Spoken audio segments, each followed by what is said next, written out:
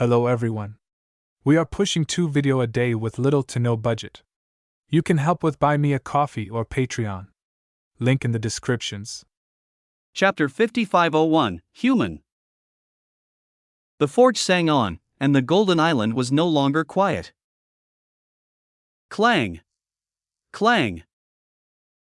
Noah's hammer rose and fell upon the anvil as fresh advanced Apeiron armaments cooled and gleaming rose, and all around him, across the drifting dream sands, dozens of his closest people walked beneath the storming skies of the Krasernal. His mother was here. Henry was here. Barbatos, Adelaide, Sigrid, Rhea, Naldine, Titano, the Emperor Penguin, Kazuhiko, Eriksson, Licharazon, Kor, Amzer, the Dora Shathyar, dozens of the people drawn out from the safety of the Infiniverse and standing upon the sands of his dimension, and every single one of them was adorned in the tidebound Apeiron. The abyssal blue armors had transformed upon each wearer, thinning and reshaping until they lay like a layer of their own clothing, Amelia's flowing into the trim of her emerald gown, Henry's settling as a blue-gold mantle across his shoulders, Barbatos wearing hers like a duelist's coat as the Emperor Penguin's armor had simply become a small regal breastplate that he polished with one flipper. And with the simple egoic intents of their armaments humming, the lethal ambient density of the Krasernal broke around them like water around stones as they gazed at the wonders of this place with open awe. The storm of reigning authorities. The distant fossil ranges. The million-mile tree far behind them. His people drank it all in, and Noah watched them drink it in as his hammer kept its rhythm. And then, as they crossed into a new region, they sensed a cluster of life forms. Ahead, the dark geography gave way to a vast basin wrapped in mist and slow-turning storms, and stretched over all of it like a soap bubble of solid law was a dimensional force field, a boundary of layered weavings that pressed back against their approach with a simple, ancient demand. Only a true life form could cross. Noah's trueness answered without being asked, and the boundary parted around the Golden Island like a curtain. And within.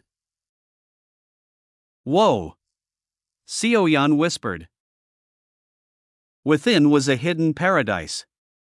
Rolling plains of luminous silver-green grass spread beneath the mist as groves of colossal blue-leaf trees rose like towers, and moving through this greenery, grazing upon it in slow contented herds, were massive lifeforms. They were like archaic dinosaurs. Colossal long-necked beasts whose hides shimmered with plated opal scales, their backs ridged with crystalline sails that caught the stormlight. Horned quadrupeds the size of hills with manes of drifting silver flame.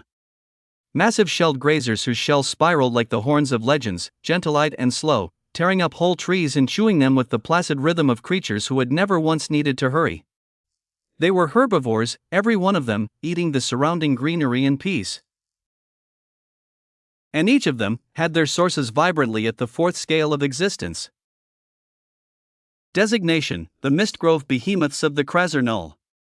They are natal inhabitants of this dimension, protected within grazing sanctuaries such as this one, and every member of the herd carries a natal intent related to herbivores, expressions of placidity, growth, and endless grazing woven into their sources from birth. They hold no aggression weavings whatsoever. They are, in the plainest terms, the fattened cattle of this dimension. Noah's eyes shined brightly. He gazed upon their massive bodies, the mountainous slabs of muscle shifting beneath opal hides, the sheer tonnage of meat wandering placidly before him, fourth-scale sources marbled through every fiber of it, and a singular, profound, deeply human question rose through the mind of the true human emperor. How would the bodies of these creatures taste? He set down his hammer. What followed was conducted in respectful silence. Noah's hand extended as his authority reached across the plains and plucked one of the massive beasts from the edge of the herd, a horned grazer the size of a hill, its end delivered so swiftly and painlessly that the rest of the herd did not even pause their chewing. The Golden Island rose at his will, lifting high above the misted basin until the sanctuary spread below them like a painting, and there, in the high quiet above a paradise, Noah rolled up his sleeves. From his many actualized civilizations, the civilization of cooking was pulled out. The weavings of 100,000 kitchens settled over his body as his stance changed, his hands changed, the entire manner of his existence changed, and the true human emperor became a chef once more. His blades moved first. The colossal beast was broken down with strokes of such precision that not a single fiber tore wrong, mountains of marbled crimson meat separating into their noble cuts as bones the size of towers were set aside. And then came the fire. His Osmantian source infinity rose as the flames.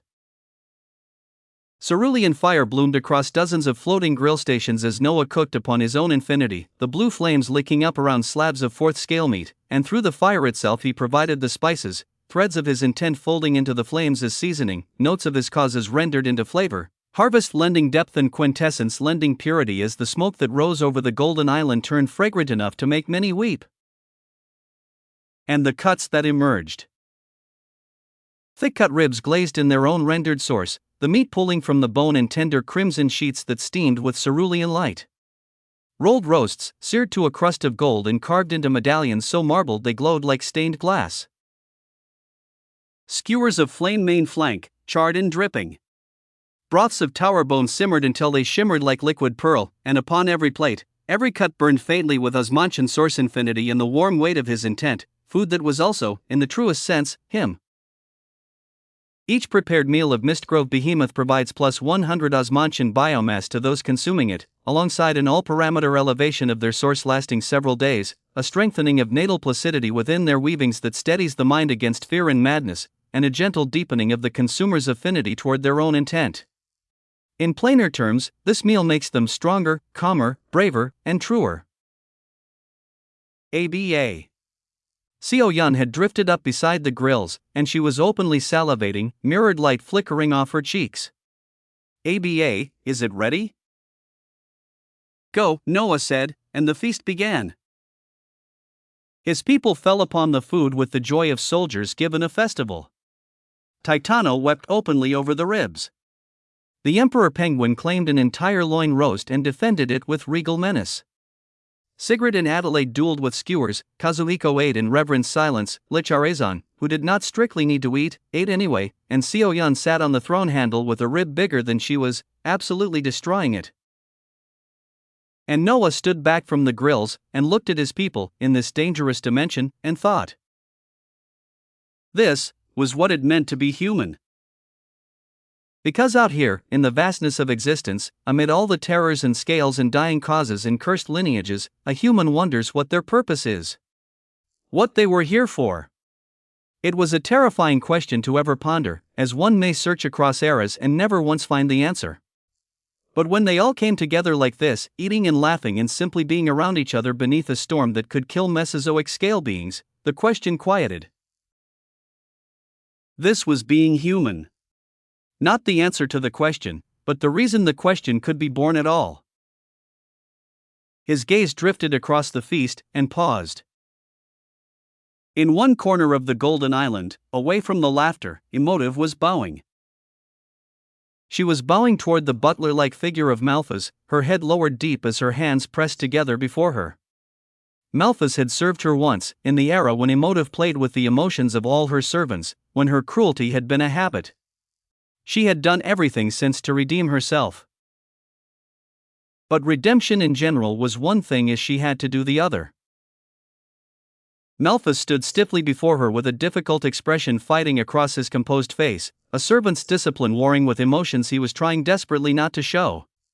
But he did not walk away either, and Emotive did not rise until he had managed, stiffly, barely, a single nod. Noah watched it all in silence. Near the two of them, Hydrun strutted past. The lustrous goat, her fur now a stellar cascade of white, gold, and blue, held her horned head at a magnificently arrogant angle as she surveyed the feast like a queen inspecting tribute, and then began to eat with a delicacy that fooled no one, as she was on her third plate, this fatty. Noah looked at all of this. And his thoughts turned.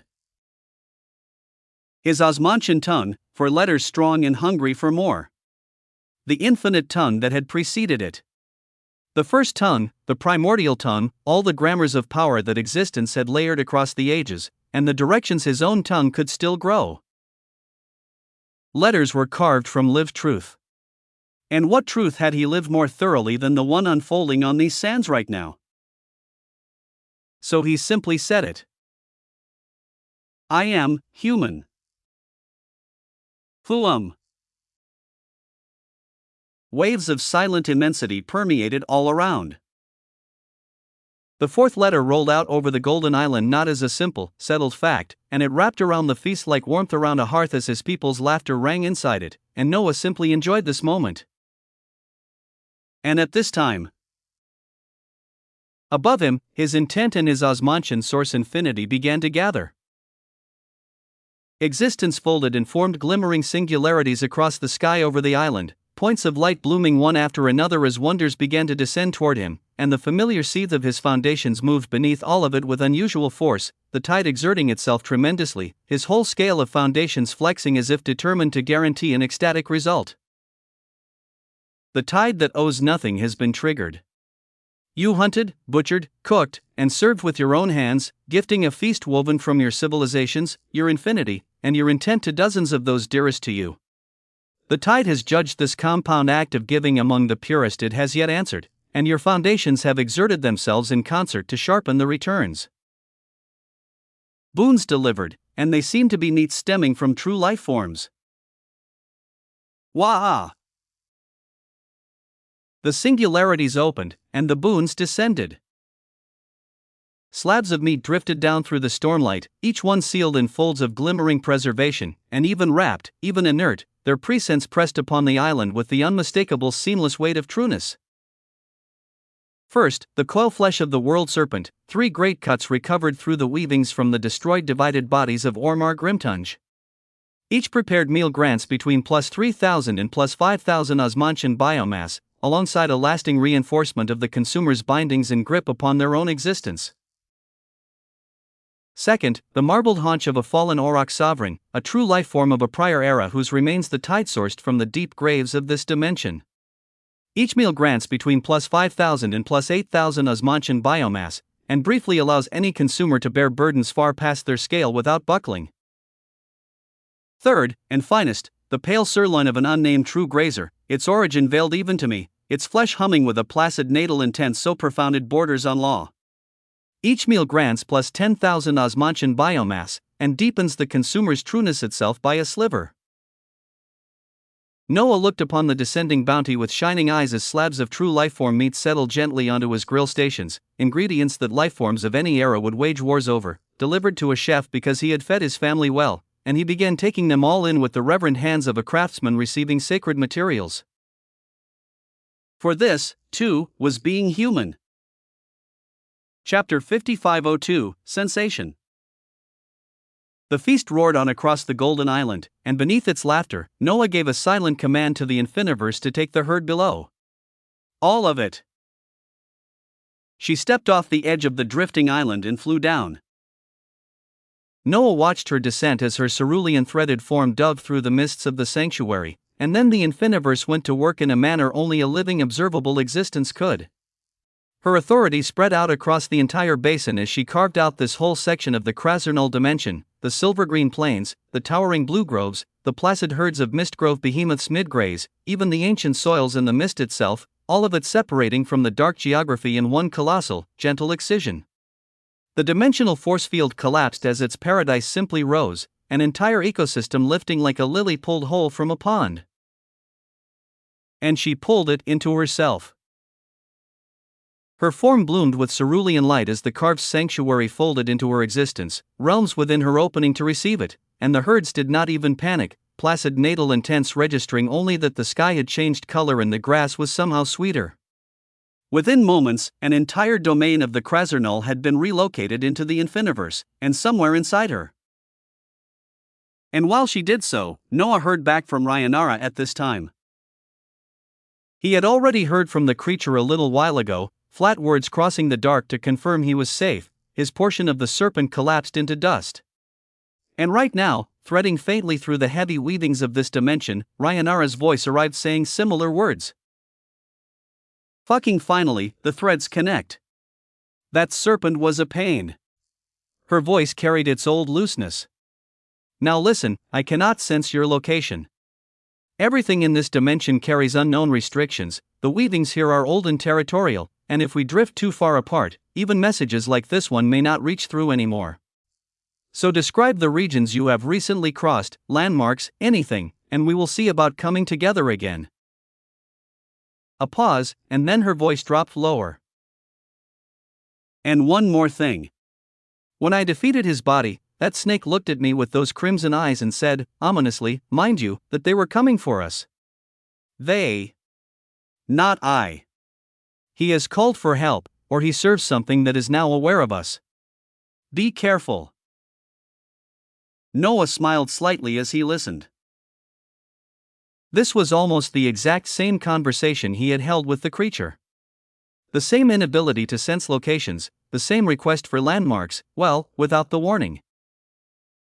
He proceeded to communicate back to Ryanara, describing the million-mile obsidian tree, the fossil valleys, the Bone Sea's direction, every landmark their golden island had crossed. And while he did this, he looked at his feasting people and made a decision. Everyone, Noah called out, and the laughter quieted as dozens of faces turned to him. Finish the feast inside the Infiniverse. Take the remaining meats with you, take your time, and acclimate to the power settling in you. Your sources are elevated and your armaments are new, so train with them, learn them, and grow fat and strong. When the time comes, if it's safe, you can put the power to use. Otherwise, we may have to upgrade the dungeons and crucibles within to give you all a taste of adversity. His words rang out and began to be followed by all. He needed to get a better grasp of this dimension and its dangers, and a feast, however joyous, was a gathering of everything he loved in one exposed place. His people withdrew in cheerful waves, Titano carrying 3 plates, the Emperor Penguin refusing to relinquish his roast, Amelia squeezing Noah's hand once before stepping through, and soon the Golden Island held only those he left outside. Seo Yun, still sensing upon the throne's handle. The Infiniverse. An emotive. Their journey continued across the dimension as the island flew on through the storming dark, and Noah lay back on his throne and closed his eyes.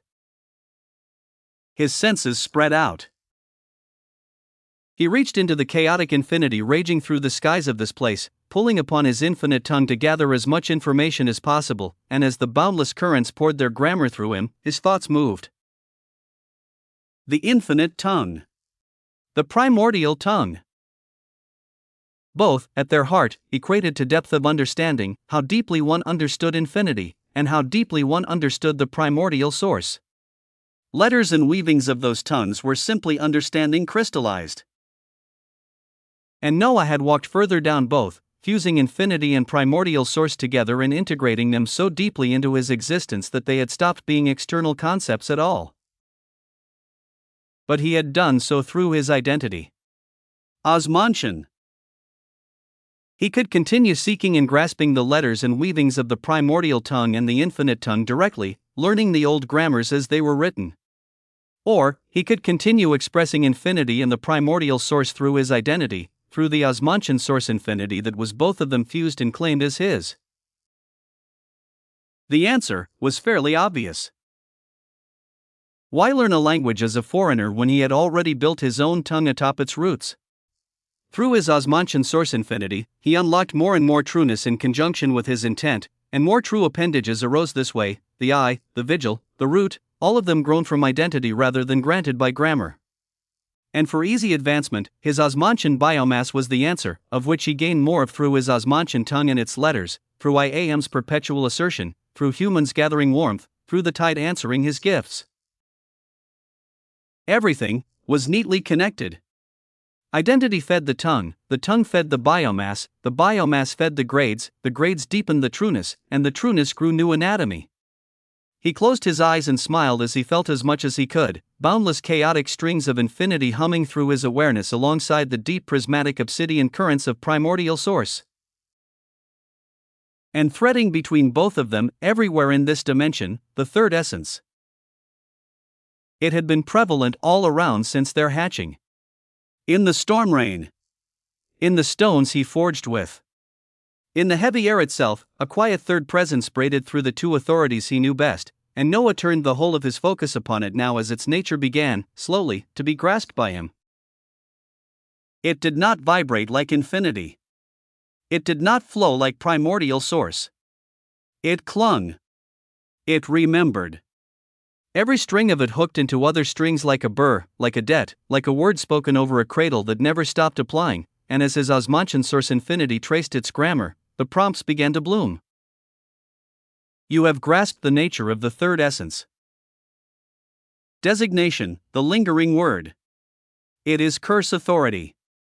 Concentrated, ambient, and ancient past all framing, and its weavings traced directly back to those who remain.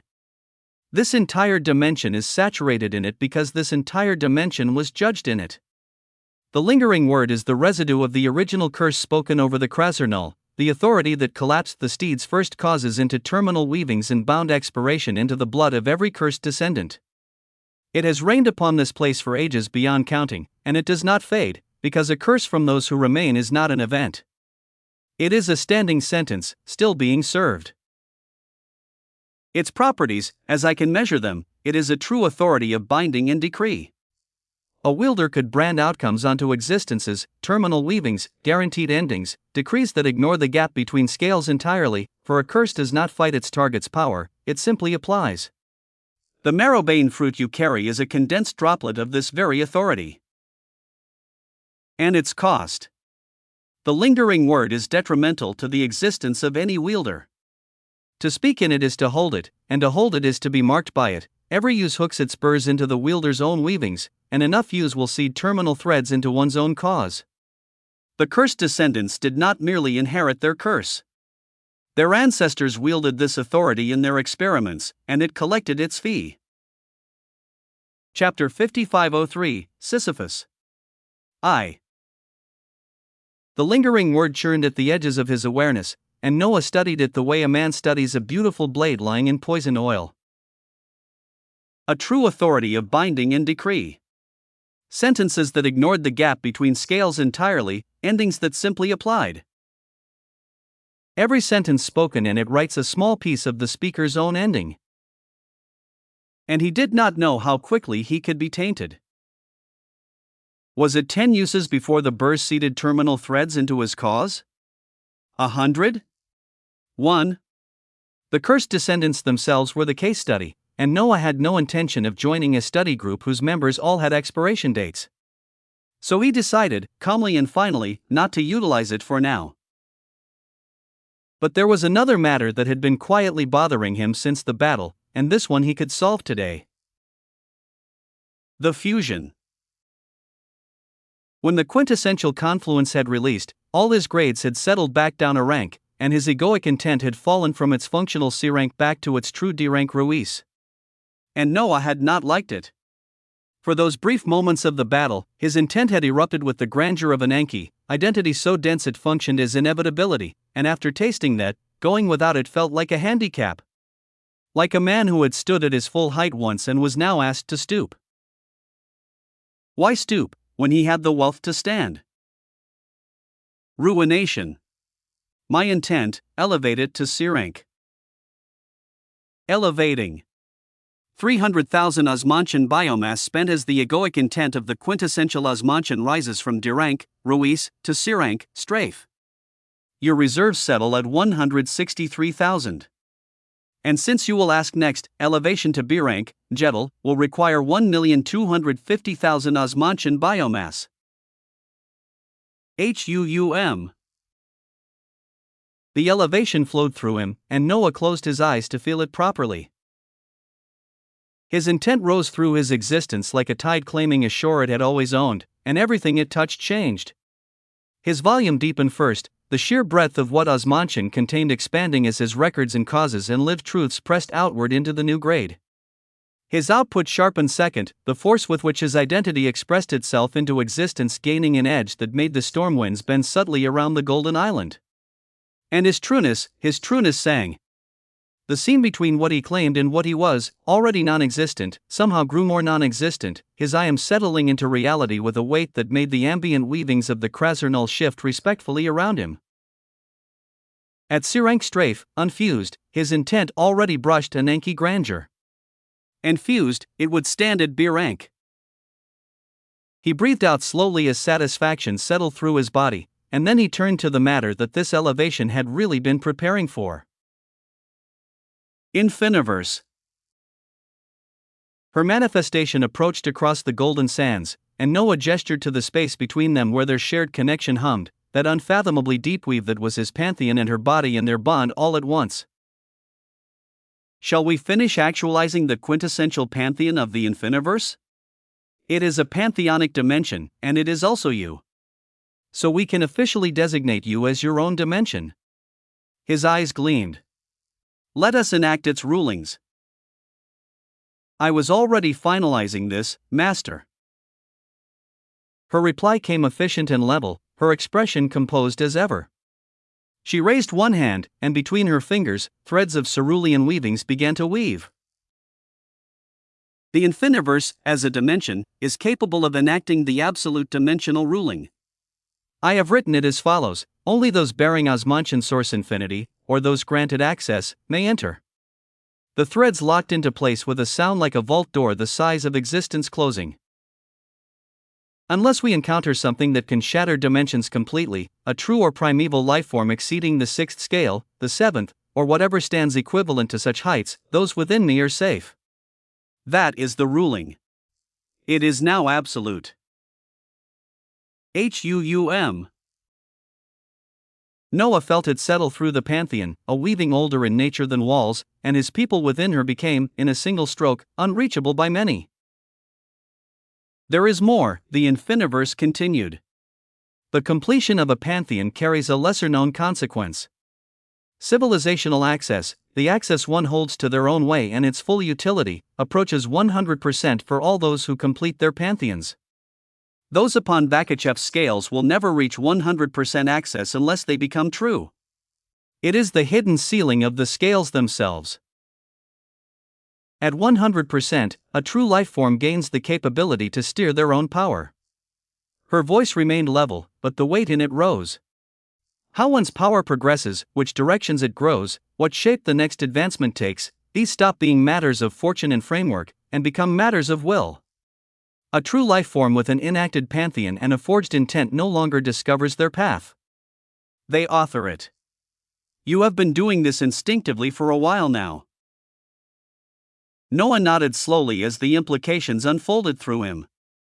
Every being on the scales climbed a ladder someone else had built. A completed true lifeform built the ladder as they climbed it.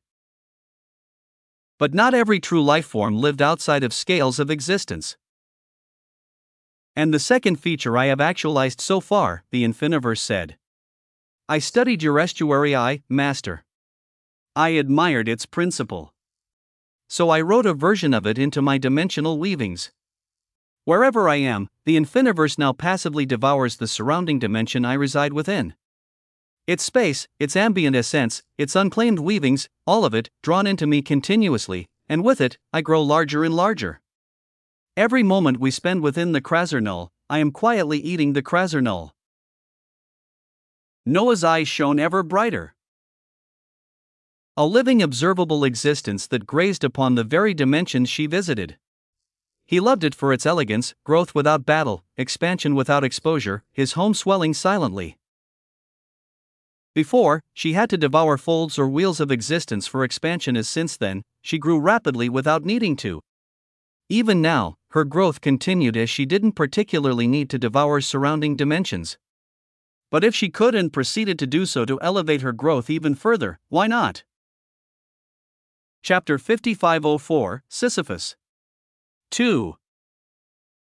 The Golden Island drifted on through the storm, and for a while, Noah simply sat with his elevated intent and his finalizing pantheon and his thoughts. Then he spoke to no one and to all of them. There is an old myth I always think about. The myth of Sisyphus. His gaze rested on the raging horizon. A king who offended the powers above him, and was sentenced to roll an immense boulder up a mountain. And every time he neared the peak, the boulder would roll back down, and he would descend, and begin again. Forever. That was the entire punishment. Not fire, not blades. Just effort, rendered meaningless, repeated without end. Emotive had gone still beside him. The Infiniverse listened without moving. The lesson, as it was taught, was about futility. The cruelty of labor that arrives nowhere. And when I heard it while I was young, I pitied him. Endless hardship, endless struggle, a mountain that never stays climbed. What existence could be worse? Noah's mouth curved faintly. But when I think about hardship now, about adversity and effort, I find I only want more and more of it. Show me the boulder. Show me the mountain. I have rolled my stone up through scales and eras and domains, and every time it rolled back down, I picked it up heavier and climbed faster, and somewhere along the way, the climbing stopped being the punishment and became the point. I think, if I met Sisyphus now, I would not pity him. I would ask him what he learned on the 10,000th climb that he missed on the first. He paused. And at the same time, I feel like thinking this way puts my family, and everyone I love, in more and more danger. I want adversity to grow. I have built my entire existence to convert hardship into height. But this adversity is sometimes extremely terrifying, and it does not always aim at me. What will I do when, one day, an adversity comes that causes an irreversible death of those close to me? I chase after hardship so relentlessly. His voice stayed level, which made it heavier. Am I so selfish to do this? To drag everything I love along the road to every storm I can find, because the storms make me grander? He thought this out loud, openly, and the Infiniverse and Emotive were somber as they listened, neither offering comfort. A distance away, Seo Yun still sat with her eyes closed, sensing, her small frame wrapped in mirrored light, unaware that her ABA was speaking about her and many others. Noah looked at her for a long moment. This is another one of my human qualities, he said quietly. Selfishness. Every human expresses it. The wanting that does not stop to fully count its costs. I want to continue climbing higher and higher, and I am doing so knowing the dangers, knowing the peril, knowing exactly who stands behind me on the mountain. This is human. And it is one of the negative aspects of being human, so I will not pretend it is a virtue. His eyes sharpened. I will simply be ready for the consequences when they come. I know what my existence is. I am playing with my life and the lives of many. So, to do my very best to ensure I do not fall. He rose from the throne. I shall enact the last letter of the Osmantian tongue. H-U-U-M. The last letter. Well, he could always change his mind later, it was his tongue after all. But he wanted this to be the last letter. For he had studied the first tongue, the infinite tongue, the primordial tongue across his climb, and all of them shared the same bloat. Many letters, especially the first tongue, were most simply ended up being there, catalogued and unutilized, grammar for the sake of grammar. His tongue would not rot that way. 5 letters, consolidated hard around his core identity, and from that foundation, he would begin enacting words. And then sentences. It was definitely very sad not to reach that magical number 9, but he wouldn't dwell on it. A language did not grow grand by adding more alphabet. It grew grand by speaking. For now, my last letter of the Osmantian tongue shall be. Noah's voice rolled out across the golden sands as his existence gathered itself. Protagonist. I am the protagonist.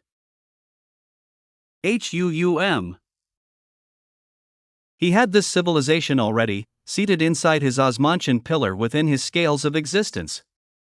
And as abstract as the identity was, it was pivotal, for what was a protagonist? Across every story humanity had ever told, barring the protagonists of extremely darker tales, the protagonist and their people were safe. They were not spared hardship, never spared hardship, but carried through it. The protagonist faced the impossible battle and made the breakthrough at the final moment. The protagonist's family survived the siege. The story bent, subtly and constantly, toward their continuation. It was the oldest architecture in human storytelling, and Noah uttered this letter wanting it to truly become part of his identity, so that his selfishness in seeking adversity would not come one day to bite everything he loved. The letter carved itself into his backbone as existence checked the claim, weighing a being who had clawed up from a dying world through apocalypses and found the word fit. The fifth letter of the Osmantian tongue has been transcribed. Protagonist. I will catalog its boons. First, the aura of the protagonist. Whenever you face adversity, this aura gathers around you, and it passively produces Osmantian biomass proportional to the adversity being faced. A skirmish will trickle.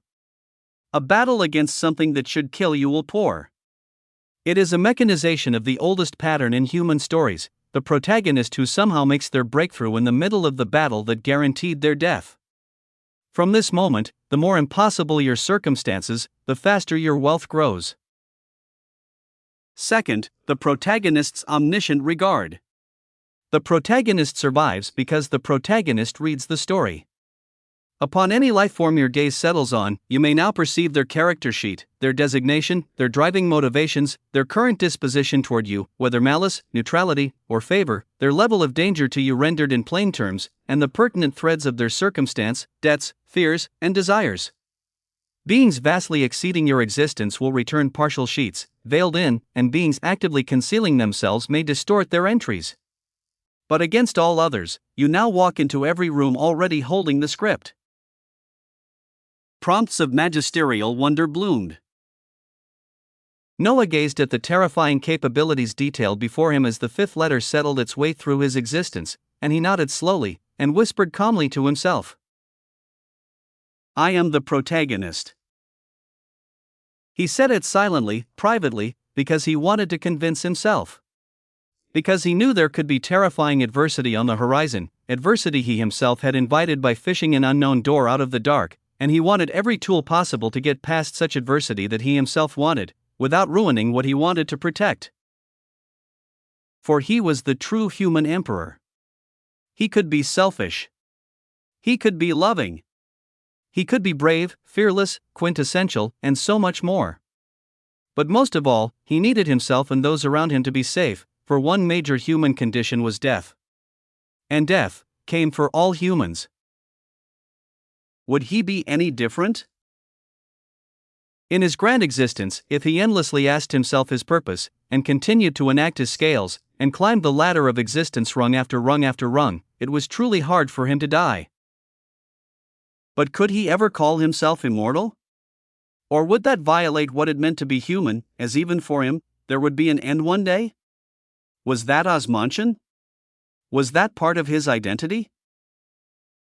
He kept these thoughts to himself and nobody else, and in the privacy of his own vast existence, he wondered how existence would be without Noah Osmont in it.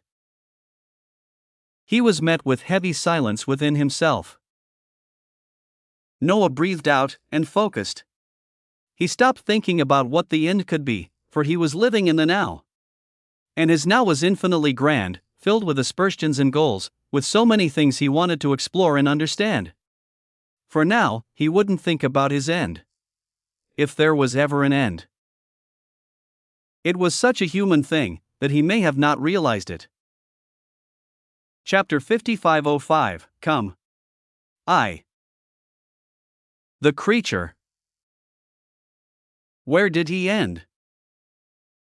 The question walked with him across the storming dark of the Krasernul, as it had walked with him across every era since the wild. His titanic body moved through the raging skies wrapped in obsidian flames, fossil ranges and drifting mountains sliding past beneath him, and the question turned itself over in his silence. He was existence. This was not philosophy, it was anatomy. His pantheon took the shape of whatever surrounded him because whatever surrounded him was, in the deepest accounting, already his. The bone seas were him. The storm was him. The million-mile trees and the cursed rain and the ancient graves, all of it existence, and all of existence, him. And yet, was the curse woven through this dimension him? The curse clung to every string of this place, a sentence spoken by those who remain, and when his flames passed through it, it did not feel like touching himself. It felt foreign. Like finding a scar on one's back that one never remembered earning. And the statue, the inherited thing that rose when he called and stared where it pleased, was that him? It answered him. It was his. And yet every time it moved on its own, something in his ancient frame said borrowed, said debt. Up to which point was it all him? And past which point did existence become something foreign wearing his name? He had no answer. The creature said to the storm, and kept walking. And then he sensed it. A grand aura of existence, far across the dark, old, and vast and utterly still, the particular stillness of something mighty that had stopped being alive a very long time ago. His flat eyes narrowed as his path bent toward it, obsidian flames trailing behind his titanic strides, and the geography changed beneath him as he crossed, dark stone giving way to shores of rust-colored crystal, and then to the sea. A vast red sea. It stretched to every horizon beneath the storm, waters the deep arterial color of old blood, waves rolling slow and heavy as if the sea itself remembered grief. And upon those red waters, floating like a fallen mountain range, was a leg. A single colossal severed leg, its pale flesh unrotted across what may have been ages, its scale so vast that clouds gathered around its heel, and the grandeur pouring off of it pressed upon the entire sea. For this was the limb of a primeval one. A corpse piece of one of existence's apex beings, and even a piece of their body, even in death, was terrifying, its residual weavings humming with an authority that made the red waves kneel flat for miles around it. And two figures were trying to eat it. The creature's gaze went cold as he took them in because he recognized something. Two true life forms hovered above the colossal limb, golden radiance pouring off their frames as they worked siphoning weavings into the dead flesh, and they were struggling. Sweatlight beaded off their golden brows as the primeval limb's residual grandeur fought their extraction at every thread, a dead thing still too proud to be drunk easily. And around each of them burned their natures plainly, one wreathed in the crimson storm of an elevated ego of Ira, wrath refined across a true existence, the other wrapped in the towering golden pillar of an elevated ego of Superbius, pride worn as law. Gilded true life forms. His cold gaze held on them, and old detestation moved through his frame like a slow tide. He detested the entire structure of gilded ones. The harvesters. The golden civilization that had stood behind the reaping of first causes from observable existences across many ages, plucking the hearts of newborn domains while the primeval ones stood behind them and blessed the harvest. He had planned, in the long ledger of his intentions, to one day gaze upon those primeval ones themselves, the ancient backers, the ones existence had somehow permitted to farm existence. But gilded true lifeforms were a good place to start. And there was also the limb. A primeval one's corpse piece, dense with authority that even true lifeforms strained to siphon, floating unclaimed upon a red sea. The creature could take that for himself. He was honest with himself, as he was existence, and lying to himself was structurally embarrassing. His motivations here were self-serving. He knew exactly what he wanted to achieve. The detestation was real, the old grudge was real, but he was not here as an avenger of harvested observable existences. He was here because two things he disliked were holding one thing he wanted. The creature stretched. His titanic frame rolled its shoulders as obsidian flames climbed higher, and he measured the math plainly. One against two true life forms, both gilded, both elevated, both true, would be a challenge for him. A real one. But he was born in adversity, and he lived on adversity. So he went forward. He did not announce himself. He did not offer pleasantries, or demands, or even a single word, for words were for negotiations and there was nothing here to negotiate. His obsidian flames began to rise in vast burning sheets as his stride lengthened across the red waves, and behind him, folding out of nothing, the titanic visage of the ancient statue bloomed, its faceless face staring down at the two golden figures with an immensity that made the sea shudder. And already, silently, completely, before either gilded true lifeform had even turned around, all of the surrounding existence had become his pantheon. The Red Sea was his. The storm above the limb was his. The rust crystal shores and the kneeling waves and the very space the two harvesters floated in, all of it the pantheon of all existence, and the two golden beings were no longer standing on a battlefield. They were standing inside him in the most significant way possible as at such a time. The creature attacked. Chapter 5506, Come. 2. Existence closed its fist.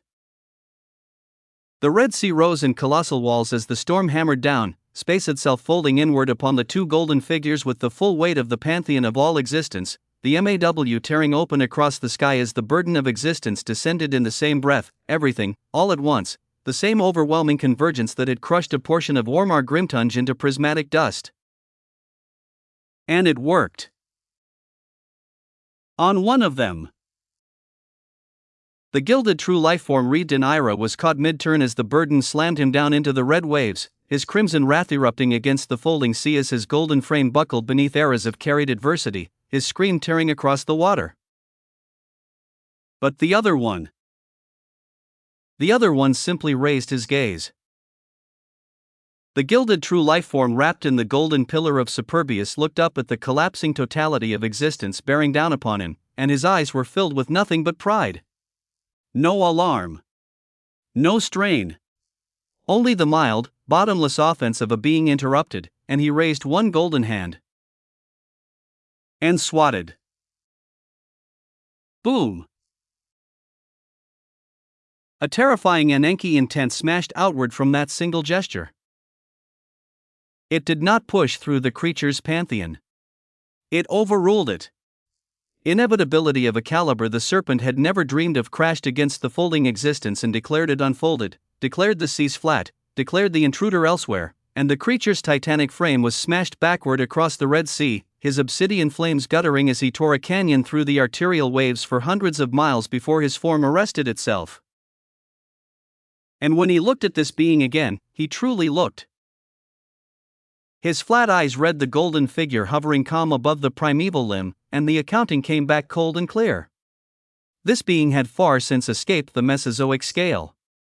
The fifth scale did not contain him. He stood upon the sixth scale equivalent, or even higher, the scale the old records named the Cenozoic scale, the tier where Vakachev's ladder grew thin. And this entity seemed comfortable on it. Said the creature, and rose, and attacked again. He unleashed everything, just as he had against Ormar. The MAW split the sky and devoured the incoming golden weavings by the hundreds. The burden of existence dropped again and again, eras of weight hammering down. The statue's faceless immensity pressed upon the battlefield as the whole Red Sea churned as his pantheon, fossil crystal shores tearing free to orbit his advance, and the creature moved through his own convergence like a flaming obsidian titan, striking with the accumulated mass of everything that existed nearby. And he was pressed back. Pressed. Continuously, grindingly pushed back, the golden being meeting the totality of existence with one hand while the pillar of Superbius around him burned brighter, and this entity seemed a level above even Ryanara as his cold laughter finally rolled across the Red Sea. Ha ha, ha. And who, the gilded true lifeform asked, golden eyes gleaming with genuine, unhurried amusement, do you think you are, to attack like this? No words. No declaration. You simply walked up to your betters and swung all of existence at us like a club. I have lived a very long time, dark thing, and I confess, the audacity is almost refreshing. His hand pressed forward, and the creature learned what made this being's oppression unique. For the Anenki intent of this Superbius gilded one carried qualities other intents could not even imagine. Ordinary inevitability declared outcomes upon targets. His inevitability declared outcomes upon the stage itself, his intent woven through with dimensional weavings, the deep grammar of dimensions folded into every expression of his will. When he pressed, he did not merely press against the creature. He pressed against the space the creature occupied, against the weavings the creature's pantheon had claimed, and the surrounding existence simply tore apart beneath the declarations, reality shredding in golden lines because his pride had decided that where he pushed, nothing, not even the fabric of the dimension, was permitted to push back. It was intent that had stopped negotiating with existence entirely. The creature's pantheon claimed the surroundings, and the golden being's intent tore the claimed surroundings out from under him, ripping the stage apart faster than existence could be it, and piece by piece, exchange by exchange, the creature was gradually getting bloody. Obsidian flames sputtered around fresh wounds as his titanic frame absorbed blow after declaring blow, dark blood the color of deep space scattering across the red waves, and through all of it, the creature remained calm. He did not rage. He did not fear, for existence had no fear. He simply fought, and bled, and thought, with the flat clarity that had carried him since before the wild. What should he do? He had hit an immovable wall should he call for help? Normally, the question would not even rise. Normally, he would face everything himself, alone, as he had faced every era since his other half was brutalized before his eyes, for existence needed nothing else. Existence bore all things alone. That was the architecture of him, the truth his appendages had grown from, the path he had built his entire long survival upon. But another exchange. Another golden declaration tearing through his claimed sea. Another wound opening across his titanic shoulder as he was pressed back another 100 miles. He thought once more. He was not existence alone. The thought arrived quietly, in the middle of the blood and the pressure, and it did not feel like weakness. It felt, strangely, like an idea he had been refusing to finish for eras. He was existence. And he was also the creature. And the creature was made up of many things: the flames, the flat words, the grudges and the graves, the memory of a slaughtered other half, the endless adversity, and connections. Connections were one of the things he was made of. He had simply spent so long bearing everything alone that he had catalogued them as things he protected, and never once as things he could call. And out of all his connections, even if he called for Osmont, this anomaly could not cross this dimension's restricted weavings in time. Even Rhayanara, mighty as she was, could not sense his location through the Krasr-Null's ancient veils. Distance ruled them all here. But he knew one person who was not ruled by distance. One person who could always appear wherever he needed to appear, so long as he was called for. An old explorer of everywhere, who had a way others could not imagine. The golden being's next declaration tore the sea apart beneath him, and the creature stood bloody at the heart of his own shredding pantheon, facing powerful gilded true lifeforms upon a red sea at the bottom of a cursed dimension. And called out grandly, "Anaximander, come." HUUM. Chapter 5507, The Explorer. The superbious gilded true life form struck again. His terrifying intent descended upon the bloodied titan as golden dimensional weavings tore the Red Sea apart along its path, inevitability declaring the creature broken, the stage shredding beneath the declaration as the strike crossed the distance in a single fold of pride. And then a figure appeared in front of the creature. It was a humanoid visage. A scholar. An explorer. A man of unremarkable height in scholarly white robes, his hair tousled as if he had just walked out of a library and into a hurricane, his hands clasped calmly behind his back. And shockingly, the descending intent split. The golden declaration of a Cenozoic equivalent being forked around the newcomer like a river forced around a stone it could not acknowledge, tearing twin canyons through the sea on either side of him as it dispersed into the storm, as if the intent itself simply could not hit the being that had just appeared. The creature looked at this being, and sighed, and shook his head with open marvel. Anaximander.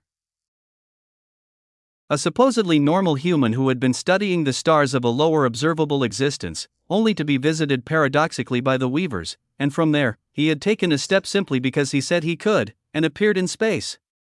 He could not survive in space. But he simply deemed that he should, and so he did. He held no authority. Not a single wisp of it, not then and not now. And yet this man had shouldered the burden of the veil between the living and the dead, helping the creature carry it without even knowing what it was. He could do things because his existence made it so he could do them, and in that early era, others had not truly understood what they were looking at. Even the creature had not. But the moment the creature grasped the weavings of a true lifeform, of identity, and how it steered everything, how a lived claim made existence conform, his first thought had been Anaximander. In all of existence, the creature truly could not say who had lived their way, based purely on their identity, making existence conform to what they believed, more than Anaximander. And he appeared now, untouched, the terrifying intent of a superbious gilded true lifeform parting around him, likely because somewhere along his wandering road, the scholar had simply declared a commandment that his body could not be harmed by others. The creature shook his head and nodded to him. It has been some time, Anaximander. The explorer turned and laughed. Some time? It's been over a year, big guy. A year? Barely days had passed since the creature, Osmont, and Anaximander had parted, since they painted the skies of that lower observable existence red gold with the blood of a gilded one and started this entire chain of events. But for Anaximander, more than a year had passed? Just what dimensions had this man wandered into, to distort time so much? There was no time to catch up. Anaximander turned around to see the two grand true lifeforms gazing over coldly, the Ira one risen bloodied from the waves, the Superbius one burning with golden offense, and the scholar whistled in open amazement as he looked them up and down like specimens. Oh, wonderful. The two of you are true, he said, nodding along to his own observation. Genuinely true, I can tell, it's all very impressive. But, HM. Your egos seem to conflict with your trueness. Ira rages against what is, and Superbius insists on more than what is, and both of those are arguments with reality, aren't they? That is quite paradoxical for beings whose whole foundation is being seamless with reality. He tilted his head, and said it plainly, like a diagnosis. I don't think you are true at all. HUUM. He said such simple words. And yet in the next moment, the gazes of two true lifeforms changed heavily. Shock bloomed first, then incredulity, and then from their golden bodies, their intents began to leak. Wrath and pride flooded out of them in unraveling streams as if a hole had been poked in each of their existences, trueness hemorrhaging into the storm, two seamless claims suddenly springing seams because a man with no authority had looked at them and disagreed. Even the creature was alarmed. His flat eyes swept the scholar and found nothing, no intent, no working, no exertion of any framework existence had ever catalogued, just a man in white robes floating over a red sea, being right at people. You may want to attack, big guy, Anaximander said casually, I can't keep this up for too long. The creature shook his head once at the immensity of his friend. And took a step. He imposed himself upon two incredulous true lifeforms in whose deepest weavings doubt had begun to bloom, doubt about the very claims their existences were built upon. And when there was doubt in something true, it was done for. The battle that followed was brutal. Boom! The Ira gilded one erupted first as his true appendage tore free of his back, the gauntlets of the unspent fury, colossal crimson gauntlets forged from every rage he had ever swallowed, and he met the creature's charge head-on as their fists collided with a detonation that vaporized miles of the Red Sea. The creature took the blow across his jaw, dark blood scattering, and answered with the burden, slamming the wrathful titan down through the boiling waves as he followed him under, fists hammering down like falling arrows. The Superbius one moved a breath later, golden light screaming as his own appendage bloomed, the crown of the unbowed summit, a floating diadem of golden dimensional weavings that tore reality apart in halos around him, and his declarations rained down upon the creature's back, shredding the claimed sea, ripping wounds across obsidian shoulders even as their trueness kept leaking, kept bleeding, their every technique arriving thinner than the last. Crack! The creature caught the Ira one's gauntlet mid-swing and broke the arm behind it over his knee. The wrathful being howled as the MAW opened along the titan's shoulder and bit the crimson appendage in half, devouring fury mid-scream, and the creature spun through the golden declarations raining from above, taking two across the chest, bleeding, always bleeding, and not slowing at all, as he seized the Ira one by the skull and used a true lifeform as a club to smash the descending crown from the sky. What did he do? And through all of it, both gilded beings kept glancing hatefully at the scholar. Chapter 5508, The Explorer. 2. They kept glancing at the explorer who floated calmly beyond the battle with no authority around him whatsoever, doing, as far as any sense could detect, absolutely nothing. And when they looked at him in their fury, they actually saw him wiping sweat from his forehead, dabbing at it with his sleeve like an academic in an overheated lecture hall, and they wanted to curse him. What was he so tired from when he was just floating there? Their distraction cost them everything. The creature's pantheon closed. The Red Sea folded upward in continental walls as the burden descended one final time upon both leaking, doubting, hemorrhaging existences, and the MAW opened wider than it had ever opened, wide as a horizon, and the creature drove both gilded true lifeforms into it with his own bleeding hands. He devoured them. Their bodies, their appendages, their screaming and unraveling intense wrath and pride and every last golden thread of two true existences, all of it poured down into the burning dark of the MAW as the sea finally went still. And the creature fell. His titanic frame smashed into the calm red water and lay there, half-sunken, breathing heavily as obsidian flames flickered low across dozens of wounds, his existence groaning as it began to heal. Deep within him, the boons of devouring two powerful true lifeforms churned through his foundations, wrath and pride and trueness breaking down into raw existential wealth, his frame drinking it all as his grades creaked upward, and existence, for once, simply floated on its back and processed. Anaximander whistled and floated over. The scholar drifted across the settling waves, and then his eyes blinked wide in wonder as he finally noticed the colossal pale limb floating in the distance, the severed leg with clouds around its heel. Oh my! What lifeform left such a limb behind? His eyes sparkled with a pure, bottomless need to understand. The creature breathed out heavily from the water, and waved one bleeding hand. The limb of a primeval one. You can have it. He said it flatly, easily. I wouldn't have even come close to getting it without your help. He said such words casually, handing away a treasure that a true lifeform of the sixth scale had been bleeding themselves to siphon, for the creature had tremendous control over his greed. Anaximander blinked at him. Then he laughed, loud and delighted, robes shaking. What use have I for something so big? Come on, I'll study it, maybe cook a bit of it, and then you can have it after. He settled cross-legged onto the air above the healing titan, grinning. It is great seeing you again, old friend. I only wish Osmond was here too, so we could all enjoy this properly. I have so many stories. I met so many interesting things. There was this dimension made entirely of arguments, and a creature that only existed on alternating days, and the creature calibrated his existence in the water below, and interrupted mildly. Osmond is in this dimension too. Just somewhere very far, as I can't easily reach him. At these words, Anaximander's eyes lit up like twin stars. Osmond is here too? Ha ha!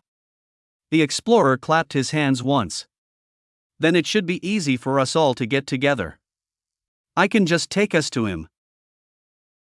The creature's eyes shone with brilliance as he looked up at Anaximander. The restricted weavings of the Krasr Null. The veils that blinded even Ryanara. The distances that severed messages. And this man, this authorityless scholar, stood on the air and offered to simply walk past all of it, because doors, and distances, and ancient dimensional restrictions, were superstitions he had never subscribed to. Right. He was Anaximander. And between him and Osmond, the creature could truly not decide who was more of an anomaly. He shook his head as his aura began to surge upwards. The creature lay half-sunken in the calm Red Sea as the digestion of two true lifeforms truly began, and it was a heavy feast even for existence. Wrath and pride broke down within the MAW's deep furnaces as two devoured intents unwound into raw trueness, two consumed pantheons dissolved into dense existential wealth, and his obsidian flames climbed higher and higher off his healing frame as his aura swelled in slow, rising tides that made the storm above the sea circle like stirred water. And while he digested, Anaximander drifted over to the limb. The scholar floated up alongside the colossal severed leg of the primeval one, craning his neck to take in its full scale, the pale unrotted flesh, the clouds gathered around its heel, the residual grandeur that kept the red waves flattened for miles, and he shook his head with unhidden marvel.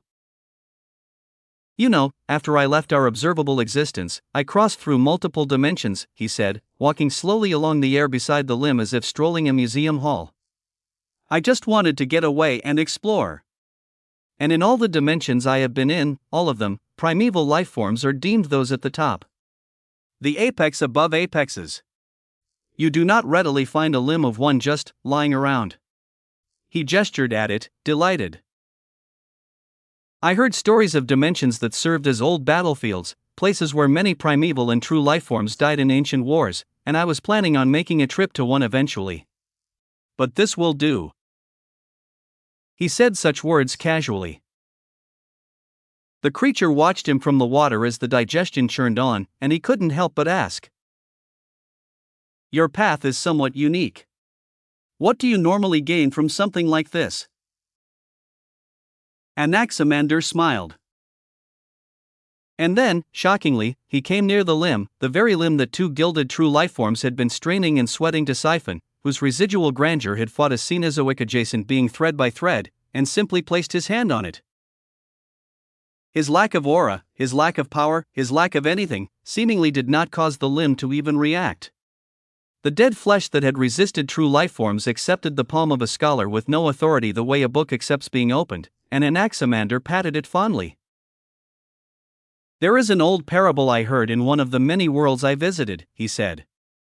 This one was about a 2,000-year-old Taoist, and it went like this. A farmer lost his only horse, and his neighbors cried for his bad luck. The farmer simply asked, "How do you know it is bad?" His hand drifted along the pale flesh as he spoke.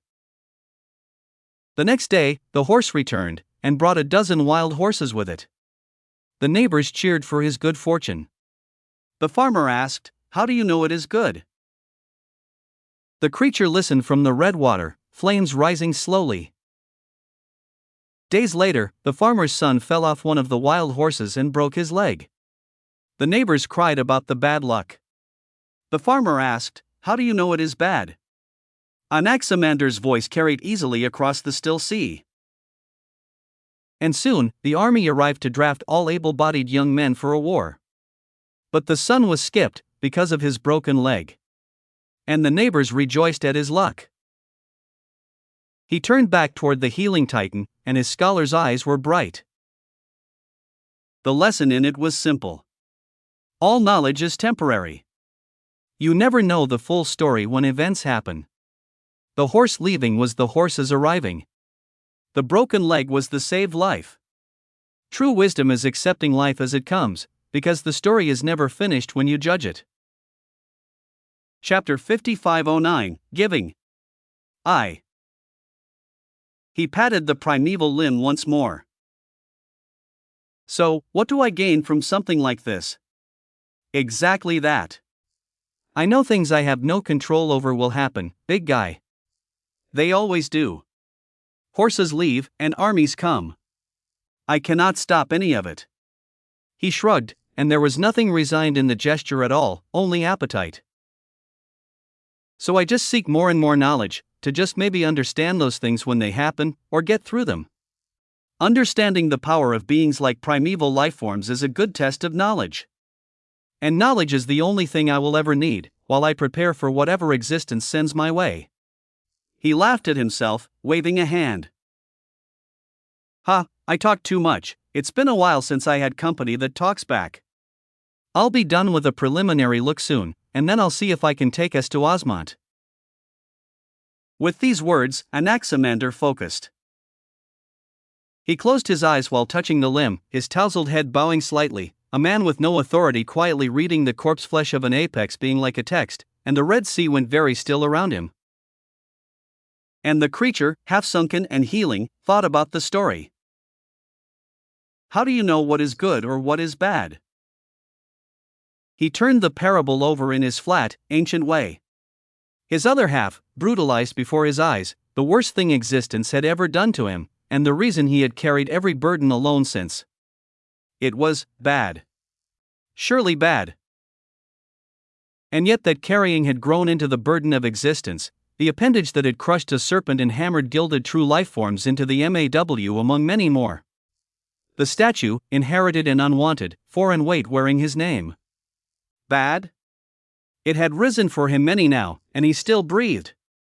Even today, pressed bloody across a Red Sea by a Cenozoic equivalent being, moments from a loss that would have ended eras of solitude, bad, plainly bad, and it had forced him to finally finish the weavings he had refused for so long, that connections were not only things he protected.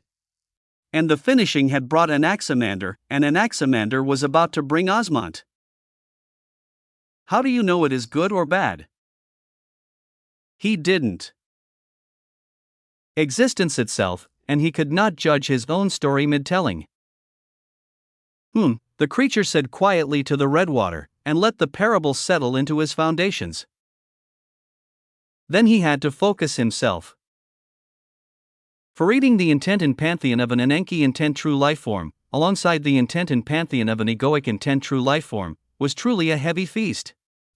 Wrath's seamless pride and inevitability's golden grammar poured through his deepest weavings as his own intent drank, and the accounting of the digestion ran clear before him. It should be enough to take him to Enki as well. Just barely. Enough to carry existence itself across the threshold of the second order, from I am, to I must be obeyed. So he focused. And like this, the Red Sea closed on the two of them. A scholar in white robes with his eyes shut and his palm upon the limb of a dead apex being, reading. A titan of obsidian flame half sunken in arterial waters, digesting two true existences toward inevitability. Neither of them speaking, neither of them moving, the storm turning in slow reverence overhead.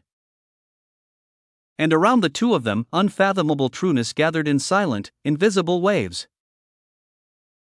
The true human emperor. Ever since he became the true human emperor, Noah felt like he had become more contemplative.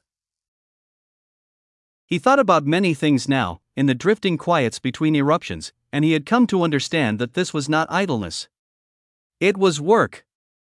For a true life form advanced through identity, and identity was not a treasure one stumbled upon, it was a territory one surveyed.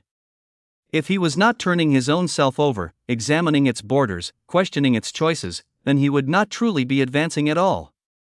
Contemplation was cultivation now. The throne was also a training ground.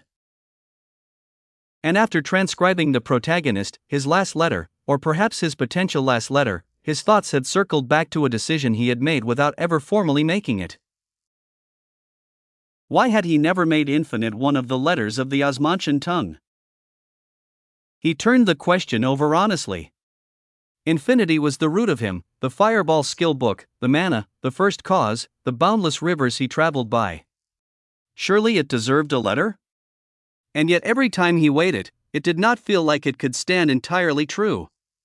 For he was not infinity itself, he was Osmantian, and infinity was one of the things his identity expressed.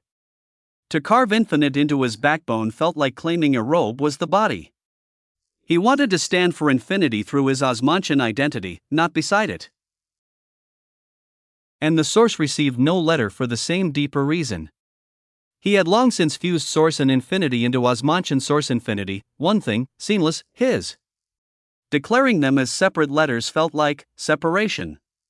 Like undoing a marriage to honor the spouses individually. Well, this was how he currently felt. He could always change his mind. And as he was thinking all this, the chaotic tendrils of infinity nearby had gathered to him. They floated in like rivers finding their sea, wild currents of the storm bending down to the golden island and coiling around his seated figure, and Noah read them idly, the information they carried of where they had been, of the ancient territories they had raged across, of things that had passed through them in ages past. It was like listening to well-traveled elders' gossip, and he had been at it for hours. Then the surroundings fluctuated heavily.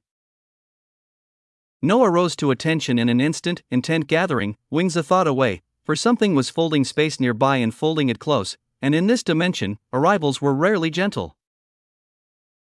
Whap! The air split, and the creature appeared.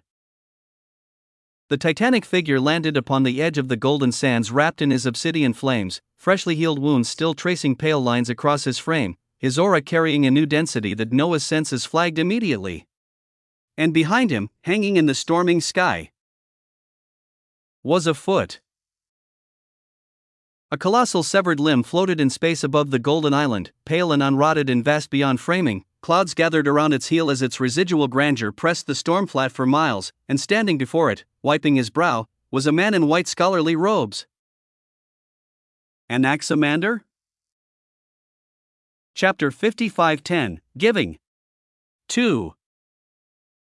Noah looked ahead with open surprise as the Infiniverse and Emotive turned sharply, and even Seo Yun's eyes snapped open from her sensing, all of them taking in the entrance, and all of them especially staring at the floating limb.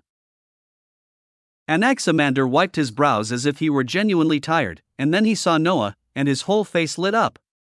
He took a step, and appeared directly before the throne, and pulled Noah into a laughing bro hug, clapping his back. "It has been many months, my friend. You look good." Noah shook his head as he returned the embrace and looked the explorer over. He looked good? How the hell had this supposedly weak explorer made it to a dimension this terrifying? And months had passed for him, when barely days had passed since they had parted over the red gold skies of their lower observable existence? Existence was truly vast and full of terrors. "It has been a little while," Noah said, his mouth curving as his gaze slid past the scholar's shoulder. "How did you end up here with that?" Even Noah could not keep his attention off the heart-shaking limb behind them. Anaximander turned to follow his gaze, and it was the titanic figure of the creature, floating over across the sands, who answered. "I called Anaximander over after facing two gilded true lifeforms I could not overcome," the creature said flatly. "The limb of a primeval one was the boon from it that they were trying to devour." Noah's brows rose. The creature had met something he could not overcome, and the solution was Anaximander? So this monstrous explorer held enough power to go against true lifeforms as well? Noah smiled at the idea, another impossible line quietly added to the ledger of his strangest friend, and at this moment, a small figure padded across the golden sands. Seo Yun came over to greet the newcomer, stopping before him with her hands clasped politely, mirrored light drifting off her shoulders. "Hello, ABA's friend. I am Seo Yun." She tilted her head at him, and her small brows furrowed with genuine puzzlement. "You are as powerful as ABA and the big creature? But I don't sense any authority from you." Anaximander knelt down to her height and shook her small hand with complete seriousness. "Hello, Seo Yun. It is very nice to meet you." He smiled, and answered her puzzle simply. "Sometimes you don't need authority to be powerful. You just need to be yourself." Seo Yun's eyes shone as she heard this, the words settling into her somewhere deep, and Noah watched his daughter store the sentence away like a treasure. But his own gaze had already drifted back, again, to the limb of the primeval one. The creature watched him watching it, and thought for a moment, and then spoke. "You can have a piece of it, if you want. It is currently Anaximander's, for him to study." Noah shook his head slowly. His eyes were shining brilliantly, for he was thinking about something else entirely, an idea assembling itself piece by piece behind the shine, and he voiced out calmly soon after. "Do you two trust me?" Anaximander rose up from Seo Yun's height and blinked. He looked at the creature. The creature looked at him. The two of them nodded. "Then give me ownership of this entire limb." He said the words calmly. And with how prized the thing floating before them was, a corpse piece of an apex being that sixth-scale existences had bled to siphon, anyone else hearing such words might break off relations on the spot and call him greedy. But Anaximander and the creature both only raised their brows, exchanged one more glance, and nodded lightly. "It's yours," Anaximander said. "Huum." Noah's figure rose from the throne at this. For he was thinking about many things. About the utility and usage of something like the tide that owes nothing. About what things were considered his, or not his, in the deep accounting of existence. About what things he could give away, and what the act of giving truly required. He had a daring idea he wanted to try. He floated near the limb, and the pressure hit him like a wall. Even dead, even severed, the residual grandeur of a primeval one pressed against his existence in slow crushing waves, and Noah could barely get near it, his newly elevated Sirank intent flaring out grandly around his body as identity pushed back against the weight of an apex corpse. Endless blue bloomed beneath the colossal foot as his Osmantian source infinity formed a vast platform at its base, and Noah strained. His body burned with effort as the platform groaned, and slowly, barely, the limb of a primeval one began to move. Inch by trembling inch, he floated it forward, and through the strain he could feel it happening, some deep weaving of existence turning its pages, conditions of ownership being met one by one through the sweat of genuine effort, the thing becoming his not by word but by work. And then, barely holding the limb aloft, Noah turned to Anaximander behind him, and spoke heavily through the strain. I give freely and openly, this treasure of mine, to you.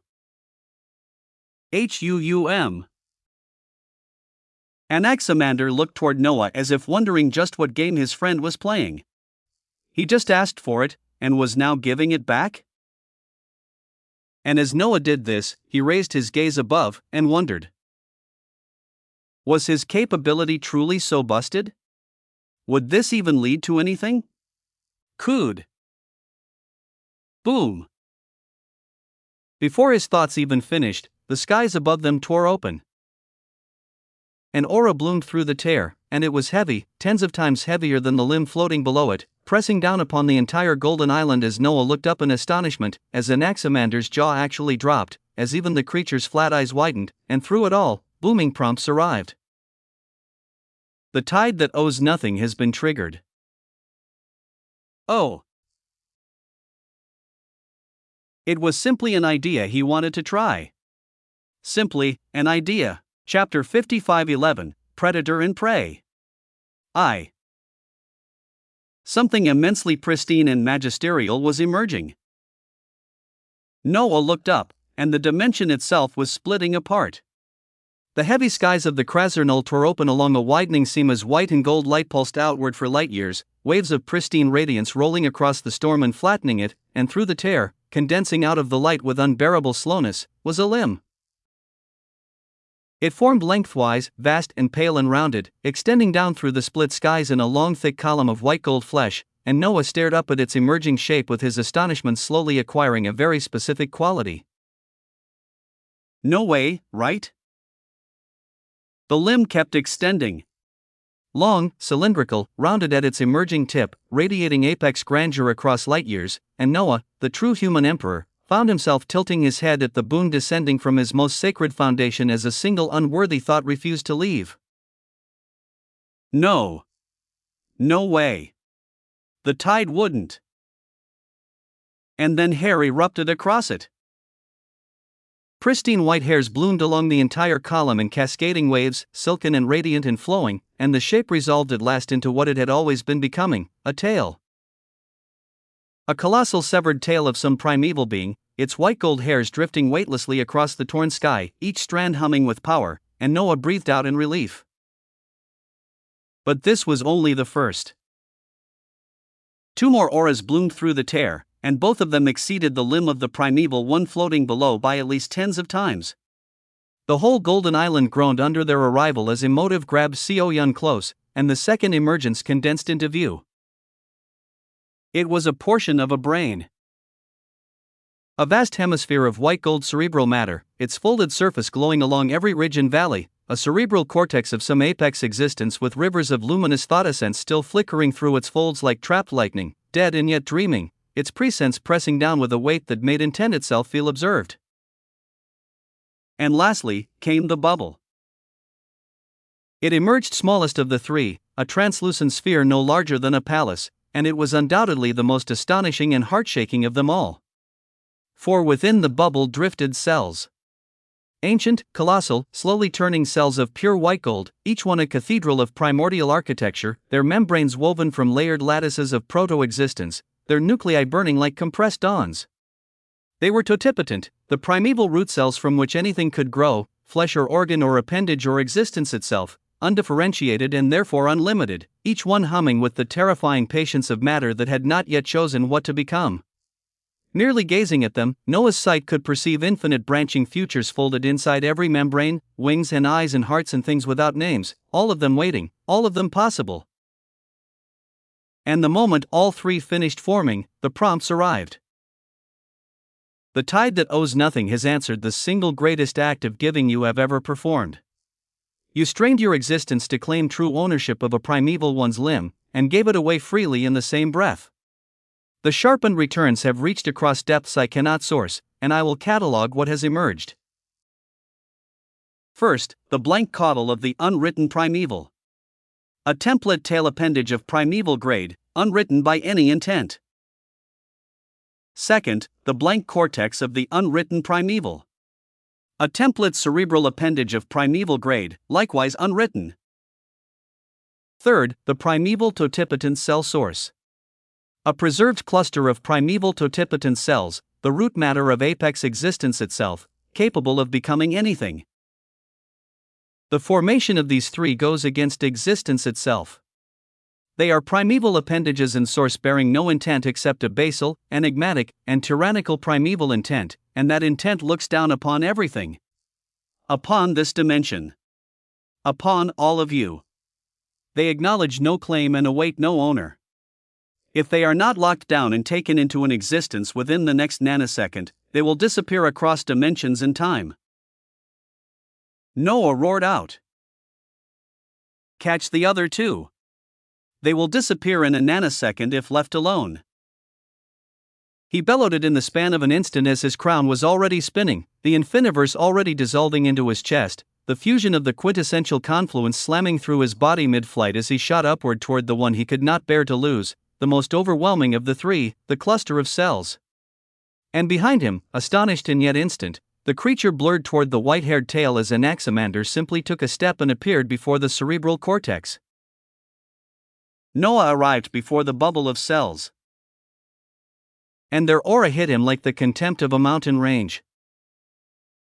The cluster radiated terrific white gold grandeur, power and arrogance woven into every turning membrane, a basal primeval intent gazing down upon the fused confluence of three true lifeforms the way emperors gaze at petitioners, and the bubble was already thinning, already sliding sideways out of the grip of the present, dimensions and time opening around it like doors. Come! Noah bellowed as he unleashed everything.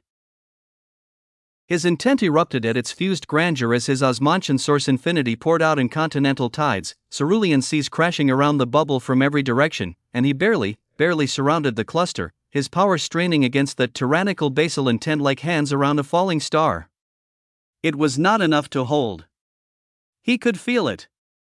The cells looked down upon his grip and were already leaving, and to actually obtain them, to take them into his existence, he would have to exert everything and then more than everything. And through the strain, prompts buzzed in his mind. From your immense giving, you have also gained 5 million Osmantian biomass. Current reserves, 5,163,000. 5 million. The number landed, and Noah did not celebrate it, he spent it. All facets of my existence, upgrade them to rank C. And my intent. His roar tore across the light-flooded sky as the cells strained against his Cs. Take the Ananke intent of the quintessential Osmantian to rank B. Executing everything at once, master. The required number of Osmantian biomass will vary for different upgrades of your existence as your existence has been rapidly elevating from the surroundings and from the foods and products you have been consuming. Chapter 55:12, Predator and Prey. 2. Osmantian source infinity elevated to C rank, strafe, the blackthorn, the grade of sharpness and consequence. Cost, 300,000. Volume elevated to C rank. Output elevated to C rank. Trueness elevated to C rank. The remaining foundations, elevated through their grades to C-rank, strafe, the unkneeling crown. The mirror that keeps. The hunger that refines. The unmoved verdict. The pure trajectory. The all-drawing stillness. The remembered truth.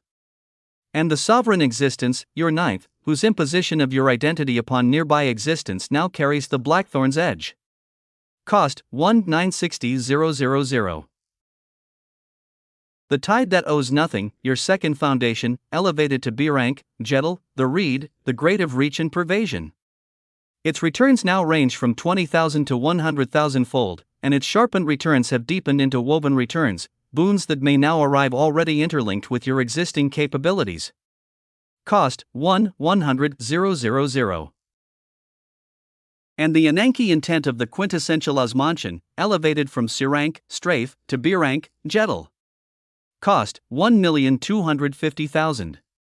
Within the quintessential confluence, it now functions at A-rank, Githo, the U, the grade of near permanence and authority over endings. Total expenditure, 4,760,000. Remaining reserves, 403,000. Every facet of your existence now stands at C-rank or above, and your intent stands within the peak. The pressure of his existence began to change. It was visible. Across the light-flooded sky, Noah's fused frame erupted with the settling weight of an entire existence rising grades in a single breath, his hair blazing brighter as the lemniscate rings in his eyes multiplied, and around him, billowing prismatic cerulean seas of his A-rank functioning intent surged outward and wrapped around the cluster of cells in layer after layer after layer. And finally, there was some form of stability. The tyrannical basal intent of the cells pressed against his Cs, and for the first time, the Cs did not thin. The bubbles sideways slide through dimensions and time slowed, and strained, and stopped, ancient arrogance meeting an identity that had just paid millions of biomass for the right to disagree with it, and the two pressures ground against each other in silence above the golden island.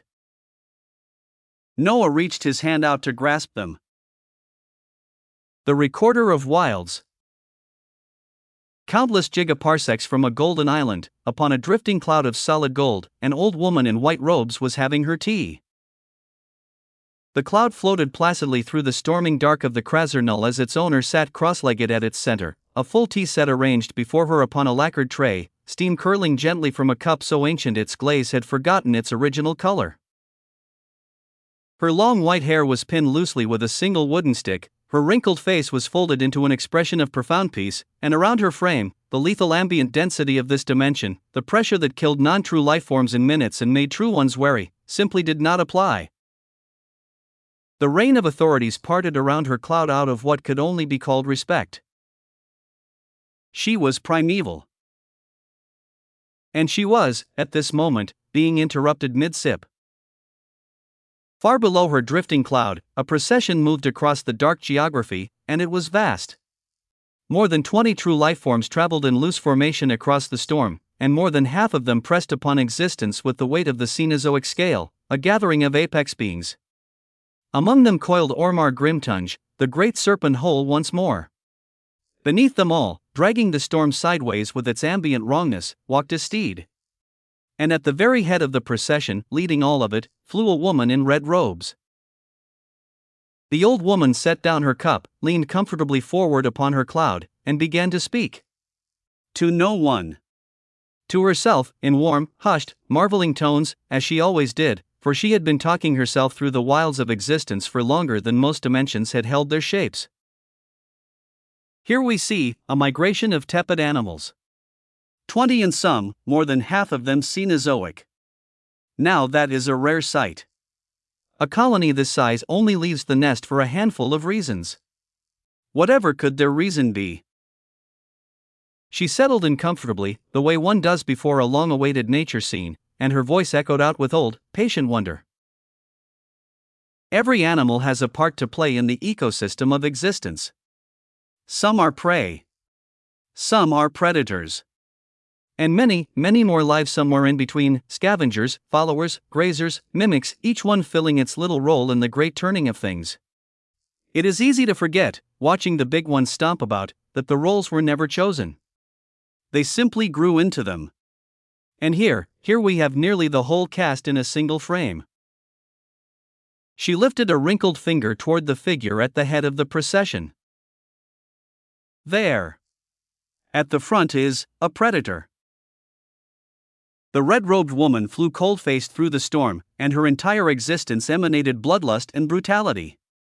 Her crimson eyes stared dead ahead, unblinking, and around her frame the very weavings of the dimension seemed to thin in part, not out of respect, as they did for the old woman's cloud, but out of the simple instinct of things avoiding an edge. She did not speak as she simply moved, and 20 true lifeforms moved behind her. This predator seems to be a proper one, too. Her weavings reveal she us, Lee Sana. Look at her. No wasted motion, no chatter, no play. She's shaped like a blade because that is what her path made of her, killing, refined across a true existence until nothing else was left.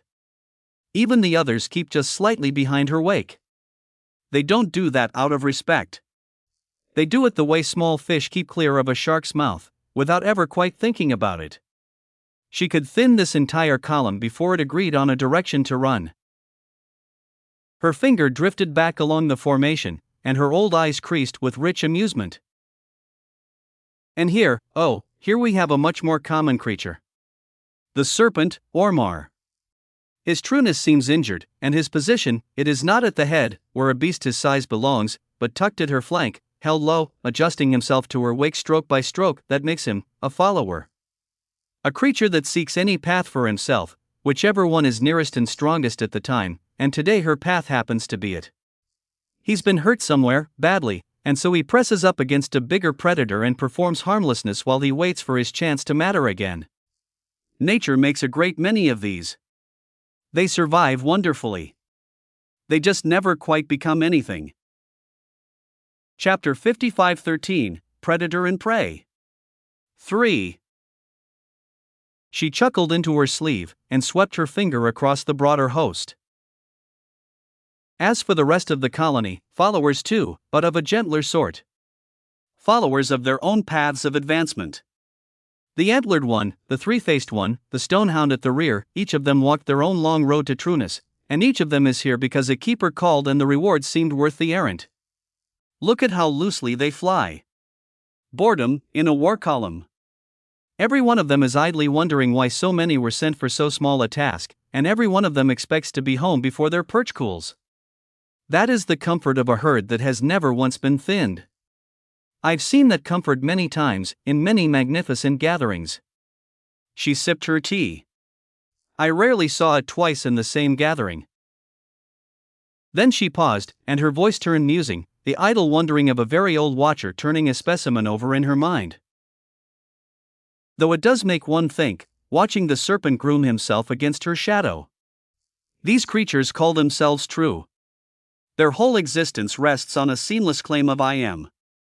But if an animal fully and completely follows another, choosing nothing, steering nothing, simply attaching itself to whichever wake is strongest, is it truly true? Can a claim of I am survive a lifetime of I follow? H.M. She smiled into her cup. Nature loves a paradox. She hides them in the strangest burrows. Then her voice dropped, hushing into genuine reverence, and she turned her finger downward, to the thing beneath them all. And there. Quietly now.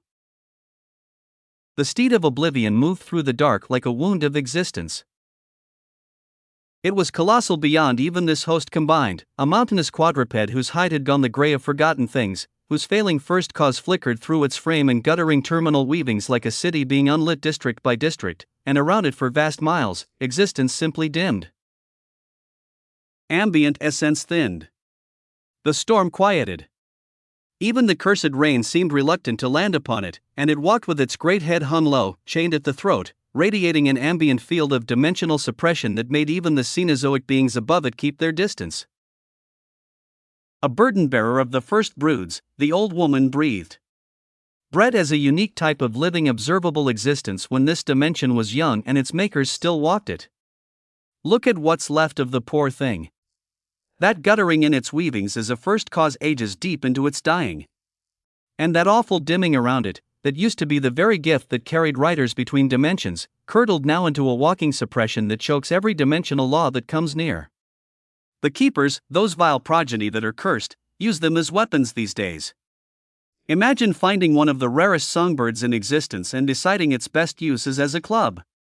She sighed, long and old. It is in constant pain. Every step. And it has been walking a very, very long time.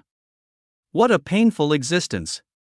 Almost makes one want to make a move and put such a thing out of its misery. Would that not be simpler? Easier? But alas, I am only here at the behest of S-friend and will not be involved on any other matters. She refreshed her tea, unhurried, as the war host crawled on below. But, let's take stock, shall we? A predator, unwrapped after ages in the drawer. A follower serpent hiding in her shadow, hoping her path will carry him somewhere. 20 comfortable creatures on their own roads, too mighty to look behind themselves. And a dying burden-bearer dragged along as a siege engine, which the Jarls only ever unchain for prey they genuinely fear losing. Fear. A dying titan has been frightened into spending every treasure he owns at once, and not one of the treasures has thought to ask why exactly is such a sordid group of animals moving, and to where? She was asking herself of their purpose. And that was when she sensed it. Boom! Countless gigaparsecs away, blinding white gold light erupted across the deep dark. The old woman's cup paused halfway to her lips. Her ancient eyes that had watched eras the way others watched seasons, widened by a full measure as the distant radiance pulsed across the dimension, and the flavor of it reached her with unmistakable clarity. Pristine. Magisterial. Apex. Weavings of a primeval one. Oh, she said. But there shouldn't be any of her kind in the immediate surroundings? The old woman sipped her tea slowly, and looked back down at the procession, at the cold predator in red and the fawning serpent and the 20 comfortable mighty. They were all heading towards that same direction as after seeing that light, they became even faster. Well now. It seems something interesting is at play. She set down her cup and rose, white robes settling around her small frame as her golden cloud began to drift downward. I assumed this was a colony marching on prey. Easy pickings for a dying keeper's larder. But that light out there, say differently. Her cloud descended through the storm, closer and closer to the marching party, and her old eyes gleamed. So the question flips over. Is this herd closing on a meal, or are those ahead the predators instead? A small, ancient smile folded through her wrinkles as she loved to observe nature and how it unfolded. With that, the old woman floated her golden cloud extremely close to the party of true lifeforms, settling in barely above Ormar's own coils, near enough to see the crimson eyes of the predator in red staring dead ahead, near enough to catch the idle words of the comfortable mighty, near enough to hear the steed's labored breathing, her tea set clinking gently as she poured herself a fresh cup in the middle of their formation. And not a single one of them, not the blade, not the serpent, not 20 true lifeforms, not even the dying steed of those who remain, could see or sense her at all. Chapter 55:14, Predator and Prey. 4. The True Human Emperor. His intent stood at A rank, Idho, and Noah had never felt anything like it.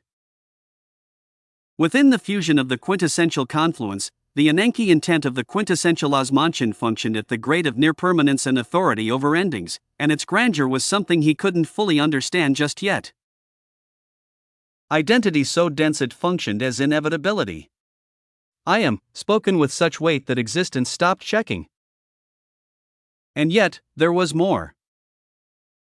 He could feel it at the very edges of his intent, a trembling, a readiness, as if the whole of his identity stood before a door it had only just discovered. His intent almost felt like it was about to undergo another evolution, something past Ananke entirely. But it was like there was something missing. The door stood, and his intent pressed against it, and it did not open. Maybe there was one more step. One more truth to live, one more claim to earn. Either way, that trembling readiness allowed him to erupt with a terrifying immensity right now, and right now was what mattered. Come! Noah bellowed out as he pulled. The cluster of primeval totipotent cells strained against his billowing prismatic seas one final time, tyrannical basal intent glaring down at him across the gap of scales, and Noah simply refused it, his Arank functioning intent crashing over that ancient arrogance in wave after wave as he forcefully dragged the bubble out of its sideways slide and into his existence. The translucent sphere of white gold cells flowed toward his chest, shrinking as it came, cathedral cells folding down and down as his Osmantian source infinity wrapped them in layer upon layer of endless blue, and they sank into him. Through his chest. Through his weavings. Down through the deep architecture of everything he was, Noah guiding them with gritted teeth into the very core of his source, into the endless sea of blue at the heart of his existence where his infinity churned without shore or floor, and there, in the deepest waters of himself, he anchored them down. H-U-U-M. He felt their immense primeval aura the whole way, contempt and grandeur pressing against his inner seas. But the moment they finished entering his existence, the cells became still. The tyrannical basal intent quieted like a storm crossing into a temple, and his intent in Osmantian source infinity began to flood into them, blue tides washing across white gold membranes as the cluster settled at his core, slowly turning, slowly drinking, ancient totipotency meeting an identity that had paid everything for the right to hold it. You have successfully contained the primeval totipotent cell source. It is anchored at the core of your source, and it has ceased resisting. Your trueness is now permeating across the cells, and due to their totipotent nature, it will not remain blank. Something wholly yours, carrying a profound primeval origin, will emerge from them in time. I cannot yet model what. Noah breathed out heavily as he felt things stabilizing within him, the two pressures at his core settling into a slow, watchful equilibrium, and he finally looked around. And the sights around him were something. The creature stood tall in the air a distance away, and his obsidian flames were rapidly rising in temperature. They billowed hotter and brighter around his titanic frame with every breath, and the reason stuck out plainly behind him, a tail. The blank caudal of the unwritten primeval had rooted itself at the base of his spine, colossal and white-haired and drifting, and its pristine radiance was bleeding up through his flames as they changed, traces of white gold threading through the obsidian fire like dawn invading a midnight. An Anaximander.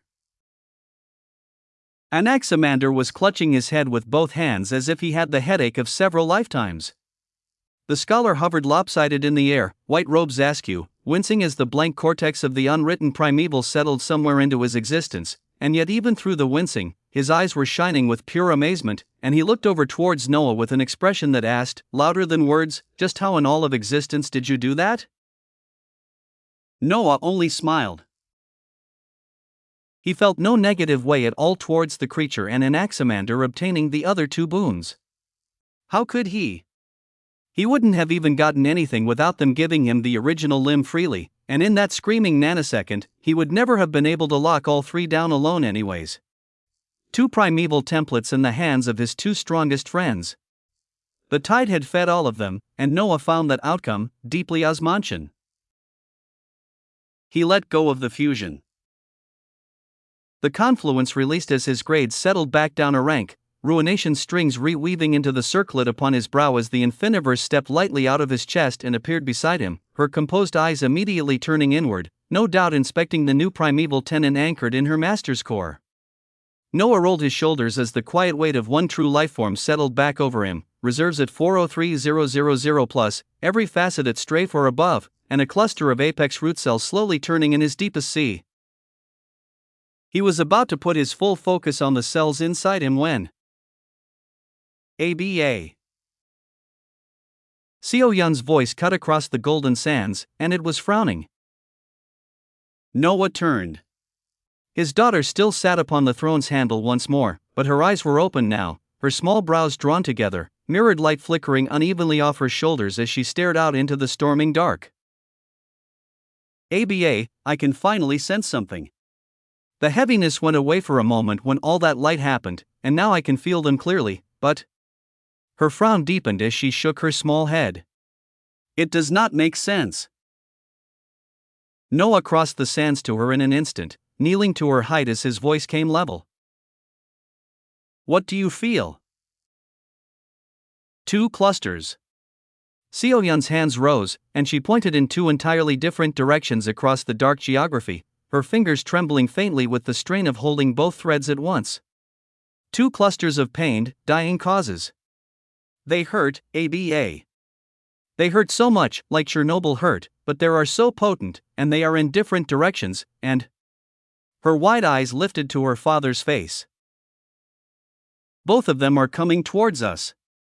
Towards here. They are not wandering. They are coming. Noah's gaze turned heavy at these words. Chapter 55:15 Existential Intermission Lifeforms. Existential Intermission.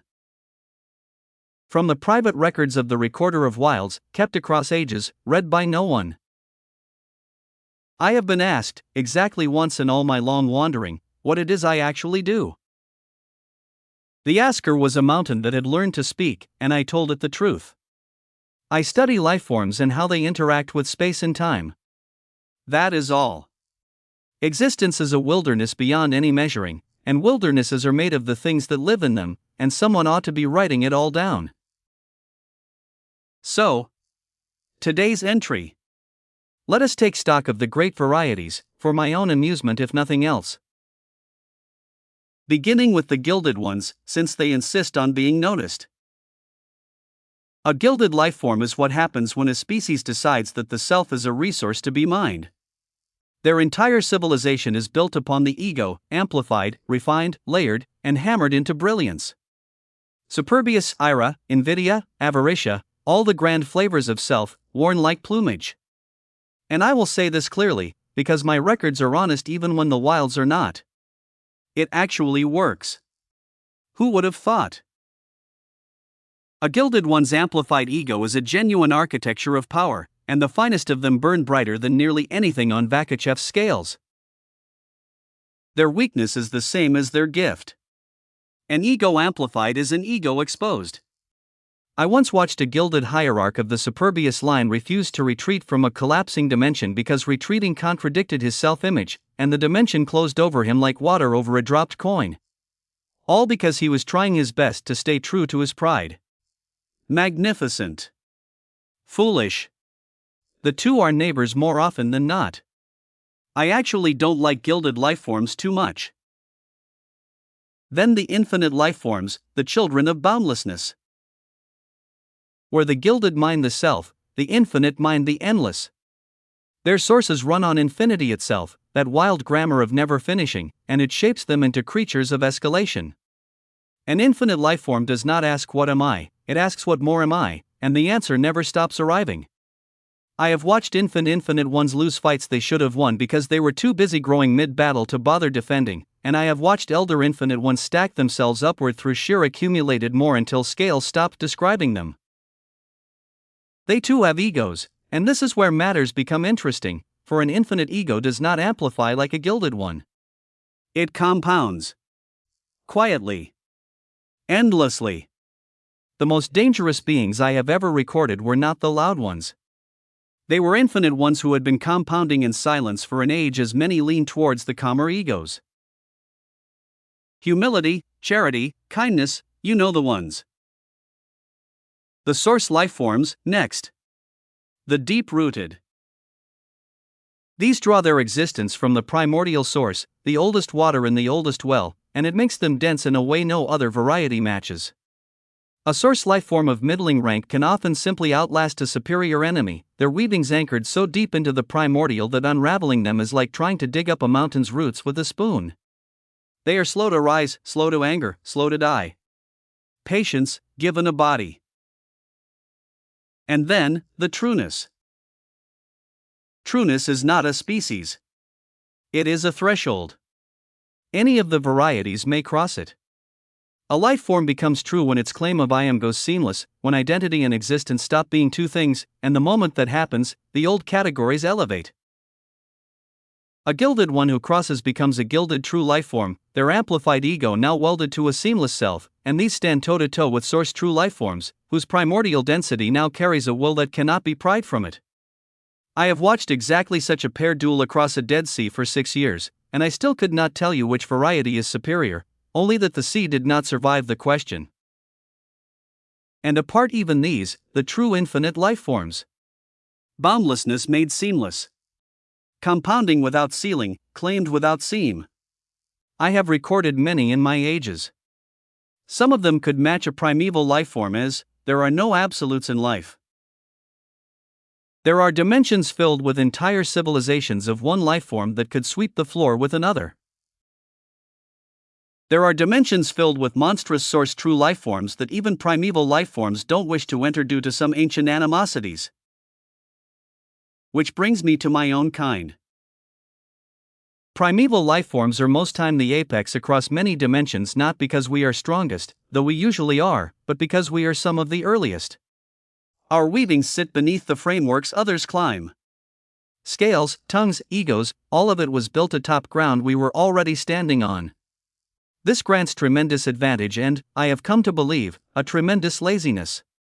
My kind watches. Hordes. Grazes on dimensions like fat cattle on endless grass. Very few of us are ever asked a hard question. What is our purpose? To steer causes? To fight in major wars? Why are we here? Alas. Forget about any existential crises.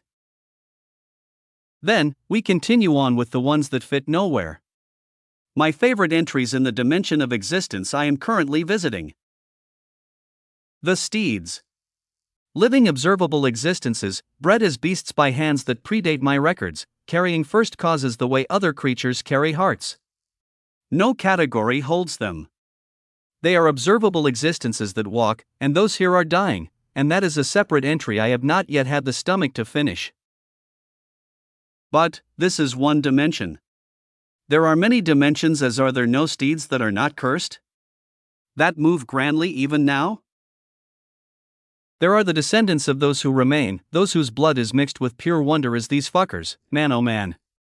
Some are weak, some are powerful. But even the weak ones could do wonders.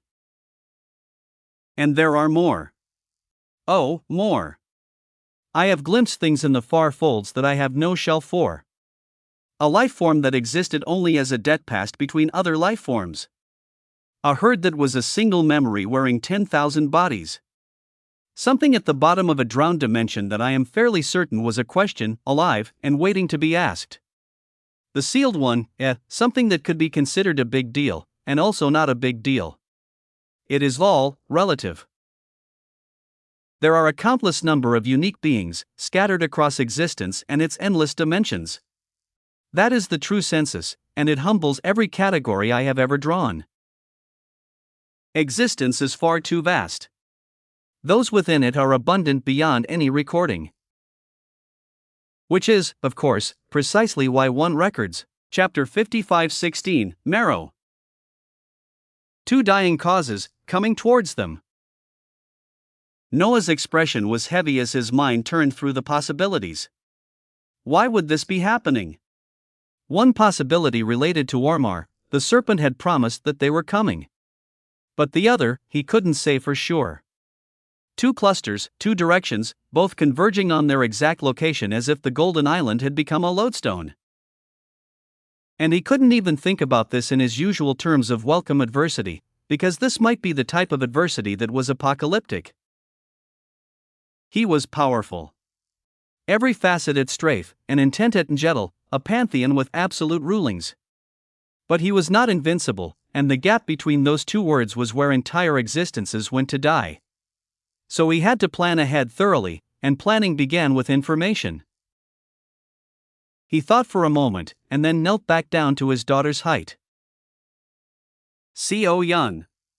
When you think about those two dying causes coming over, how do they make you feel? Co Yun's small face scrunched up as she closed her eyes and reached back into the threads, her hands slowly rising to hover over her own chest as she felt them out. The first one. Her voice went small. The first one feels bad, ABA. It hurts, but it's a mean hurt. Like it's been hurting so long that it turned into hating. It feels heavy and cruel and like it wants everything else to hurt too. Like a king who is angry at everyone. She shivered. There are many little dying songs in that cluster, but they're all chained to one big mean one. Hatred and despotic emotions. A cluster of dying causes chained to a cruel center. Noah's eyes narrowed. And the second? The second one is. Seoyeon's brows unfurrowed, and her voice turned confused, almost wondering. The second one hurts just as much. Maybe more. It's so old and so tired, ABA. But it doesn't feel mean at all. It feels like. She opened her eyes and looked up at her father with genuine puzzlement. It feels like hope? It's dying and it's hurting and it's rushing here so fast, and the whole time it feels hopeful. Hope? Why would a cursed, dying thing be surging towards them with hope? Noah's brows frowned deeply as a suspicion stirred. His gaze turned briefly inward, toward the fifth letter newly carved into his backbone, and he questioned it directly. Had protagonist done something crazy again already? He'd had to turn off the capabilities of the protagonist once before, when it was simply doing too much, bending circumstances, summoning conveniences, dragging narrative weight toward him like a gravity well of plot. And now that he had transcribed it into a letter of his very tongue, was it already so effective that cursed things were being pulled across a dimension towards him? He sighed. Well, if the letter was going to act like this, then he would at least use it properly. Information first. His gaze rose to the creature and Anaximander, who were drifting over towards the golden island, one trailing white gold through his obsidian flames, the other still rubbing his temples, and Noah utilized the letter of the protagonist upon them. The protagonist's omniscient regard has activated. Character sheets are being compiled for the beings within your gaze.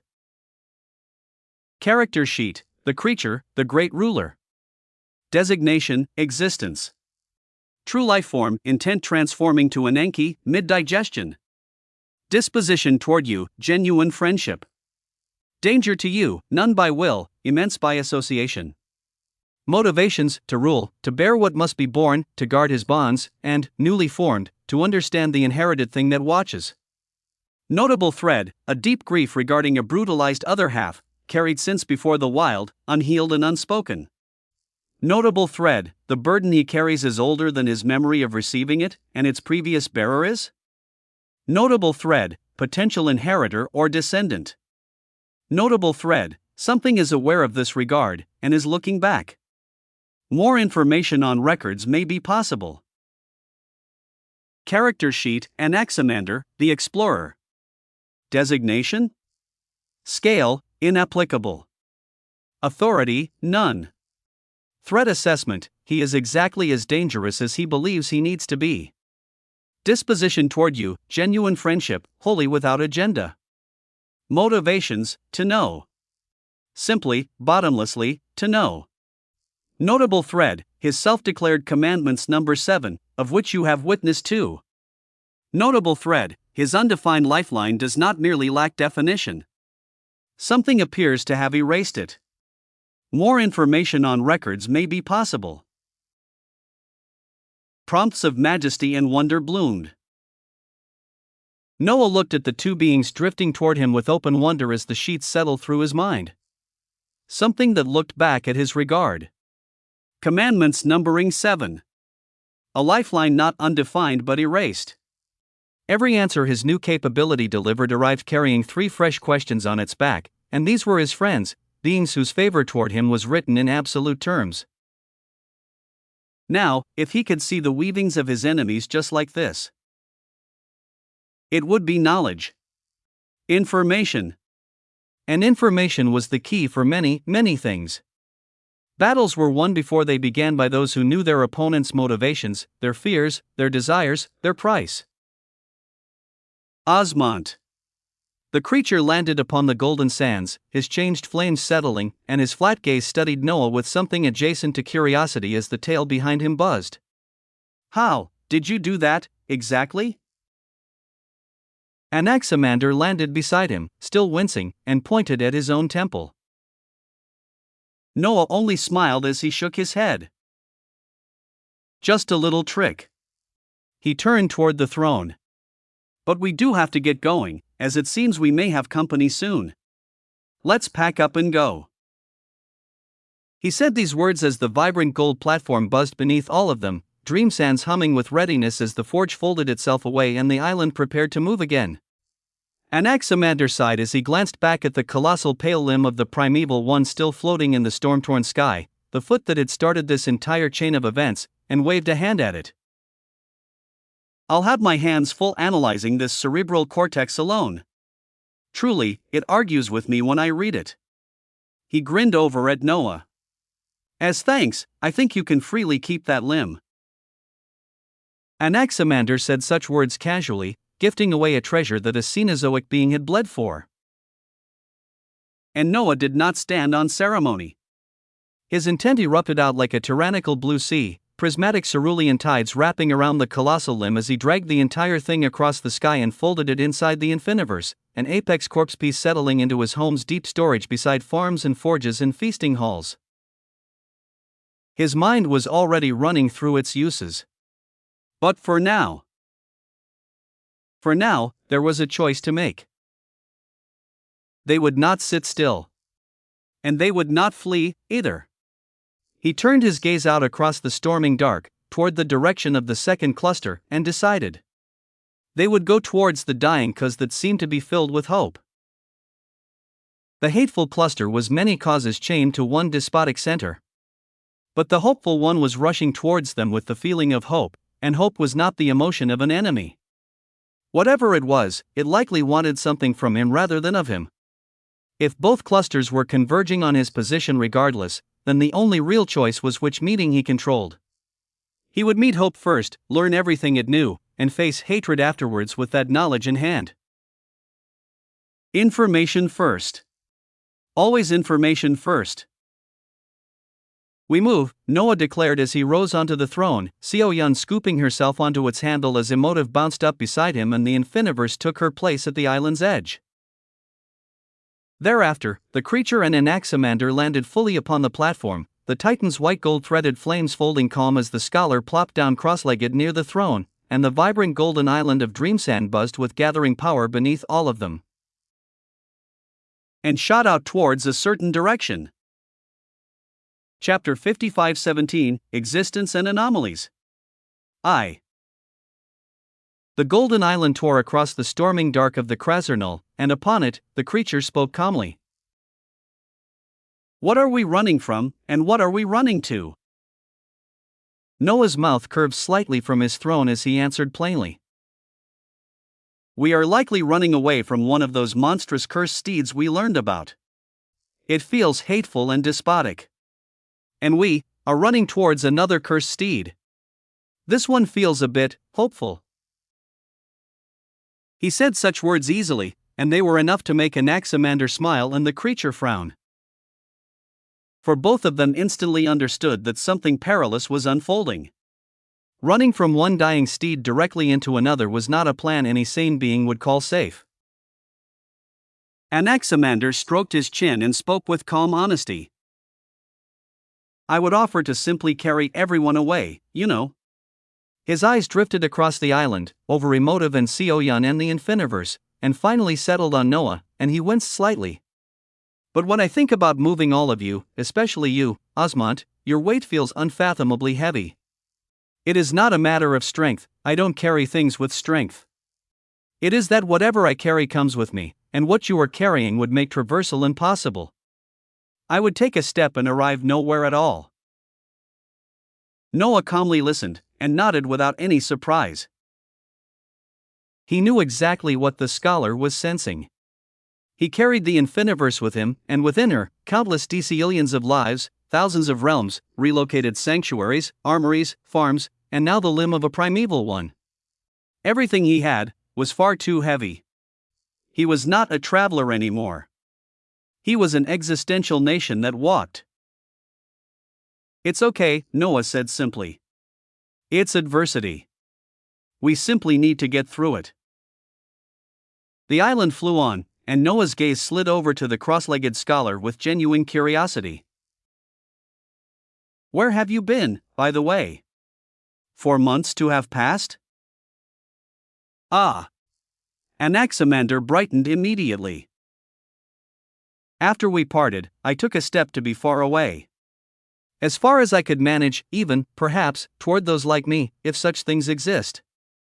And I appeared inside a dimension filled with, well, they call themselves superpowered lifeforms. An entire society of extremely terrifying beings. Anaximander nodded seriously. They protect a cluster of observable existences within a vast dimension from invasions and infiltrations, constantly, generation after generation, because their dimension produces some type of panacea that true lifeforms across existence want badly. That place was unique. Truly unique. I became friends with the protectors there. One of them, a superpowered true lifeform who could exert the weight of 3 observable existences with his body alone, mistakenly thought I was one of them, because I didn't have any inherent authority either. He laughed at the memory. Noah's brows rose as he listened. A society of authority-less true lifeforms guarding a treasure dimension? Existence truly was vast. But he said something curious, Anaximander continued. He mentioned how across existence, different dimensions exist as some dimensions hold natural treasures that invite the envy of others. Panaceas. Unique essences. Rare weavings that form nowhere else. His dimension was one of them, and so they had fought countless conflicts across the ages, gilded true lifeforms and infinite true lifeforms arriving in waves, wanting what they protected. He gestured loosely at the storming skies around them. It rather reframes this place, doesn't it? A dimension is not merely a location. It is a body with organs worth stealing. I left a little after that, traveled around a bit, saw some truly strange corners, and then I went back to them, because their dimension was the largest and most complex one I had found. I was there when the creature called me. He sighed then, and something troubled crossed his open face. I may actually need to go back soon. He seemed weighed by something as he said it, a rare shadow on the perpetually delighted scholar. But he shook his head and continued.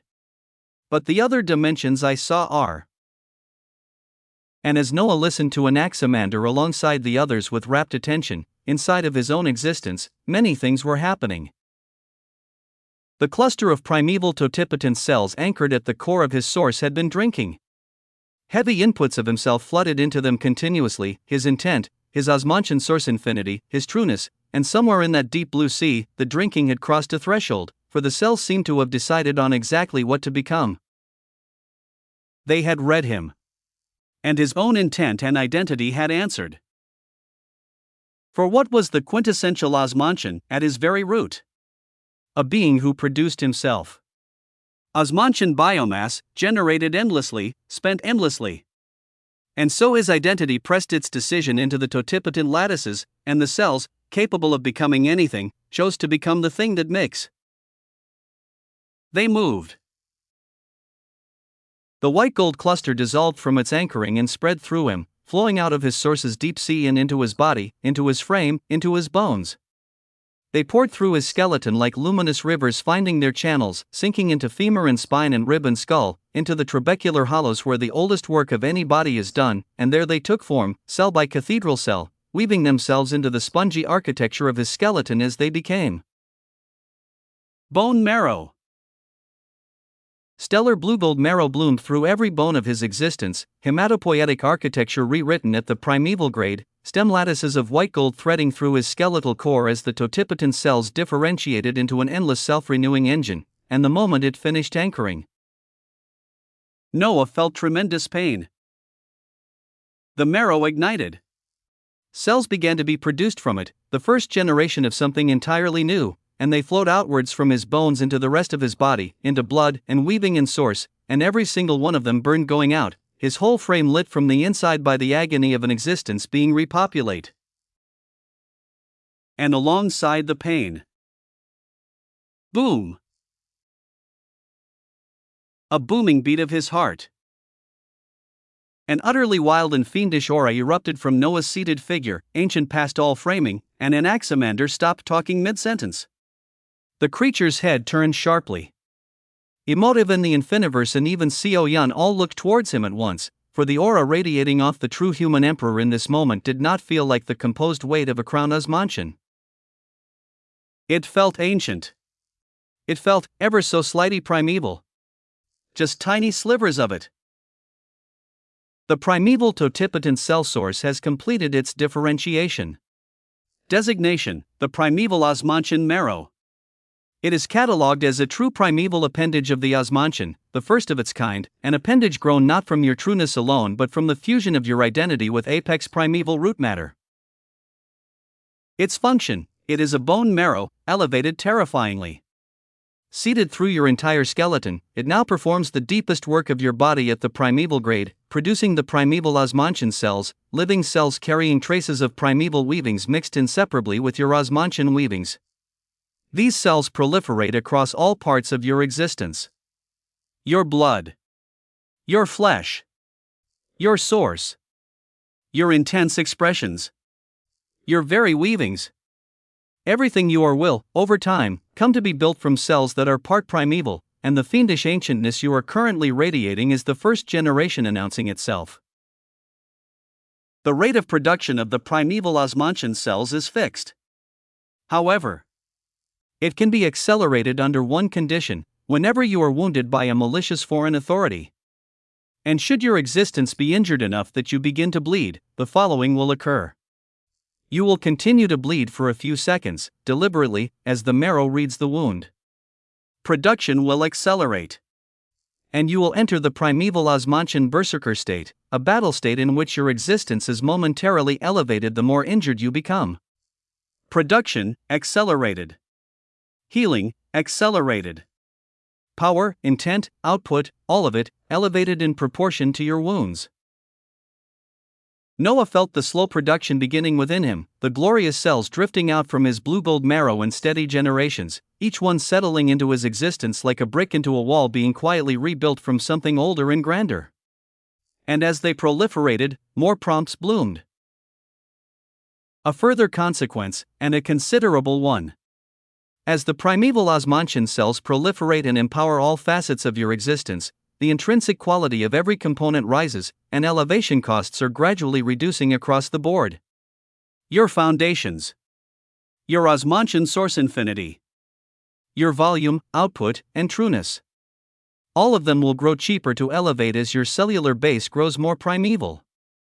And for the summit currently visible, elevation of the Enanki intent of the quintessential Osmantian to A rank, Itho, currently stands at 15 million Osmantian biomass. The cells will bring that number down, master. Slowly. 15 million. Noah gazed at these prompts, at the summit priced and the road toward it quietly discounting itself with every cell his marrow breathed out, and silently, steadily, the fiendish aura of ancientness became more and more prevalent across his existence, settling into his body, his gaze, his presence, an old wildness taking up permanent residence beneath the composed surface of the true human emperor.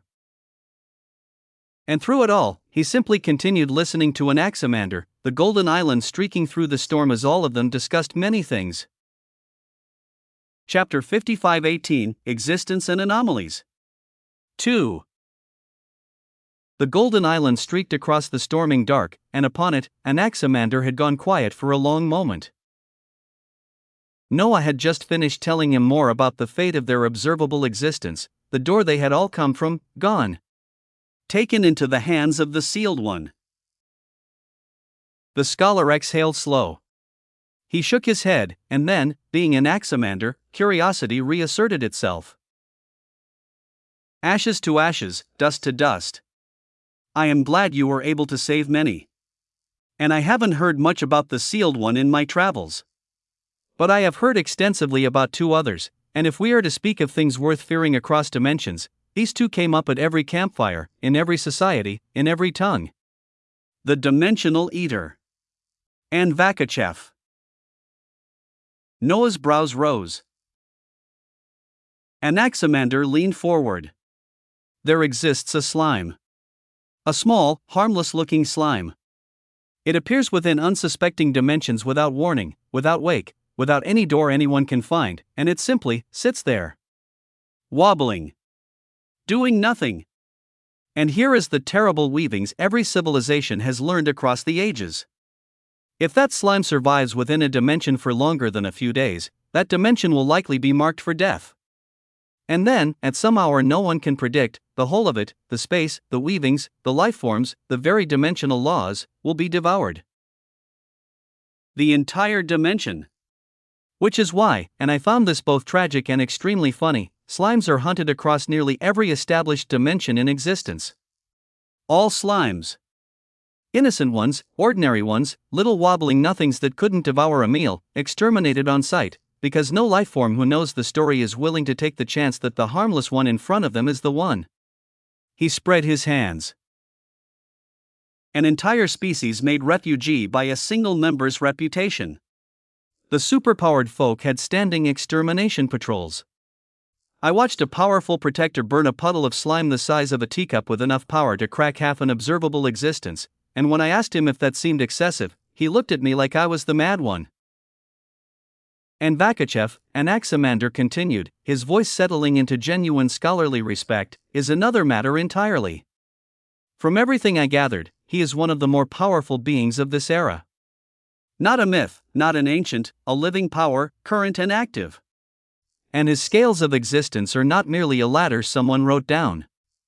They are a framework, a living structure covering many observable existences and dimensions, vast areas of the infinite Carcosa, great stretches of the source lands. Uncountable lifeforms are born, climb, and die entirely inside his architecture without ever learning a single other way to grow. He raised one finger. Even some weaker true lifeforms, beings who have formed their own egoic intent, who have crossed onto their own path and owe the scales nothing, paradoxically continue to follow the structure of his scales anyway. His framework remains paramount even after trueness, for those who want it. Noah's eyes narrowed slightly at that. And then, from the edge of the golden sands, the silent creature spoke up. Existence is vast. His flat voice settled over the island, and everyone turned. We are young by comparison. All of us. Histories have been unfolding long before us, and we are walking across their aftermaths and calling it exploration. His white gold-threaded flames stirred slowly around his frame. Apart from the sealed one, those for us to look out for are the lineages connected to those who remain. The descendants of those who remain. Those who are part of their lineages believe existence is theirs. Not as ambition. As inheritance. Noah listened closely, for the creature's path was existence itself. We are in a dimension that has cursed descendants. Broken ones. Dying ones. But there are many more dimensions of normal descendants, unbroken lineages, and they all hold unique and terrifying capabilities exceeding any true life form. His flat gaze moved across all of them, unhurried. And if I can give any advice, never take power as absolute. The rankings you know, infinite, source, gilded, true, they are catalogs, not walls. You might meet lifeforms who don't fit in any of them, and they might have power exceeding all of them. Then, dryly, without any change in his tone at all. I mean, look at Osmond here. I envision him to be one of those anomalous existences. Alongside you, Anaximander. Noah and Anaximander both shook their heads at these words immediately.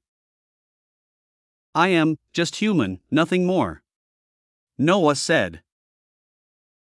And I am a very normal scholar and explorer. Anaximander added, nodding seriously. Said the creature. Noah leaned back upon his throne as the conversation washed around him, thinking about everything that had been said. A slime that ate dimensions. A framework so grand the free still climbed it. Lineages who believed existence was inherited property, and unbroken descendants scattered across dimensions with capabilities exceeding trueness itself.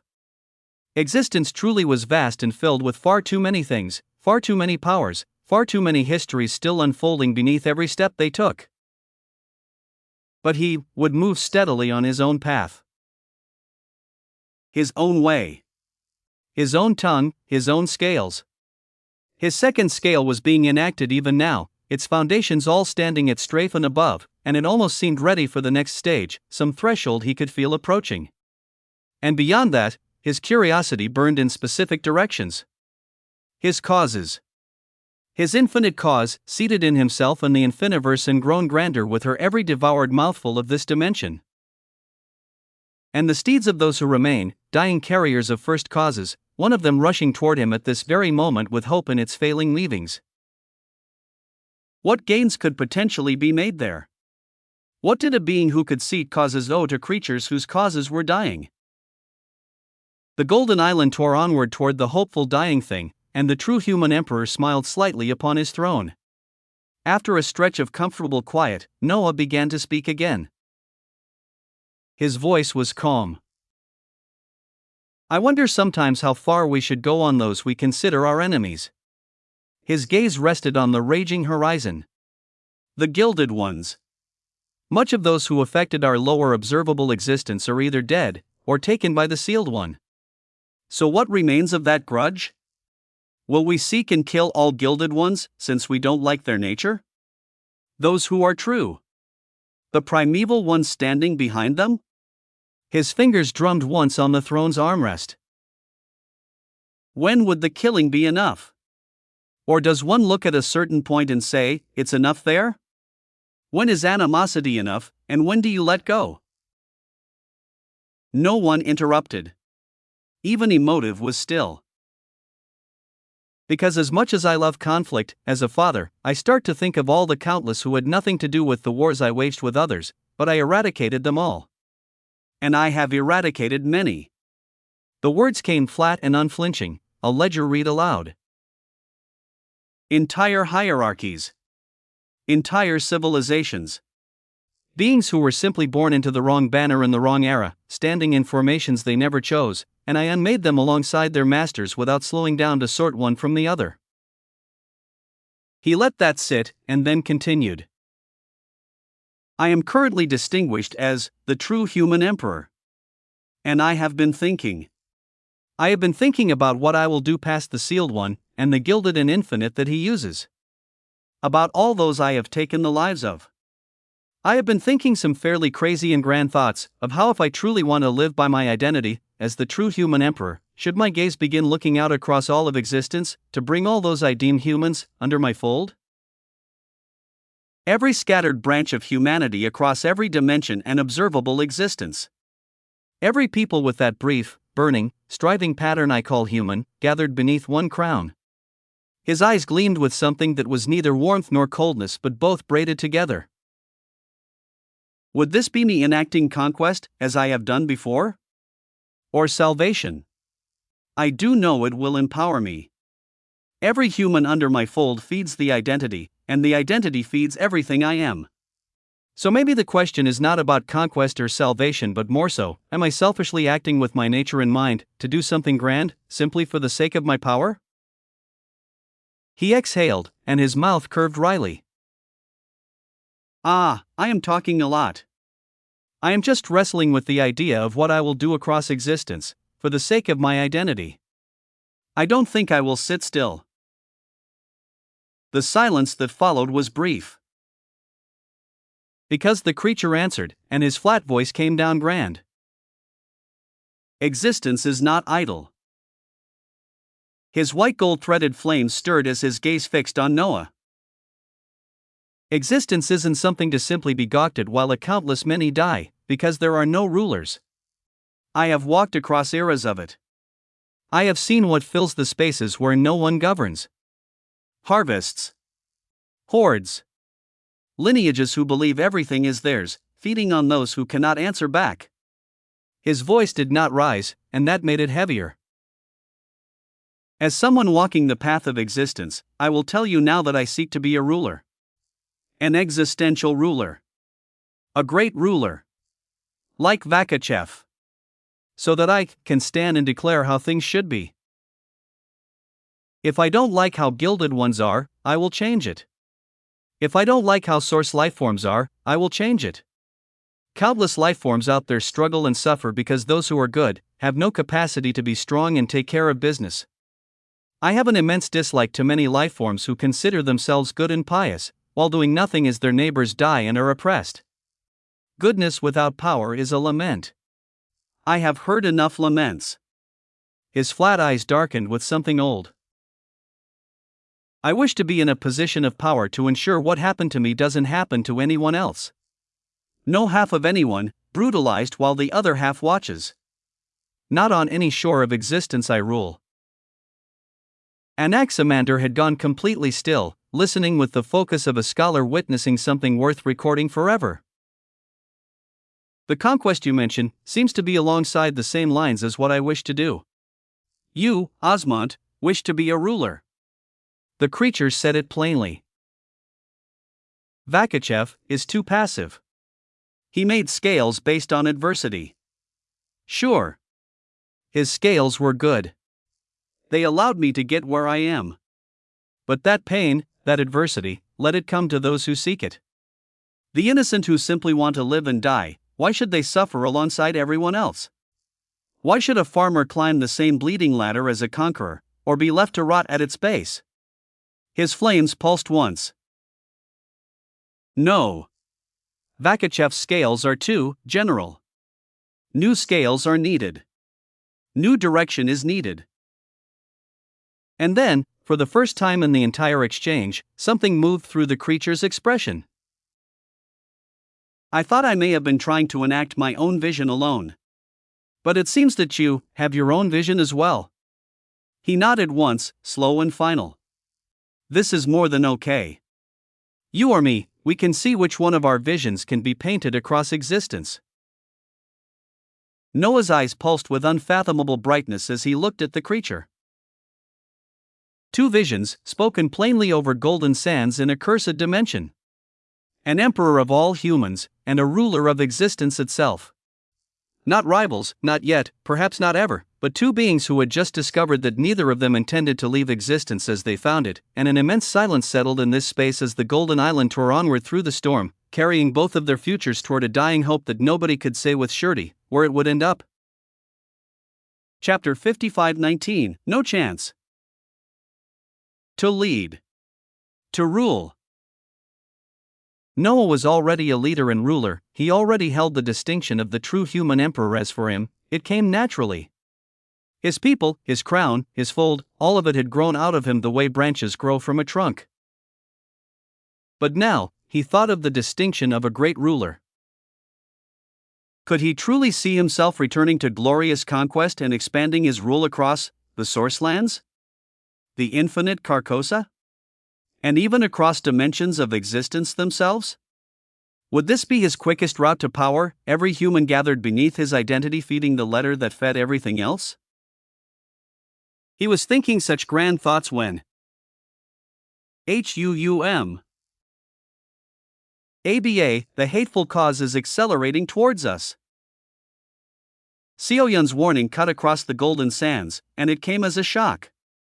For they had been moving at tremendous speeds in another direction entirely, streaking toward the hopeful dying cause, and yet what she considered the hateful dying cluster was the one reaching them first. Noah's will surged as the golden platform accelerated further, his Ananke intent flooding across every grain of dream sand as the entire island took on a deep blue hue, a comet of gold and cerulean tearing through the storming dark of the Krasser Null. Light years folded beneath them. The ego of Humilitas wrapped them tighter than it ever had. And it did not matter. For behind them, pressing through the storm like the fingers of a closing hand, he and all the others could now sense a terrifying set of auras. Many auras. Heavy past framing, and gaining. Noah sighed once. Then he patted Sioyun gently on the head. You need to go back inside for now. His daughter looked up at him, and she did not argue, for she could feel what was coming better than anyone. She nodded as mirrored light gathered around her small frame. ABA, be careful. she folded away into the Infiniverse. Noah's gaze turned to Emotive next, and he nodded once. Emotive pouted enormously, opened her mouth to protest, read his eyes, closed her mouth, and retreated into the Infiniverse with her arms crossed the entire way down. And in the next moment, existence congealed. The storm around them thickened like cooling tar as the Golden Island's tremendous speed began bleeding away for no reason Noah's senses could name, space itself growing dense, resistant, wrong. He poured more intent into their passage. The island surged.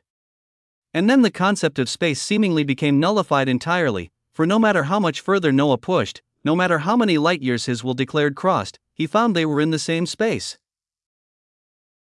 The horizon refused to approach. The distance refused to close. They flew, and they arrived nowhere, held inside a single stretch of storm like an insect in a trap. An extremely potent Ananke intent has pervaded the surroundings. Its weavings mark it as belonging to a source true lifeform, and its declaration is simple: this space does not release what stands within it. At these words, the faces of Noah, the creature, Anaximander, and the Infiniverse all hardened as they gazed back. And they saw a group of utterly terrifying beings. The storm behind them had filled with true lifeforms. More than 20 of them spread in loose formation across the dark sky, over half pressing down with the weight of the Cenozoic scale, antlered and flamed and stone-hided apex existences whose idle comfort had sharpened into readiness. Among them coiled Ormar Grimtunge, whole and massive, his crimson eyes gleaming with long-awaited delight. Beside him flew a woman in red robes whose cold face and crimson gaze emanated nothing, absolutely nothing, except the promise of murder. And behind them all was a monstrous, cursed thing. Noah's eyes fixed upon it, and even his composed heart pressed heavier in his chest. It was colossal beyond the entire party combined, a mountainous quadruped whose gray hide had gone the color of forgotten things, its titanic frame furrowed with fissures through which its failing first cause guttered. Chains of screaming crimson metal wrapped its throat. Its breath dragged like landslides. And its eyes were vast pools of dying light filled with pain and hate and coldness all at once, the gaze of something that had been walking in agony for so long that agony had become its only remaining language, and beneath all of it, Noah could feel its dying causes, and they were so heavy. So heavy. And then its ambient field touched them. The steed of Oblivion's suppression rolled across the trapped island like a tide of gray silence, and for the first time in her existence, the Infiniverse made a sound of pain. It felt like Pantheon compression. Noah felt his own Pantheon strain against his backbone as its realms refused to unfurl, thousands of skies pressing inward as if a hand had closed around his home, and the ambient biomass tick that had fed him since their hatching simply stopped. Within the Infiniverse, nested observable existences groaned as her weavings cramped, and Ruination's prompts arrived colder than they had ever been. The steed's ambient field is an architecture of dimensional sovereignty, designed by those who remain to keep their mounts paramount above all other dimensional laws. Within its range, the quintessential pantheon of the Infiniverse cannot fully unfurl. The quintessential confluence will function at reduced grades. The absolute dimensional ruling holds for now, but the field is not attacking it. It is slowly denying it the right to exist. Everyone inside the Infiniverse is safe at this moment. That statement has a time limit, and I do not yet know its length. The coldest prompts she had ever delivered. And through the gray pressure, the woman in red spoke. Exactly once. Her voice was quiet, toneless, and it landed across the trapped space like a blade being drawn from its sheath in a silent room. Kneel, and most of you will be kept alive. That was all. No threat performed, no power flared. Just a fact, stated by something shaped for killing, and the 20 true lifeforms behind her settled into formation as though the outcome had already been filed. And beside her, Ormar Grimtunge finally had his moment. The great serpent uncoiled forward through the storm, rising high above the trapped Golden Island with his reassembled bulk gleaming, and his laughter rolled out rich and vindicated, a follower savoring the taste of overwhelming force at his back. Hey now, look at this. Two of you have actually gathered back together. His crimson eyes swept from Noah to the creature, drinking in their hardened faces like fine wine. Ha, existence is being truly kind today. The seated fucker and the grave walker, wrapped up in one net. Do you know what I had to endure because of you two? Do you know what it is to be a length of yourself short in front of your betters? His coils flexed as his smile stretched wide and brutal. No matter. No matter at all. It seems like it is the end of the road for you all. This vindictive fucker began to look at them with glee. And in Noah's eyes, at this exact moment, time seemingly stopped. He stretched a moment of an instant into infinity. His perception expanded through the frozen frame, the serpent's gloating suspended mid-syllable, the blade in red hanging motionless, the steed's guttering causes flickering in place, and within that endless instant, the true human emperor went to work. For a battle against this was not a battle. The protagonist's omniscient regard activated. His gaze swept across Lysanna, across Ormar, across the host, across the steed, and many others, and the character sheets bloomed. Character sheet, Lysanna. Designation, the edge that was forged. Source, true life form. Her Ananke intent is the declaration currently sealing this space. Danger to you, extreme. In direct combat, she alone exceeds your current fused ceiling.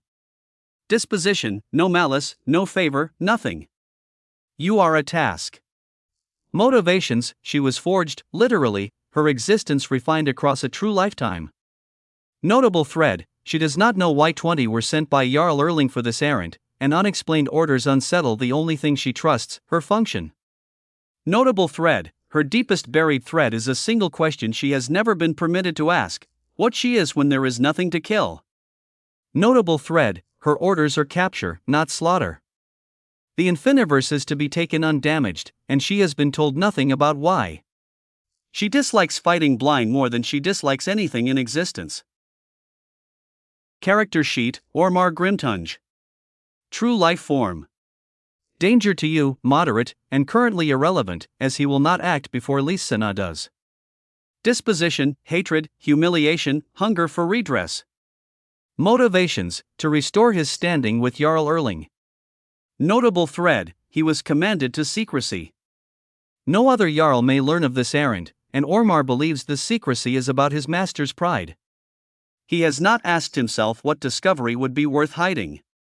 Notable thread, he fears the blade in red far more than he fears you, and he fears one further thing above evener, being blamed if this errand fails. It cannot fail, he has to deliver. Character sheet, the Steed of Oblivion.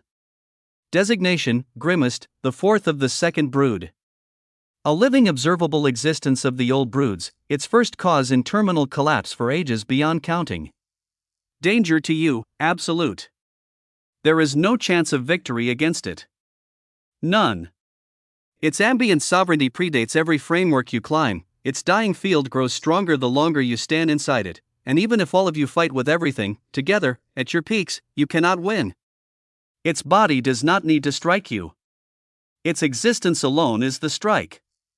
Motivations, none remain. Pain has replaced them all. Notable thread, it hates its handlers more than it hates its cargo. Notable thread, beneath the pain, its dying causes are still listening. For what, it no longer remembers. Notable thread? Chapter 55:20, By Time. The stretched instant held, and within it, Noah finished his thoughts. They came for the Infiniverse. And it was under the command of Jarl Erling as it should relate or observable existences and causes as how did he know? Did this fucker Ormar report back so thoroughly after his death? But apart from this, winning was not possible. Lysanna alone exceeded even his fused ceiling. 20 true lifeforms stood behind her with more than half its Cenozoic. And beneath all of them walked a being whose existence was the strike, whose ambient field was slowly denying his home the right to exist. Even all of them together, at their peaks, could not win this. But he did not need to win this.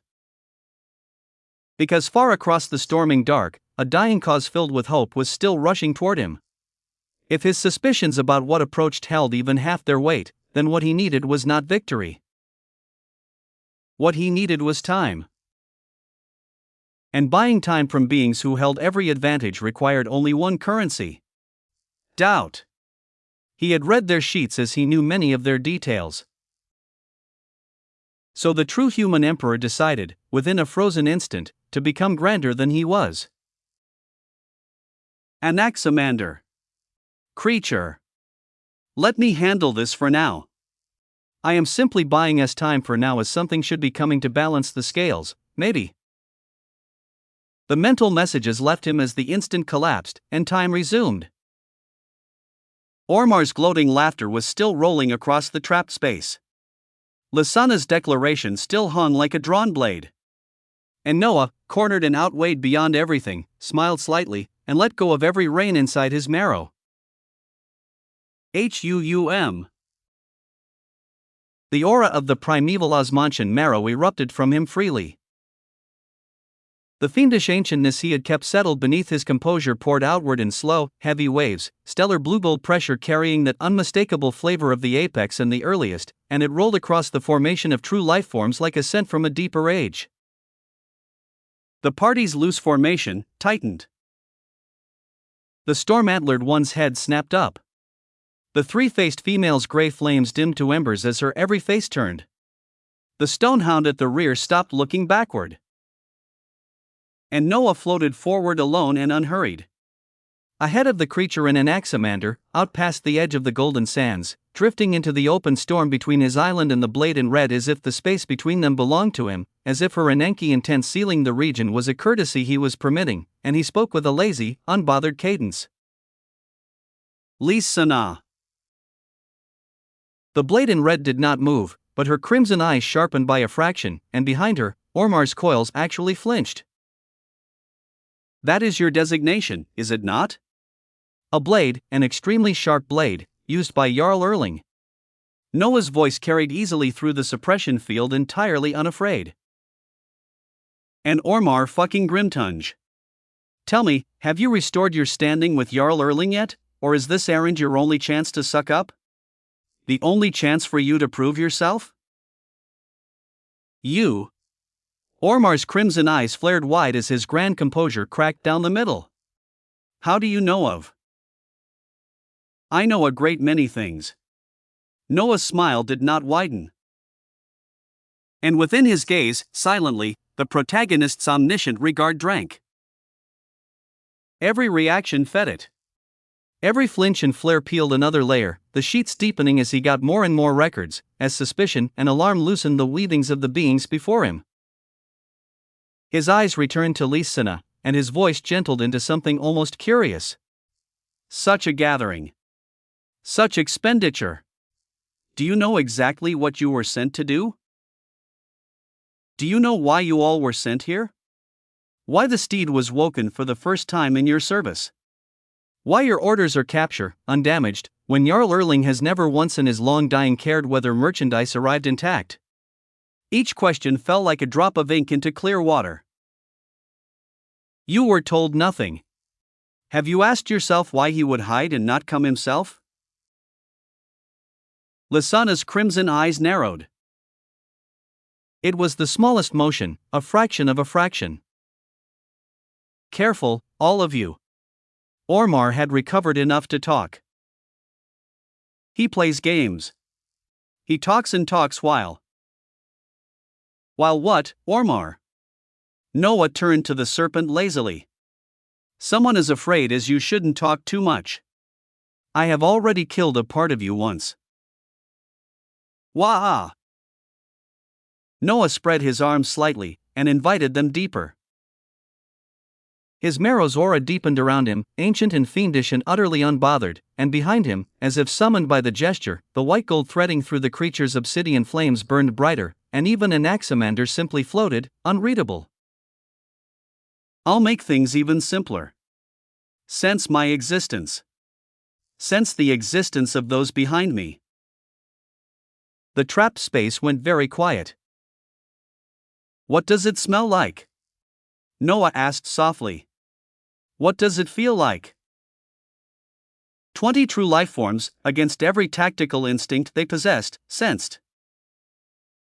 They could not help it.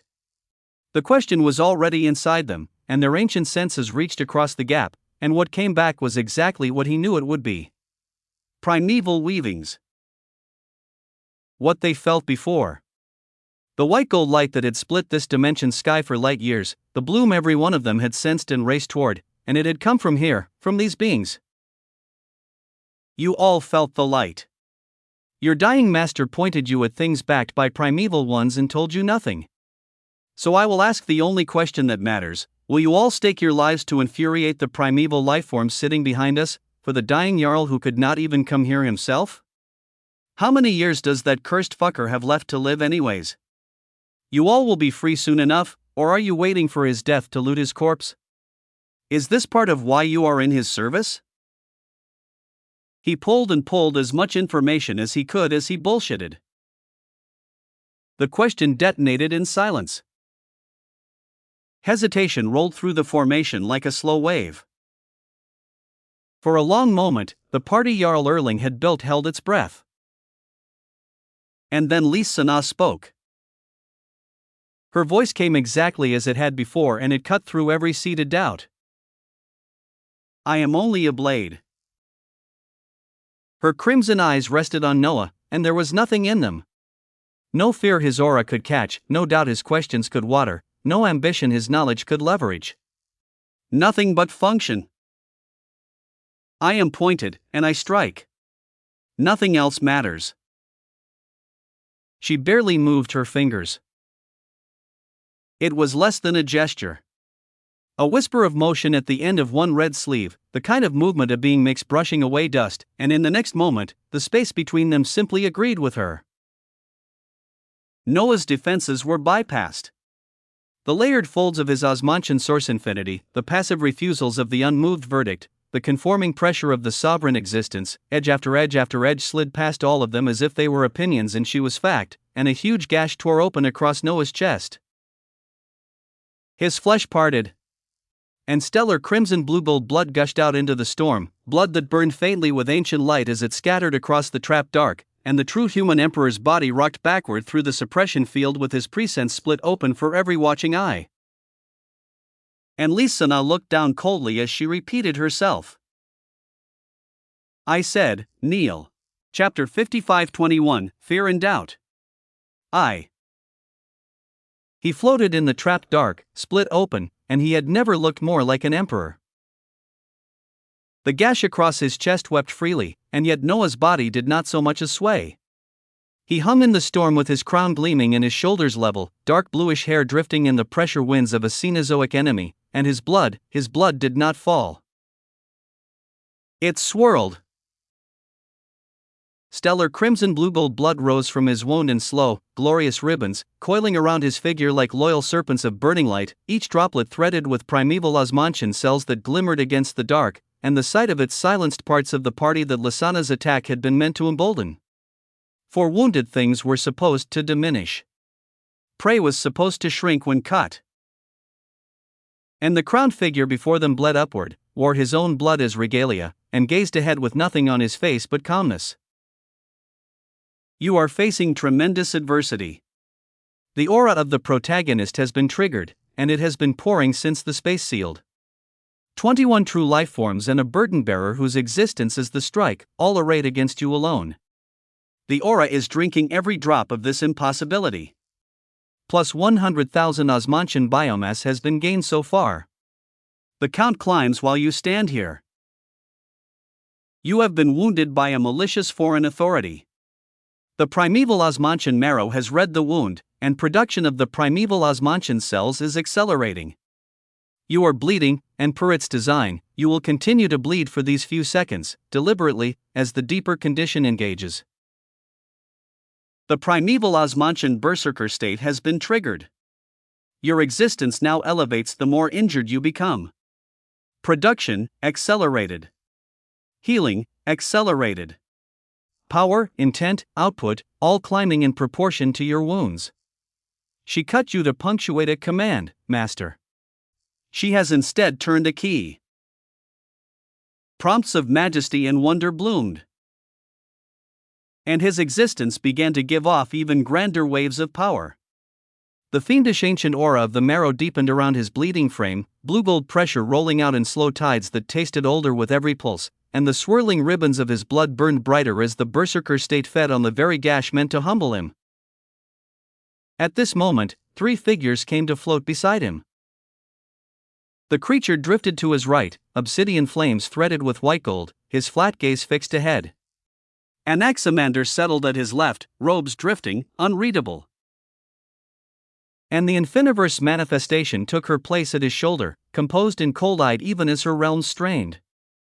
All 3 of them stood against the pressure pressing from every direction, the steed's suppression grinding down on their weavings, Lysana's sealed space coiled around them, 20 true lifeforms arrayed beyond, and every one of them felt the strain, and not one of them showed it. Yet even in such a precarious position, Noah seemed unbothered as he floated there and looked towards Lysana. Him? Kneel? He almost wanted to laugh. He literally could not do it even if he wanted to, as his very identity was that much against it. The unkneeling crown was his first foundation.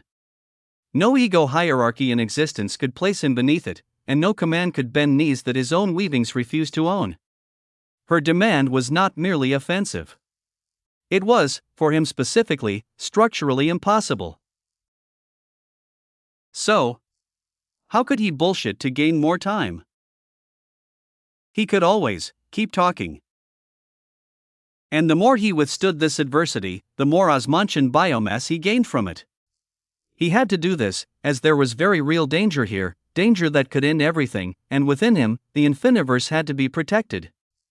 Every second bought was a second closer to the hopeful thing racing across the dark. So, Noah, even while bleeding, gazed at Lysana and Ormar and the others, and began to tell a story. In a certain dimension, there was a king who ruled over a wealthy valley, protected by a massive stone dam that held back the roaring sea. He was a proud man, convinced that because he was king, nothing he built could ever fail. The party stared. A story? The bleeding fucker was telling them a story? One morning, his chief architect rushed into the throne room, trembling with fear. "My king," he cried, pointing out the window, "look at the dam. A massive crack has split the center wall, and water is spraying into the air. We must evacuate."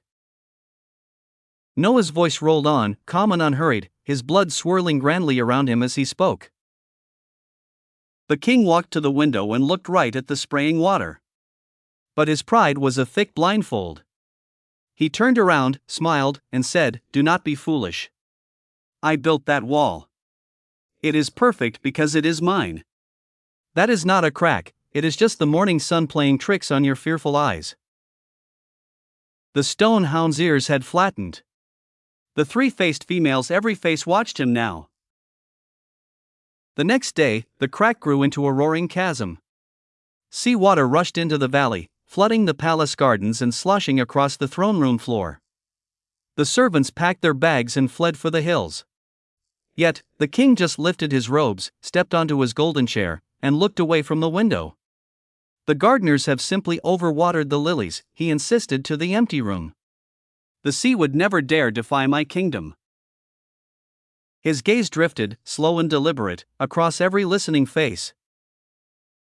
An hour later, the dam completely shattered. A wall of black water smashed through the palace, tearing down the walls of stone and gold. The violent current swept the king away, stripping him of his crown and his heavy robes. He washed up alive on a barren, muddy shore miles down the coast. When he finally opened his eyes, he had no crown, no servants, and no subjects.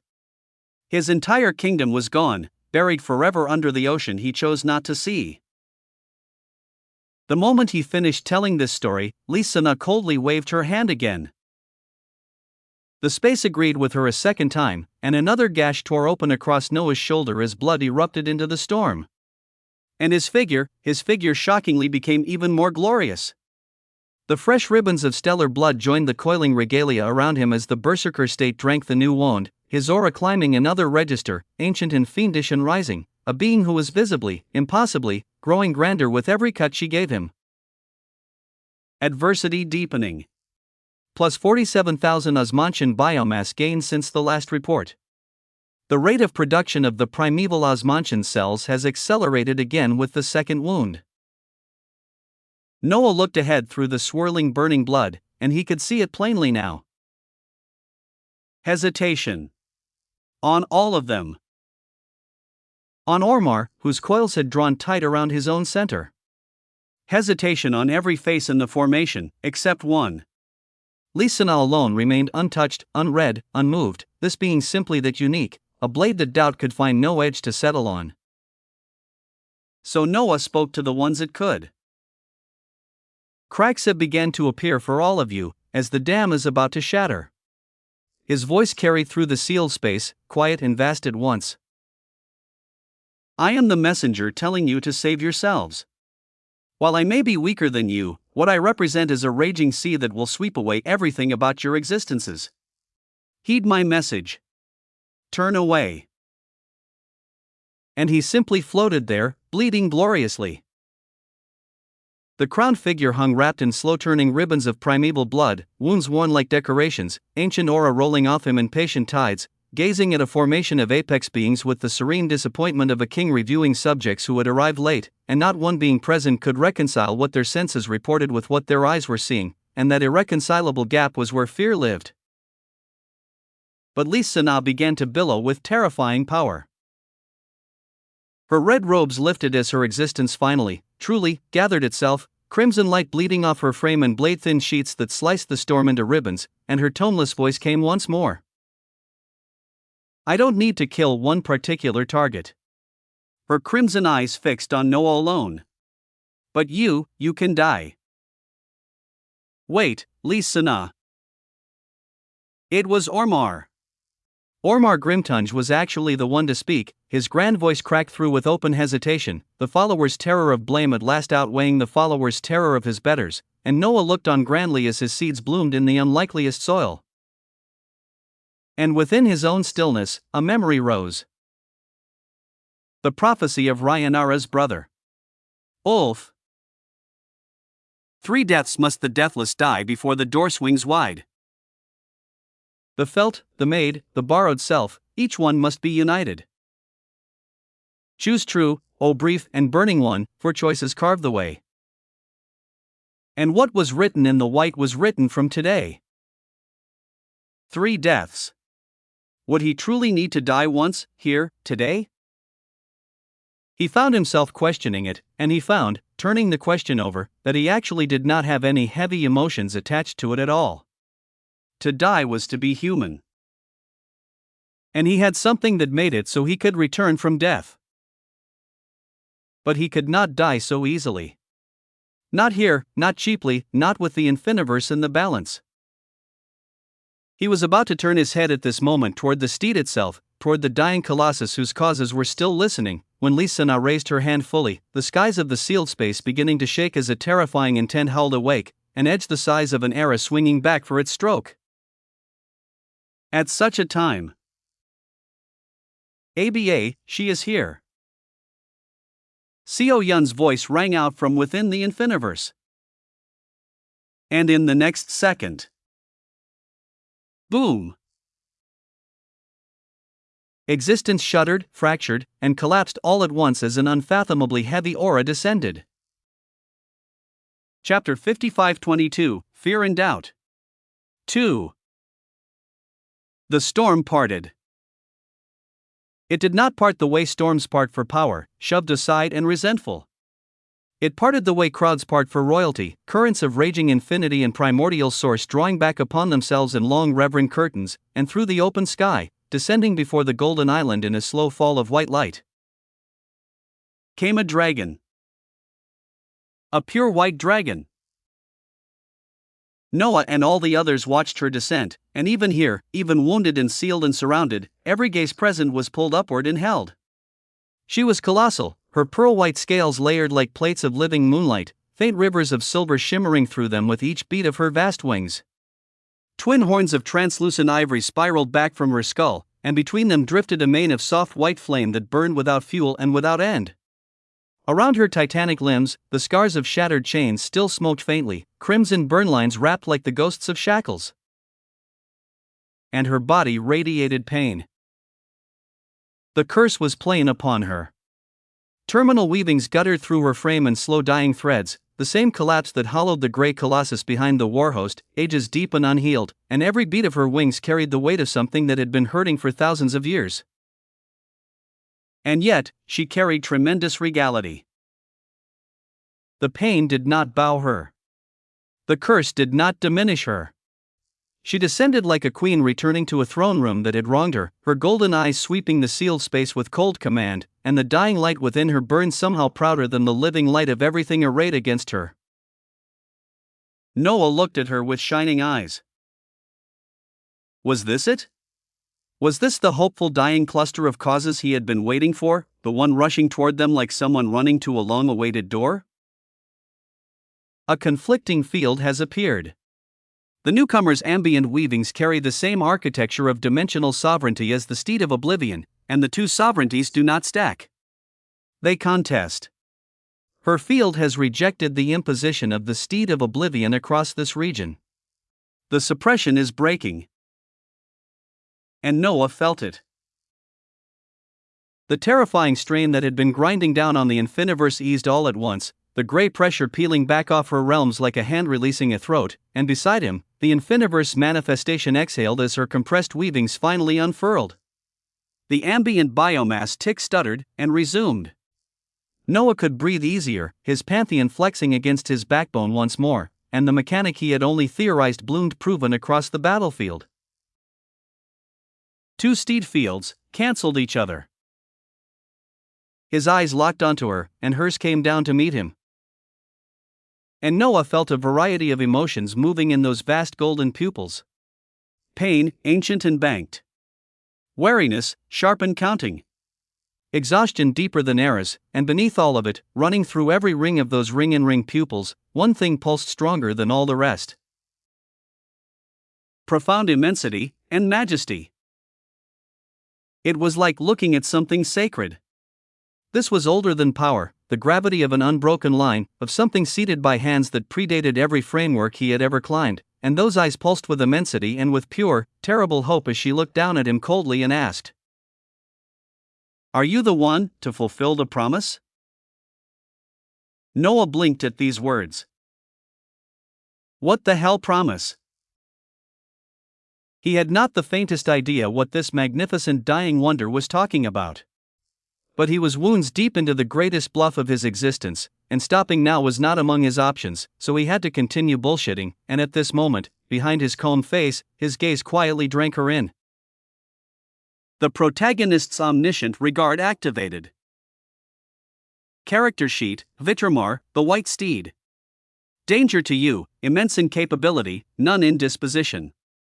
She descends, unbroken, from one of the first steeds, the original brood whose first causes were seeded personally by those who remain. Her architecture is truer than every steed of the later broods, which is why her cause fails slower, and why her ambient sovereignty just overruled a creature many times her size. Notable thread, she carries inherited ancestral memories, carvings at the bottom of her cause that she did not live.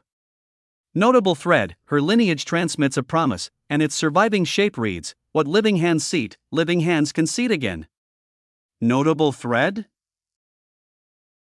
Noah's eyes shined brilliantly as the sheet settled through him. First lineage. Seated personally by those who remain.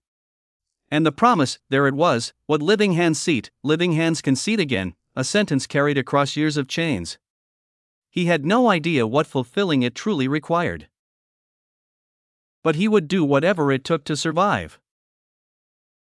And so, at this time, Noah gathered himself.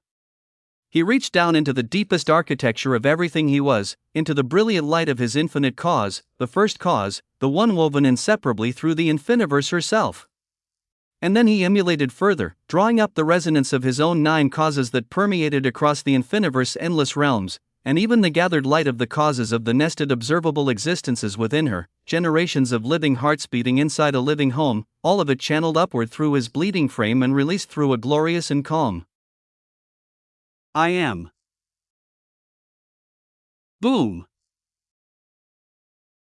His words released a burst of life very few in all of existence could understand. It was not power. It was not intent. It was a burst of living causes, layered and harmonized and vast, first light upon first light upon first light, unblemished, uncursed. The radiance of causes that had been seated by living hands and had never once known terminal weavings, blooming outward through a dimension where every native cause had been dying for ages, and it washed across the sealed space like dawn crossing a graveyard. Vitramar's golden eyes shined brilliantly.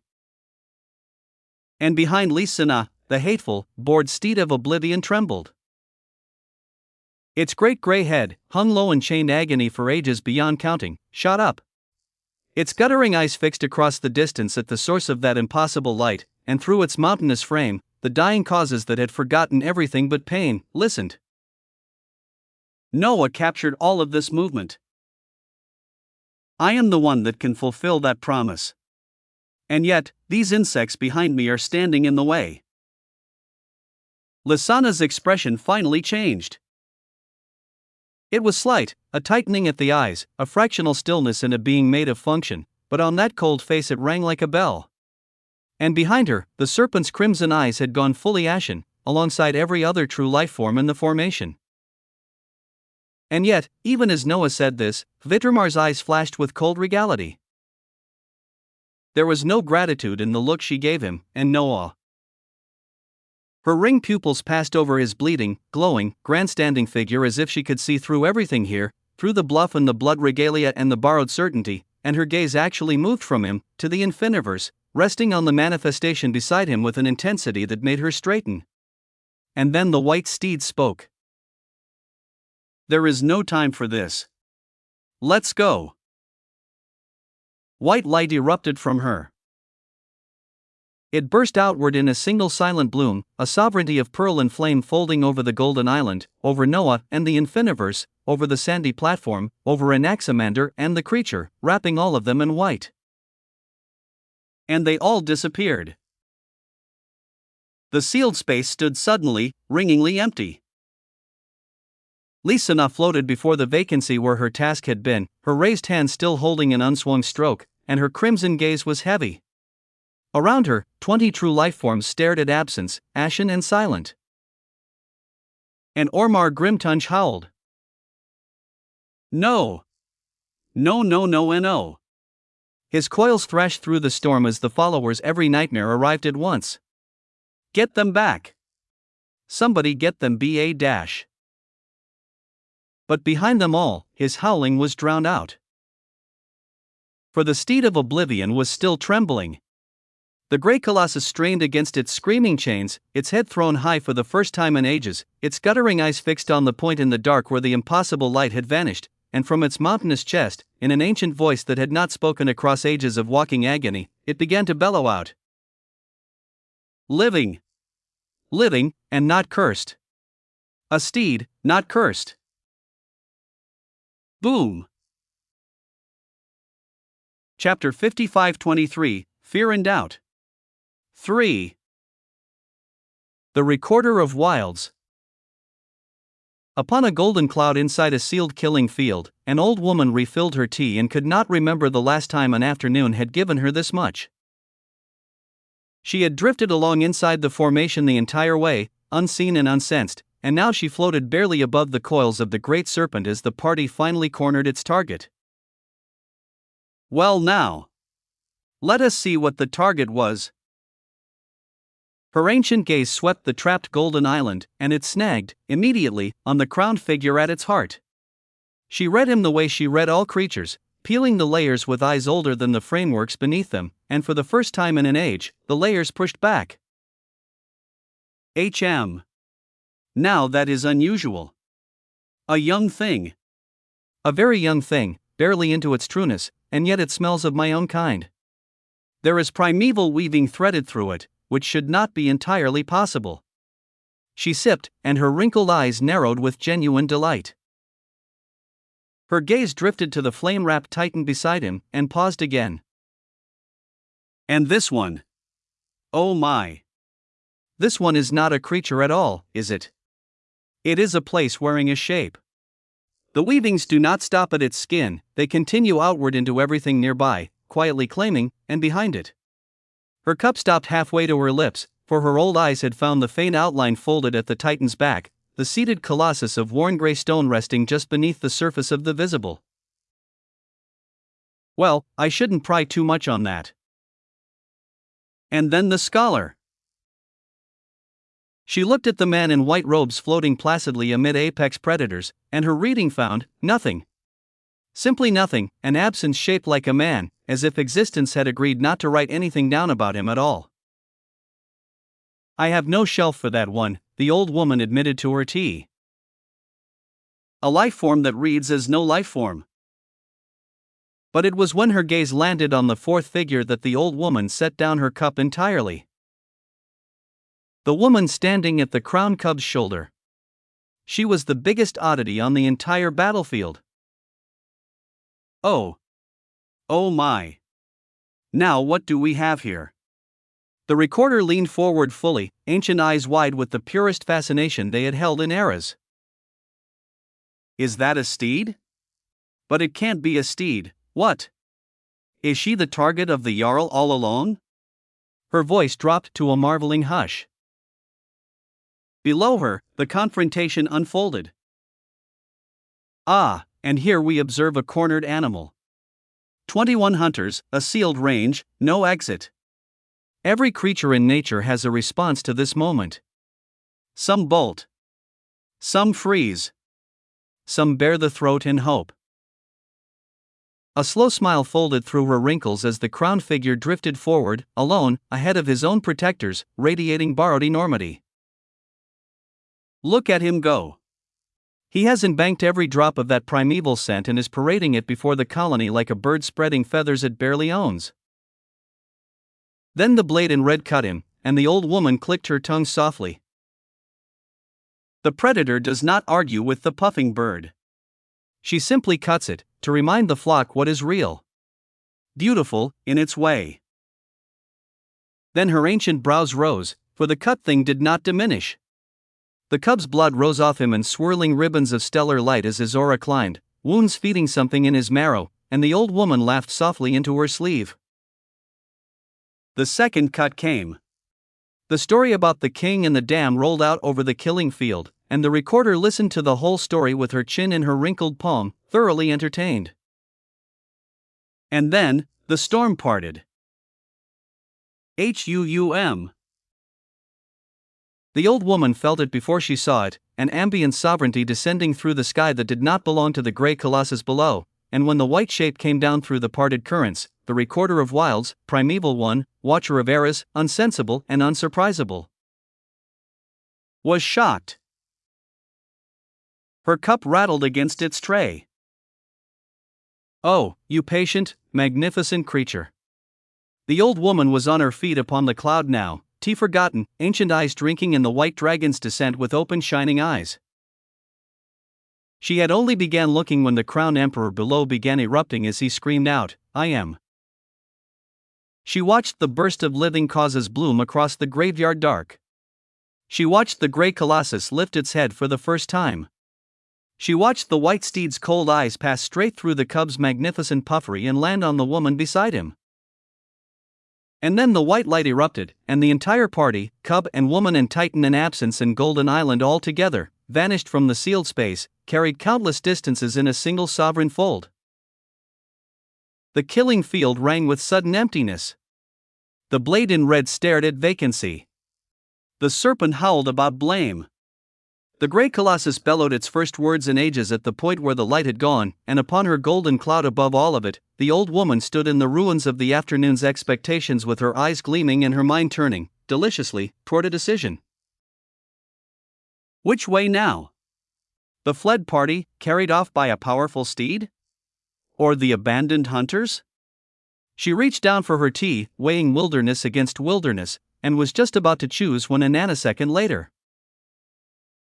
Boom! The sky above the killing field filled with steeds. 8 of them.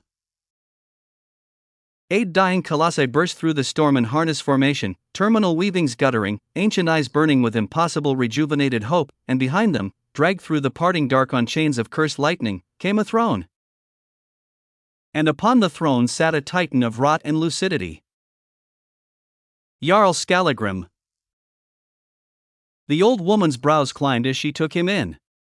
The cursed descendant rode through the sky above Lassana's frozen party with his fissures glowing dull red, his titanic frame draped in the casual grandeur of a being who had stopped performing madness and no longer cared who noticed, and in his open palm, brilliant waves of possibilities churned and folded like a sea of unwritten pages.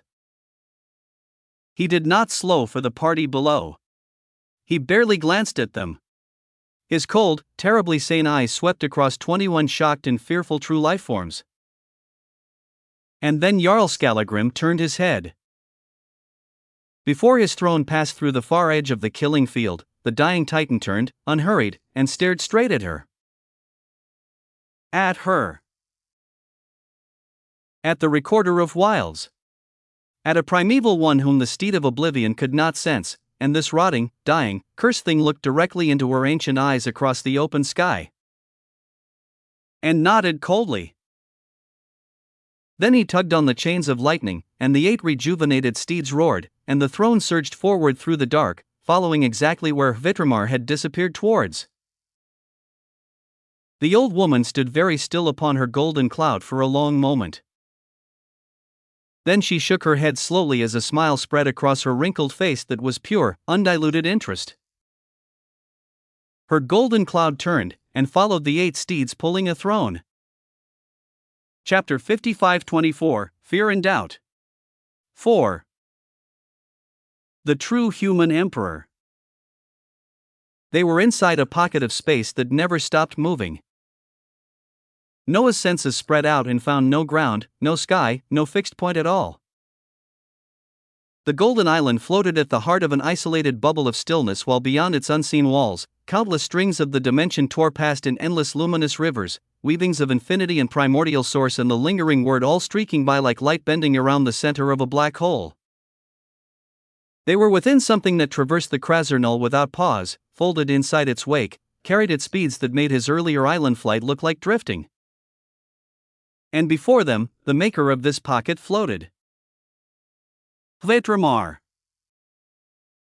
The cursed steed's massive body coursed through the dimension without stopping, her vast white wings beating in slow sovereign rhythm as her pearl-scaled frame filled the moving dark, and her golden ring-in-ring eyes were turned back upon them, looking at him, and at the Infiniverse. The creature and Anaximander gazed at her with cautious eyes. Her terrifying power saturated the pocket, even reined in, a sovereignty that had overruled the steed of oblivion. As for Noah, he was looking at this as a tremendous opportunity. For this was exactly what he had been looking for from the moment they arrived in this dimension and received the information of what cursed steeds were. Life forms stemming from those who remain, their existence is structured to be similar to observable existences, living causes flowing through them. Back then he had envisioned it, and asked himself, what could be the possibility, if he revived such causes? If he resuscitated the terminal, dying causes of such life forms? When he had done it for terminal observable existences, he had replaced their dying hearts with his own 9 prime causes, and it had only ever elevated his existence and his infinite cause thereafter. And when he had been searching for directions to take his path as the true human emperor, spreading his weavings across the vastness of existence, across all that was human, the answer had been right there. So at this moment, Noah reframed his mind, and began looking at the cursed steed before him as if she were human. And she fit. She had gambled everything on hope, a brief and burning wager against certain death. She negotiated, offering her existence in exchange for salvation. She feared her ending and ran from it anyway, and carried uncertainty in her ancient voice the way every human carried it into every unknowable tomorrow. Strip away the scales and the size and the sovereignty, and what remained was the pattern he had crowned himself upon, striving, bargaining, hoping, afraid. Human. She could be labeled human. And more practically, as a sick human, but filthy rich. Someone of high standing whose salvation, if he delivered it, would benefit him tremendously. Was that not human too? An exchange of favors? Helping one, and in turn, they help you? The oldest human condition there was. Noah was about to address this powerful cursed steed when her ancient voice rang out first. We will all die very soon. I miscalculated, and there is no time. Jarl Skallagrim, someone whose power I underestimated, is chasing me with 8 others just like me. He is a cursed descendant, true and true. Her golden eyes did not blink as the strings of the dimension tore past beyond her pocket. I took a gamble to break my chains, because I sensed hope. Because my existence, filled with dying causes, sensed it. Now, whether that is you, or her, if the promise really is true, do it now, and do it fast. Because I am chained in this dimension while being cursed, and I cannot leave it. I can only keep running across it. A pause, and her vast voice lowered. If the promise is true, fulfill it, and I will owe you my existence. If it is merely false weavings of my lineage, then death arrives for us all. And at this time, Noah sensed it, threaded through her last few words, unmistakable to him. Uncertainty. The very human emotion of uncertainty, carried inside an ancient sovereign voice, a being who did not know if the promise her whole lineage had waited upon was real, and his expression hardened. A cursed descendant with 8 cursed steeds was chasing after her. His eyes flashed with immensity as he looked at the Infiniverse. Let's go. The 2 of them floated up grandly from the Golden Island.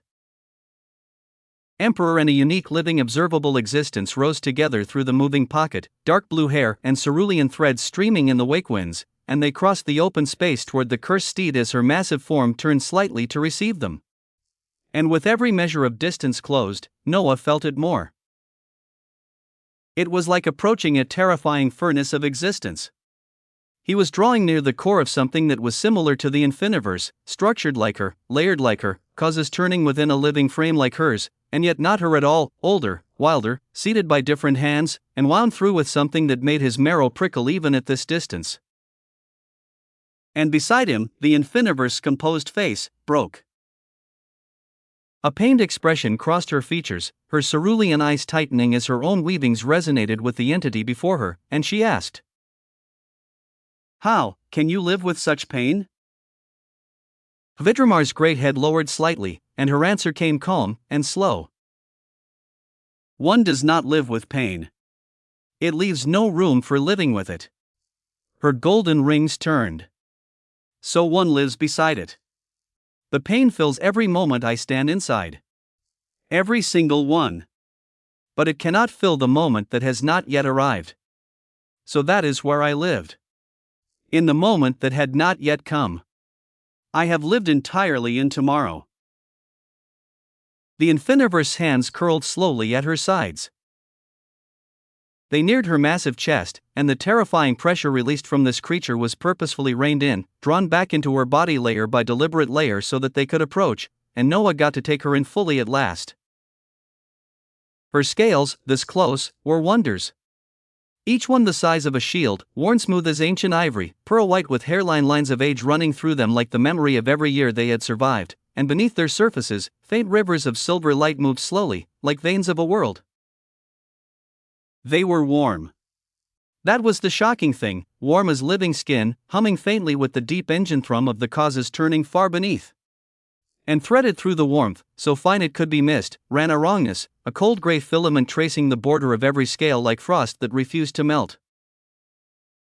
Noah and the Infiniverse reached out together, and put their hands on these scales. The moment they did. Hum. His existence shook. Sharp prickles of pain lanced through him instantly, not from the scale, from everywhere, as if his entire existence was suddenly being hounded and pierced by 10,000 patient needles at once, his weavings flinching, his causes recoiling, his marrow flaring in alarm. You have come into contact with a life form carrying an extremely terrifying curse, fused into its first cause and all interlinking causes within it. This is not ambient lingering word. This is a seated, sentenced, active curse. Too much contact, and this curse can be transferred over to your own causes. His expression became incredibly heavy. Chapter 55:25, Fear and Doubt. V. Because through the contact, through his hands upon her warm ancient scales, he had become capable of fully sensing just what was inside a cursed steed. It was horrendous. I have identified the curse. Designation: the gnawing remembrance of Naglfarithok, of those who remain. It manufactures pain from the victim's own capacity to feel. Its function, as I read it, the curse converts feeling itself into agony. Every emotion the victim experiences is seized and reforged into pain before it finishes being felt. Contentment burns. Memory of joy burns worse. The curse replays the victim's finest moments through their weavings and chews each one, so that everything they ever loved becomes a returning blade. And hope. Hope burns worst of all. The curse prices hope above every other feeling, and the moment a victim dares to hope, the gnawing sharpens tenfold. This is why the steeds of this dimension stopped hoping ages ago. It never permits adaptation. Every nanosecond, the curse refreshes the victim's sensitivity, resetting their weavings to feel the pain as if for the first time. There is no dulling. There is no growing numb. Even 1,000 years in, the pain is as first day fresh as it was at the seeding. And it forbids escape through death. It sustains the victim at the edge of their existence, feeding on their feeling, and permits their ending only when the cause is fully consumed. And for the steeds, it is worst of all. Their causes are organs of feeling, many living channels through a single existence, and the curse is threaded through every one. They do not feel the gnawing once. They feel it through every cause they carry, simultaneously, every nanosecond, from seeding until death. The one before you has endured this for 3,000 years while choosing, every single day, to keep the capacity to hope, which the curse punishes above all things. Noah's existence winced in pain as merely identifying it made the edges of the curse taste him back. And at this time, from beneath his palms, murky dark tendrils began leaking out of Vidremar's scales. Thin filaments of obsidian gray seeped up through the ancient ivory and began stretching onto Noah's hands, and onto the hands of the Infiniverse, curling, probing, patient, reaching for their weavings as if to infect them. He had to make a choice here. A gamble. If he continued, there was a high chance of being branded with a curse he could not do anything about, a sentence from those who remain hooked into his causes, into the Infiniverse causes, forever. But if he succeeded, he would reverse the curse of an utterly unfathomable being while seeding his prime causes inside a cursed steed whose origins were so grand that success would catapult him tremendously.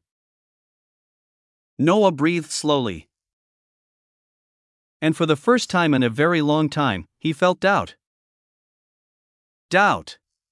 He had given away his everything of doubt a while ago, traded it out of his existence entirely, and yet here it was, regenerated quietly among his many human emotions, standing in his chest like an old tenant returned to a rebuilt house. Because should he fail here, it would not only be him. The Infiniverse would be cursed alongside him, alongside all their causes, alongside every realm and every life she carried. His entire path, his whole journey, everything could end against these warm ancient scales. As he thought of this,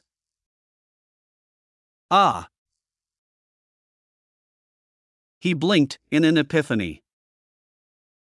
He was also feeling fear. Him? The true human emperor? Noah Osmont, who had walked into apocalypses on purpose and priced adversity like a delicacy?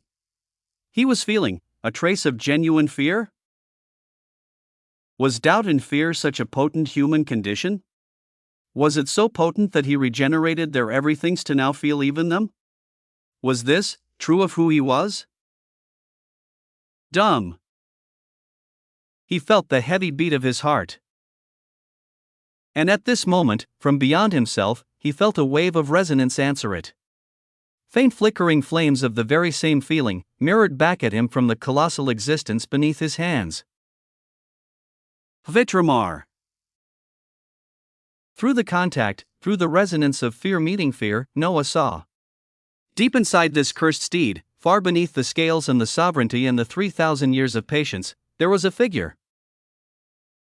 A white-robed woman, coiled small in the dark of her own vast existence, arms wrapped around herself, pained, frightened. This grand steed, this life-form who had shattered chains and overruled the steed of oblivion and spoken of death with a level voice, also felt fear. Fear of the oblivion that was coming for her. Fear of feeling nothing and seeing nothing, when she had spent her whole cursed existence feeling everything. Noah couldn't help but shake his head at that. And at this time, without him even realizing it, his expression changed. It settled into something that only the true kings and emperors of ancient eras ever obtained, the ones who had learned that leading was never about standing above fear, the quiet certain warmth of a ruler who goes first into the dark so that others may follow, and he spoke softly, to the trembling woman coiled inside the mountain of scales. "Let me in. I will help you, and you will help me."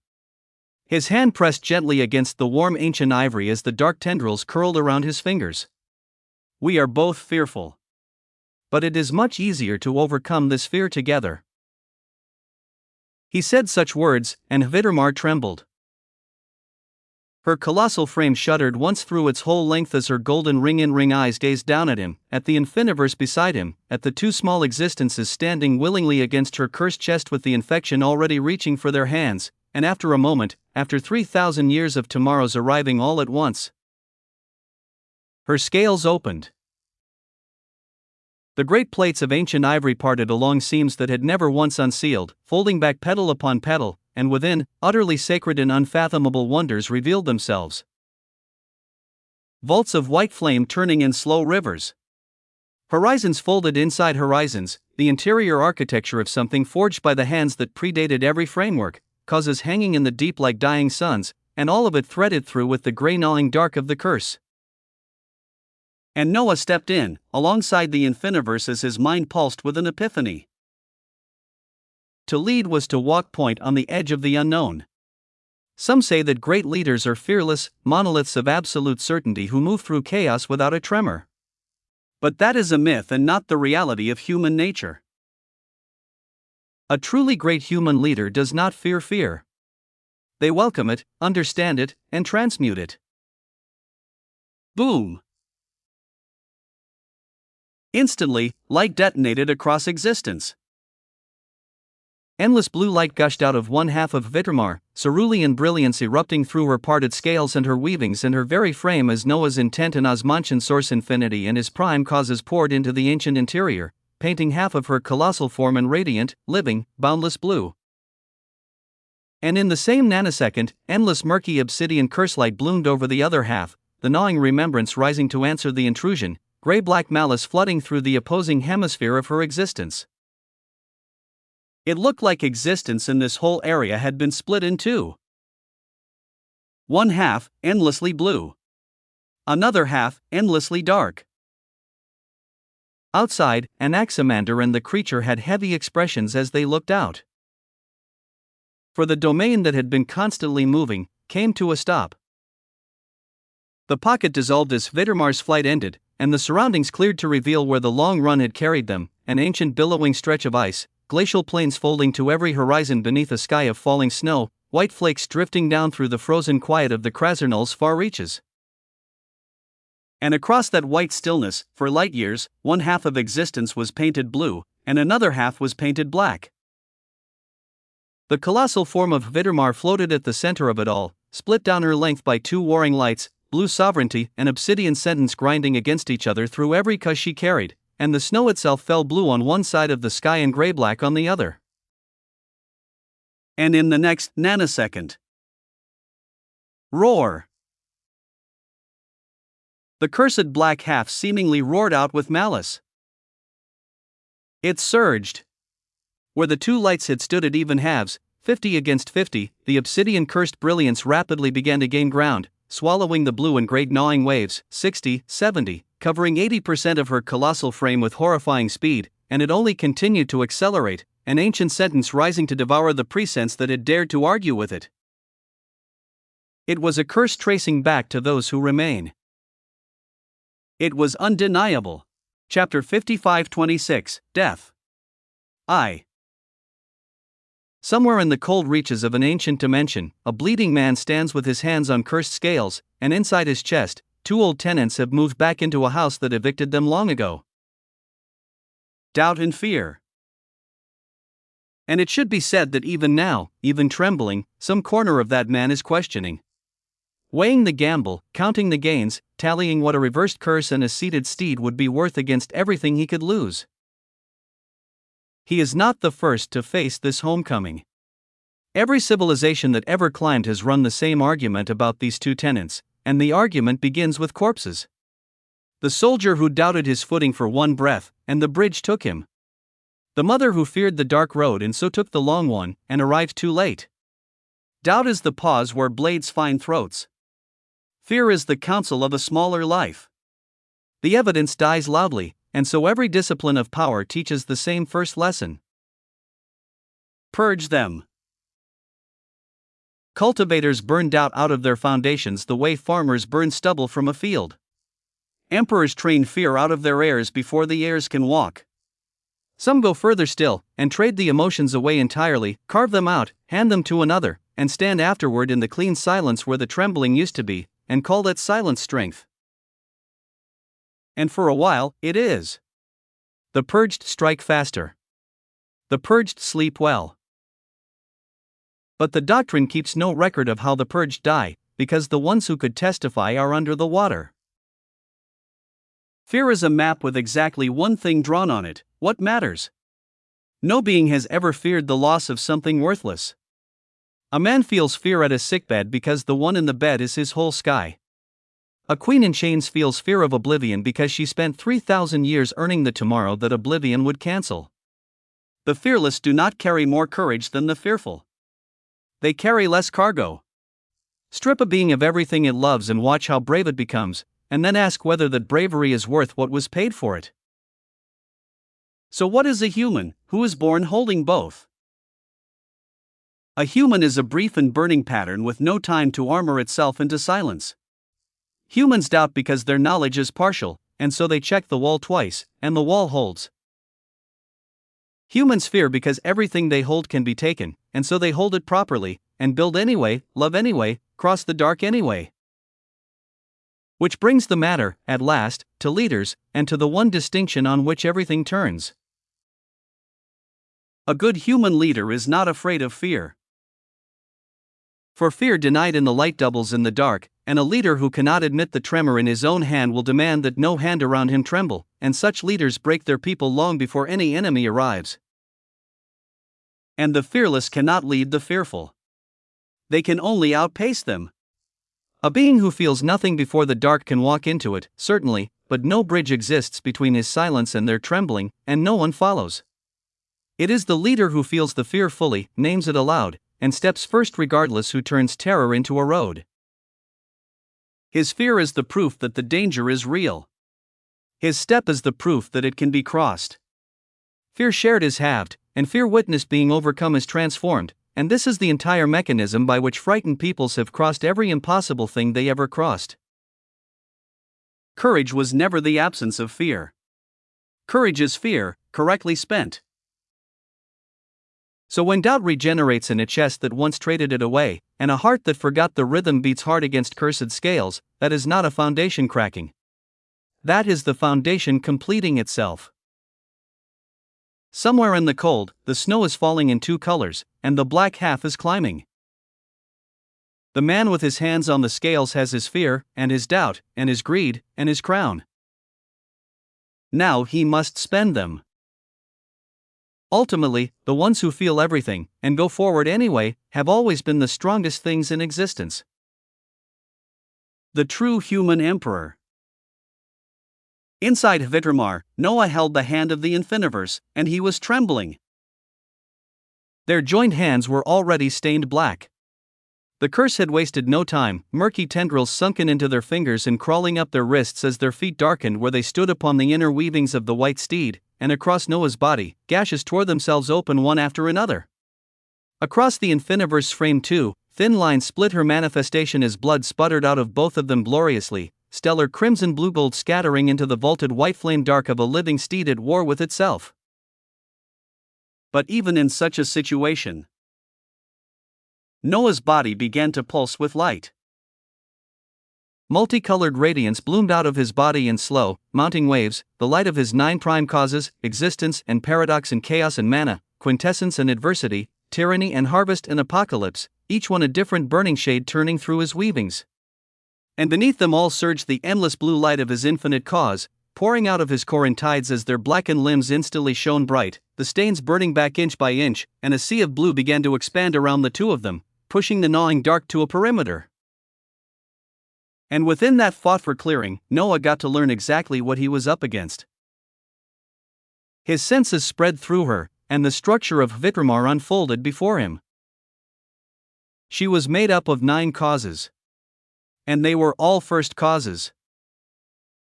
9 first causes, seated by the hands of those who remain at the dawn of this dimension, turning through her colossal existence like 9 ancient suns. But what was horrendous, what made his expression harden even through the blue light, was how they were seated. These causes were not installed within her the way prime causes sat within observable existences. These causes were bound to her organs. No. They were her organs.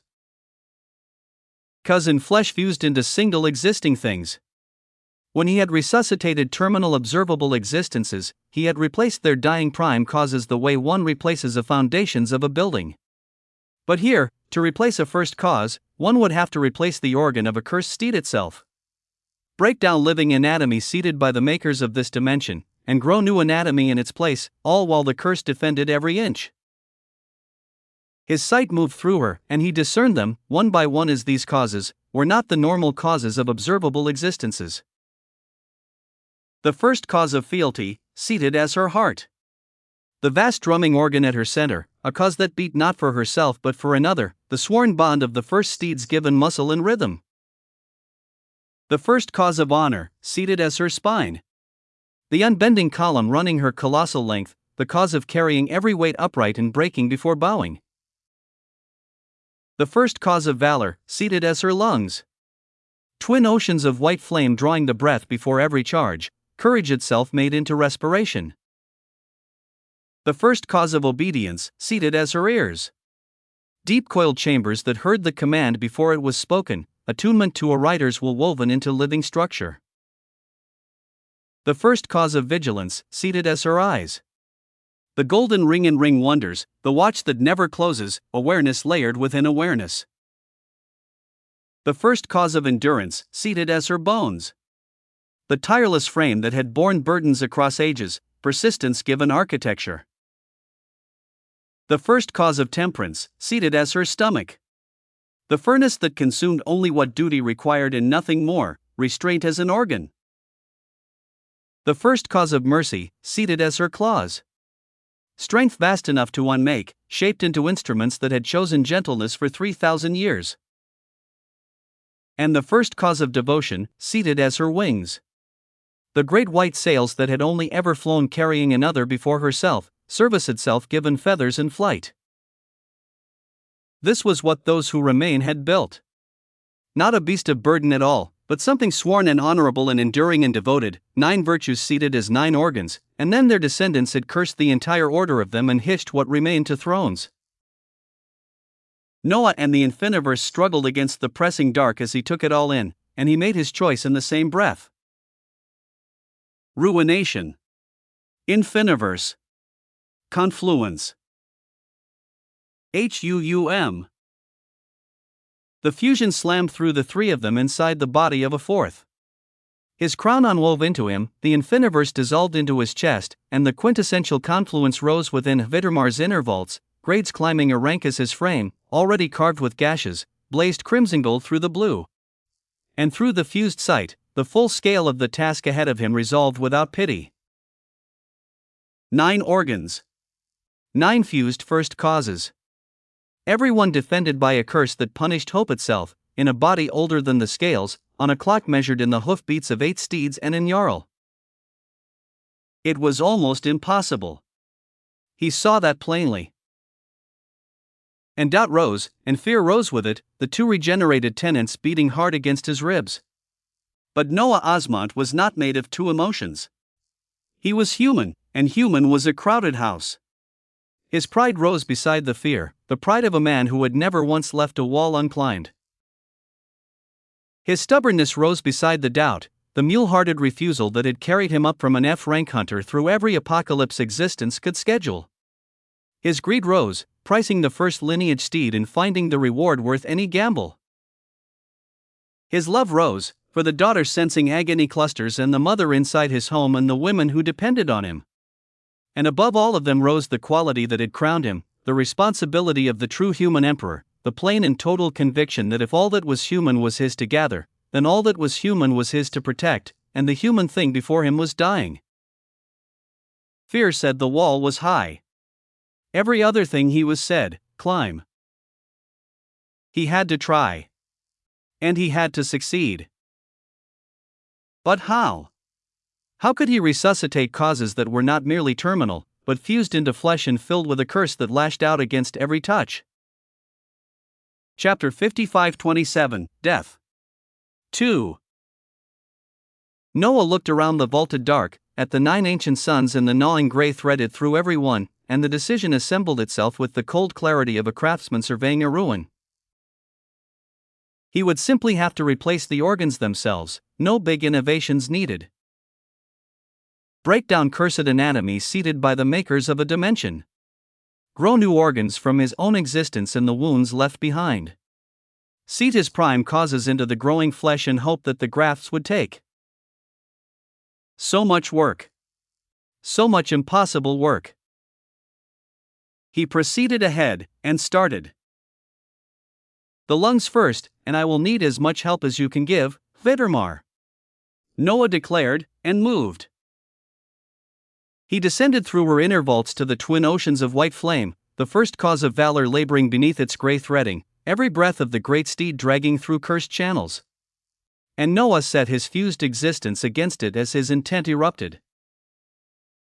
The Enenki intent of the quintessential Osmantian poured out of him in prismatic seas as his Osmantian source infinity followed in continental tides, and he began to break the organ down with the help of Vidrmar herself. He did not do it crudely, not destructively, but the way a master smith unmakes a flawed blade, edge by edge, fold by fold, his intent declaring each cursed weaving unwoven as his infinity dissolved the freed matter into raw potential. The cost was staggering. A tremendous portion of his intense output in whole oceans of his source infinity vanished into the unmaking of a single organ, his reserves screaming, his gashes tearing wider with the strain. But he had boundless reserves. And then came the replacing. Noah raised his carved arms, and began to guide the blood raging around his body. The berserker blood.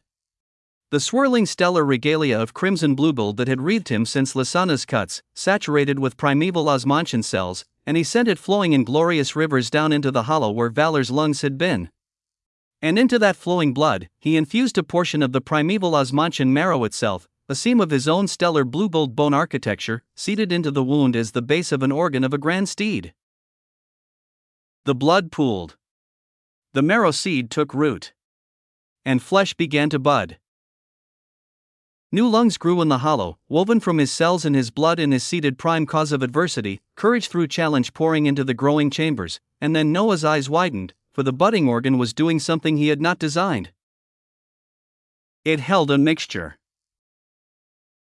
His prime cause of adversity burned through the new flesh, and threaded through it, refusing to leave, rising out of the dissolved ruin of the old organ like a stubborn ghost, came the first cause of valor. The two causes were mixing. Adversity and valor winding around each other in the budding lungs, his weavings, and the first weavings of those who remained fusing into something that was neither in both, and the new organ drew its first breath with a sound like a war horn learning tenderness. 1. One organ, budding and mixed and alive, and the cost of it had hollowed him his existence even with his boundlessness. Noah steadied his carved body, turned toward the heart of fealty, and that was when the curse stopped defending and attacked. The gnawing remembrance of Naglfar Ithak had watched something dare to begin replacing it. Watched something dare to cure. And the ancient sentence, offended beyond all measure, made a decision that proved beyond any doubt that it was cognizant. It sacrificed itself. Across Vidremar's vaulted existence, 4 of the 9 organs suddenly blazed grey-black as the curse burned its own holdings. Its potent grip on the eyes of vigilance, the ears of obedience, the claws of mercy, and the wings of devotion, for first causes worth of seated, ancient, concentrated curse, torn out of those organs entirely and converted, all at once, into fuel. Into one attack. Roar! The insidious eruption came from every direction at once, a tidal wave of weaponized sentence, 4 organs worth of 3,000-year agony condensed into a single gnawing tsunami, and it fell upon the fused figure of Noah with the full offense of a maker's malice.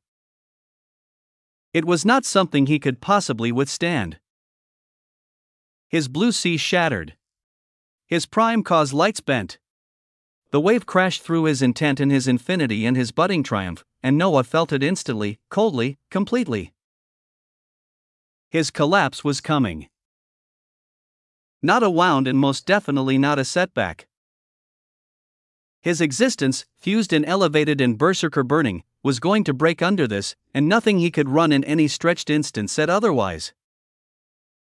Death was coming. And the true human emperor moved grandly. There was no panic in him. There was no scrambling. Even as the curse invaded his existence, grey-black threads chewing into his weavings, he kept his prime causes burning gloriously, 9 colors blazing through the collapse like banners refusing to lower, and he looked, in the closing moments, not at the wave. He looked at the 4 sacrificed organs. Eyes.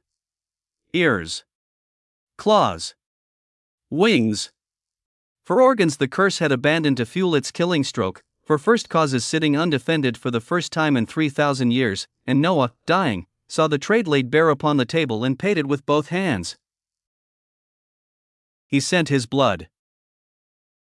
Seas of gushing stellar blood erupted from his splitting frame, 4 glorious rivers of crimson blue gold roaring outward through the collapsing vaults, and even as he died, he began infusing his causes into them.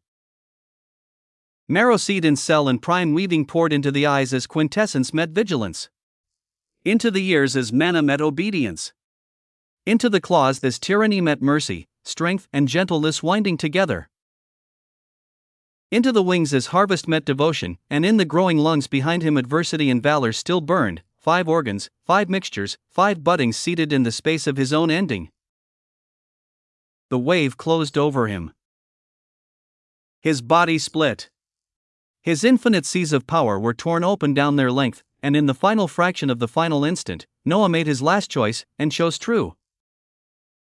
He folded the collapse inward, taking the entire attack fully into himself, wrapping his split halves around the presences fused within him so that the infiniverse and ruination, sheltered inside the breaking, would gain no damage at all. His ending would be his alone. Not his home's. Not his crown's.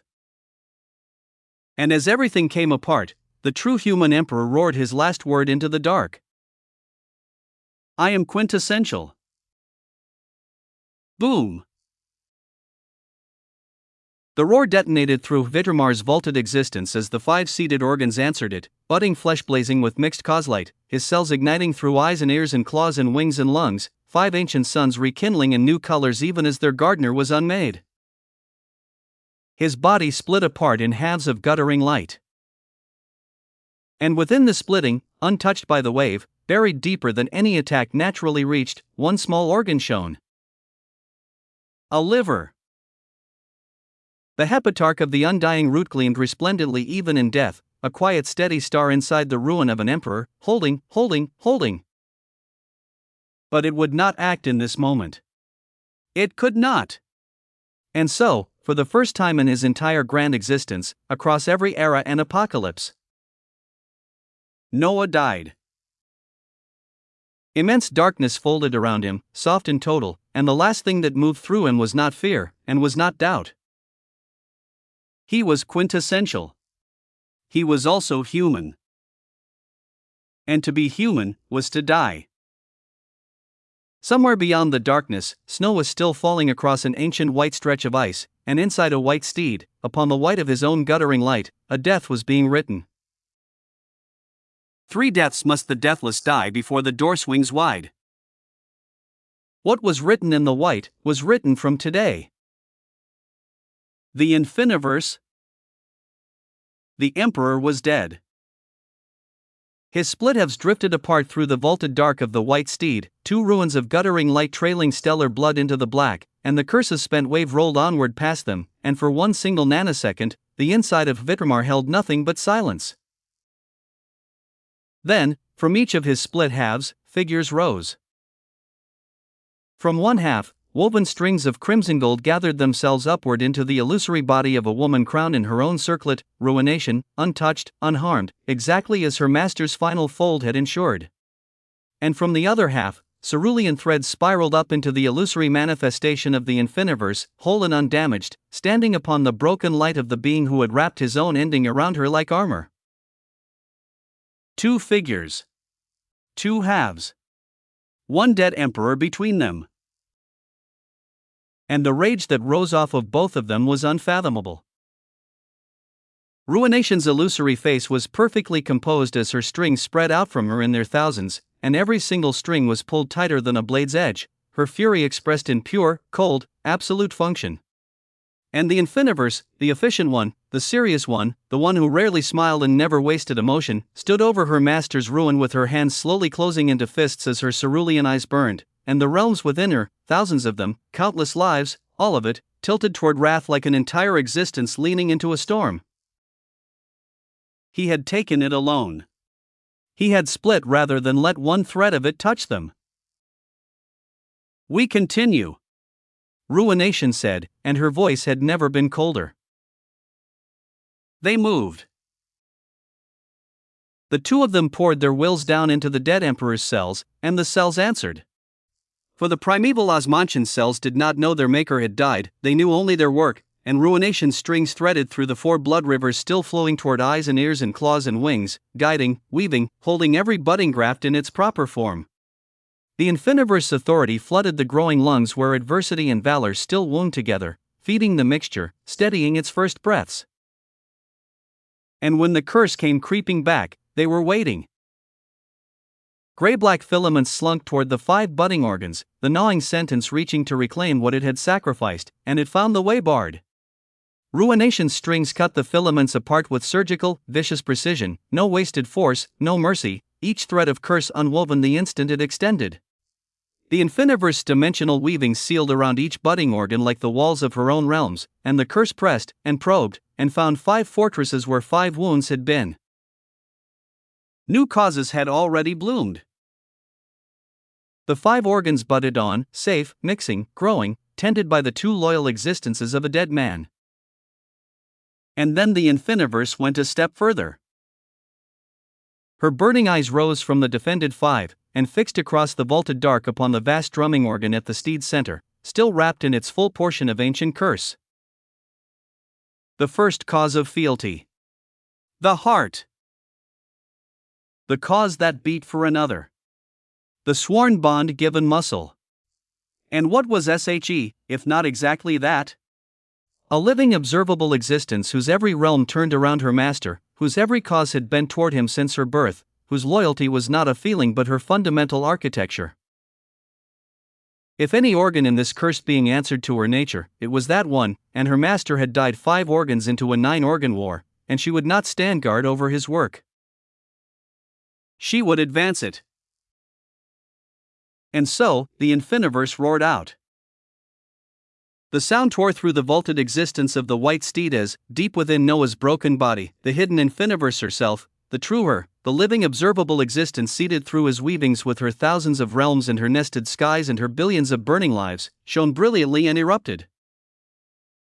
Hvitramar felt it all as it felt like her body was warring with itself, but she felt the hope ever so close as she lent all the help she could against the curse. Boom! Cerulean light detonated out of the dead emperor's halves in a pillar that split the inner dark from vault to vault.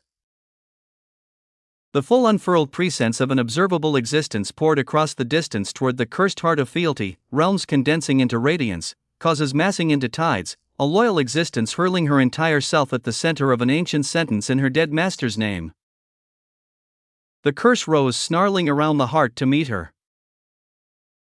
And beneath all of it, in the quiet ruin of the split halves, drifting in the dark where no light reached and no war touched, the glimmering liver began to pulse. Once. Chapter 55-28, Death. 3. The True Human Emperor. Death was not empty. That was the first thing Noah learned on the other side of it. The immense darkness that had folded around him thinned, and sensation returned without a body to carry it, and he found himself standing upon an endless sea of red. It was heavy. Heavy the way a debt is heavy, the way a name spoken at the wrong funeral is heavy, and the red stretched out to every horizon without a single wave, thick and still and patient, and across its surface, floating in their countless numbers, were bodies. All those he had killed. They floated face up as far as any sight could reach. The countless he had killed in his home world when it was still tiny. Those from the dungeons, beasts, and horrors he had cleaved through by the thousands for essence. Those from the beast world, from Atlantis, from the demon world, warriors and monarchs and soldiers who had stood in formations against him. Those from his universe. From his cosmos. From his wheel of existence, hierarchies he had erased in afternoons, hosts he had unmade between conversations. From his observable existence and every battlefield across every era of his climb, they floated in the red, countless past counting, an ocean floored with everything his ascension had cost everyone else. And each of them seemed to be looking at him. Their eyes were open. Every single one. And though no mouth moved, the question rose off the red sea like heat, asked in the countless voices of the drowned, pressing against him from every direction at once. Why? Why did we deserve to die? Noah stood upon the heavy red, and did not look away. And then, out of the endless sea of blood, directly before him, a body rose. It came up slowly, red parting off its shoulders, and it did not float like the others. It stood. A figure with light gold hair falling past his ears, fair skin that shone faintly gold as if dawn had been rubbed into it, adorned in a white robe that the sea somehow did not stain, and his eyes, as they opened upon Noah, were cold. Noah knew him. The precipice of the Navas galaxy. The octagonal shattered space. The raving laughter in his closing palm. It was Aldrich, the founder of the Celestials. But there was no madness in him now. Death, it seemed, had returned what desperation had taken, and the being who had died a raving lunatic stood upon the sea of his killers, making with the cold, composed dignity of what he had been before the end. Do you remember my last day? Aldrich asked. His voice carried flatly across the red. I remember it completely. Death is generous that way. It returns every moment you spend dying, and lets you hold them all at once. His golden eyes did not blink. I stood at the very precipice of the Navas galaxy, at the edge of everything I had ever known, with my essence spent and your tendrils around my limbs. I had been magnificent once. A founder. Raised up from nothing, given strength, given purpose, given a galaxy to shepherd. And then I learned what I was. A puppet. A thing on strings, raised up and thrown away like nothing the moment the play required it. So I did the only thing a cornered puppet could do. I rang the bell. I broke the barrier of my own home and called destruction down upon the enemy I could not defeat, and I laughed, because it was the first act of my entire existence that no string had chosen for me. The sea of red was utterly silent around his words. And you crushed me. Mid-sentence, mind you. You folded your palm and ended me the way one crushes a bug. His head tilted slightly. So I will ask you what all of them are asking. One golden hand swept slowly across the endless floating dead. Why did I deserve to die? All I was trying to do was break past the lines of fate laid through me. Past a destiny that others had set. Is that not what you have done at every single step? You defied your system. You defied your galaxy, your universe, your cosmos, your scales. You have made a crown out of refusing every script ever written for you. I refused one script, one time, at the very end, with my last breath. His cold eyes fixed on Noah's. Why did you deserve to go on, and I deserved your poem? The question rolled out across the sea, and the countless dead seemed to lean into it. Every open-eyed body in the red asking through him, the soldiers born into wrong banners, the hierarchies erased between errands, the groups unmade for standing in formations they never chose, all of their why gathered into one golden-haired vessel standing dry-robed upon an ocean of consequence. And Noah looked at Aldrich calmly. He did not flinch from it. He did not reach for comfortable weavings, for they attacked first, for any of the soft accountings the living tell themselves about their dead. He stood upon the sea he had filled, and let the question weigh what it weighed, and when he answered, his voice was quiet, and grand, and tyrannical, and human, all four at once. The dead should stay dead. That is my first answer, and it is respect. Your day ended, Aldrich. It ended completely, at the edge of your galaxy, with your one free act burning in your hands. Nothing I say here can add to it or take from it, and nothing you ask here can reopen it. The dead pleading their case to the living is the living's dream, not the dead's right. You had your last day. Noah's gaze moved past him then, across the endless red, across every open eye in the ocean. And my second answer is for all of you. His voice carried to every horizon. Across existence, all of us seek to defy fate and destiny. All of us. The hierarchies I erased were defying their extinctions, and you, founder, were defying your strings, and I was defying everything, and every single one of us reached for the same forbidden thing with the same desperate hands. His eyes came back to Aldrich, and they were level, and they did not apologize. Some fail. Some succeed. You did not die because you deserved it. Deserving was never consulted. You simply failed. And I have yet to fail. Aldrich stared at him for a long moment. And whatever the dead do with honesty, he did it in silence. Then Noah rose. He drifted upward off the heavy surface, and turned, and looked out at the endless seas of blood and corpses stretching behind him, at every era of his climb floating face up in the red. He would not pretend they did not weigh. And he would not let them anchor. He waved his hand. And shockingly, his grasp closed around the entire sea. Every horizon of it, every drop of red, every floating body across every direction, gathered into the will of a single gesture, and atop all of it, Noah imposed an endless blue. His color. The color of his infinity, of his source, of his identity, of every road he had climbed and every road still unclimbed, and it poured across the Red Sea from the point of his palm outward in a tide that did not ask permission. The heavy red drank the blue and became it. The countless bodies sank gently beneath the rising color, their open eyes closing one by one as the blue took them, questions settling, accounts not erased but carried, an ocean of consequence folded whole into the identity of the one who owed it. Ashes to ashes, Noah said softly, to all of them, to every era, to the golden-haired vessel watching him from the settling tide.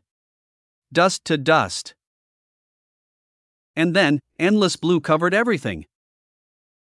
It rose past the horizons and over the sky of that heavy place, blue upon blue without floor or shore, and through the totality of it, through the whole claimed ocean of everything he had done and everything he still owed.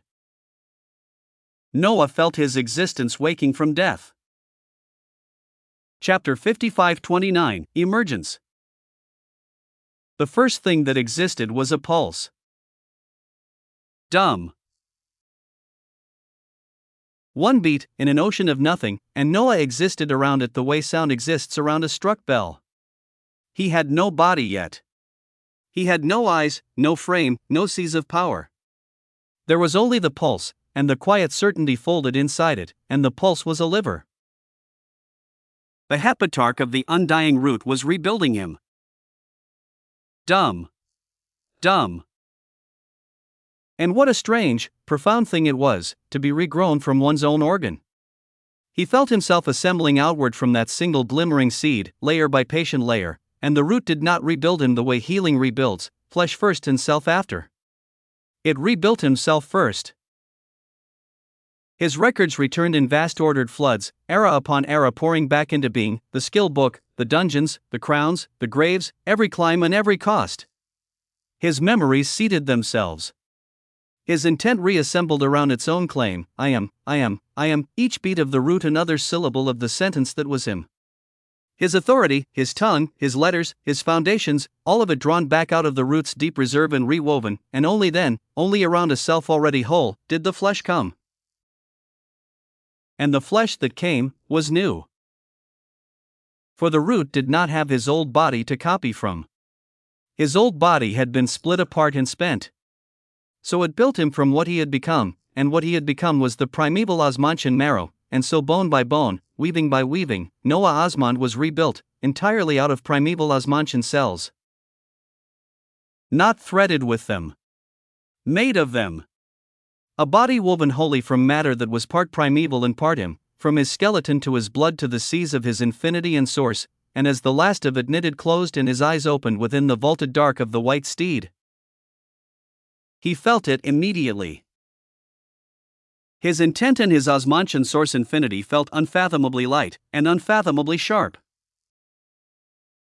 Where his power had once moved through and like great oceans, heavy and vast, it now moved like drawn light. Every expression of his will arrived without friction, every thread of his infinity answered before the asking finished, an existence rebuilt without a single seam of its old climbing, and Noah flexed one new hand slowly as stellar blue gold light traced through fingers that had never existed until this moment. Welcome back, Master. The hepatarch of the undying root is exhausted. It cannot act again until its reserve regrows. Do not die twice. He was reborn. And the door behind him was closed. Noah rose through the vaulted dark, and looked out upon the wart he had died in the middle of. The 5 organs he had seated still budded, strong and defended, adversity winding through valor's new lungs, quintessence through vigilance's eyes, manna through obedience, tyranny through mercy, harvest through devotion, 5 mixed suns burning in colors this dimension had never grown. Ruination's strings webbed the spaces between them, cutting down every creeping filament of gray. And at the center of everything, wrapped around the vast drumming heart of fealty, the Infiniverse was already working on the 6th organ. She blazed. Her full unfurled presence was pressed against the cursed heart in tides of cerulean, realms condensed into radiance, a living observable existence grappling an ancient sentence with her entire self, holding ground she had held alone through the whole of her master's death, and Noah's chest tightened around the side of her, his loyal one, his home, fighting his war while his body was still being written. Then the curse sensed him. And the gnawing remembrance of Naglfar went mad. The gray-black mass around the heart convulsed as its awareness snapped across the vaulted dark to the figure it had killed, the figure it had spent 4 organs worth of itself to kill, standing whole and new and burning quietly in the deep, and the shock that tore through the ancient sentence was a physical thing. The whole interior of Vitramar shuddered with it. It had ended him. It had felt him end. And the ended thing was looking at it. Yes, Noah said. Me. And he moved. What followed was arduous, and it was glorious. Noah crossed the vaulted dark like a drawn blade as his new existence sang, and he fell upon the cursed heart beside the Infiniverse, his light and intent slicing into gray weavings that had shrugged off his old self's oceans, his sharpened infinity dissolving anchor after anchor, and the 6th organ's unmaking, which had cost him a collapse before, unfolded now beneath hands that moved with rebuilt purity. The heart of fealty came apart in careful folds as his blood poured into the hollow, marrow seed taking root, and the prime cause of existence flowed down into the budding chambers to wind around the first cause of fealty, a bond fused to being itself, a heart that would beat for another as irrevocably as it existed at all. And through it, at last, Vitramar herself continued to join the war. The white steed, still bearing the full agony of the curse across her remaining organs, still burning in the pain that had filled 3,000 years, burned with valor. Her vast sovereignty pressed down upon her own cursed anatomy from without as Noah tore at it from within, steed and emperor working the same wound from both sides, and her ancient voice rolled through her own vaults, tight with pain and with purpose as she finally got the handle of what Noah was doing. The spine next. I will hold it still. They cut. The spine of Honor came apart between her stillness and his edge as paradox poured into the rebuilding column, honor fused with contradiction, a spine that could bear opposing weights without breaking. HUUM. The bones of endurance followed, her frame screaming as her own skeleton was unmade and regrown, chaos winding through endurance, persistence that renewed itself from raw potential. And the stomach of temperance last, the furnace that had only ever consumed what duty required, and into its rebuilt chambers flowed the prime cause of apocalypse, transformative ending seated inside perfect restraint, destruction that would forever after be a tool held by discipline. And with every organ that fell and rose again, the curse lost its anchors.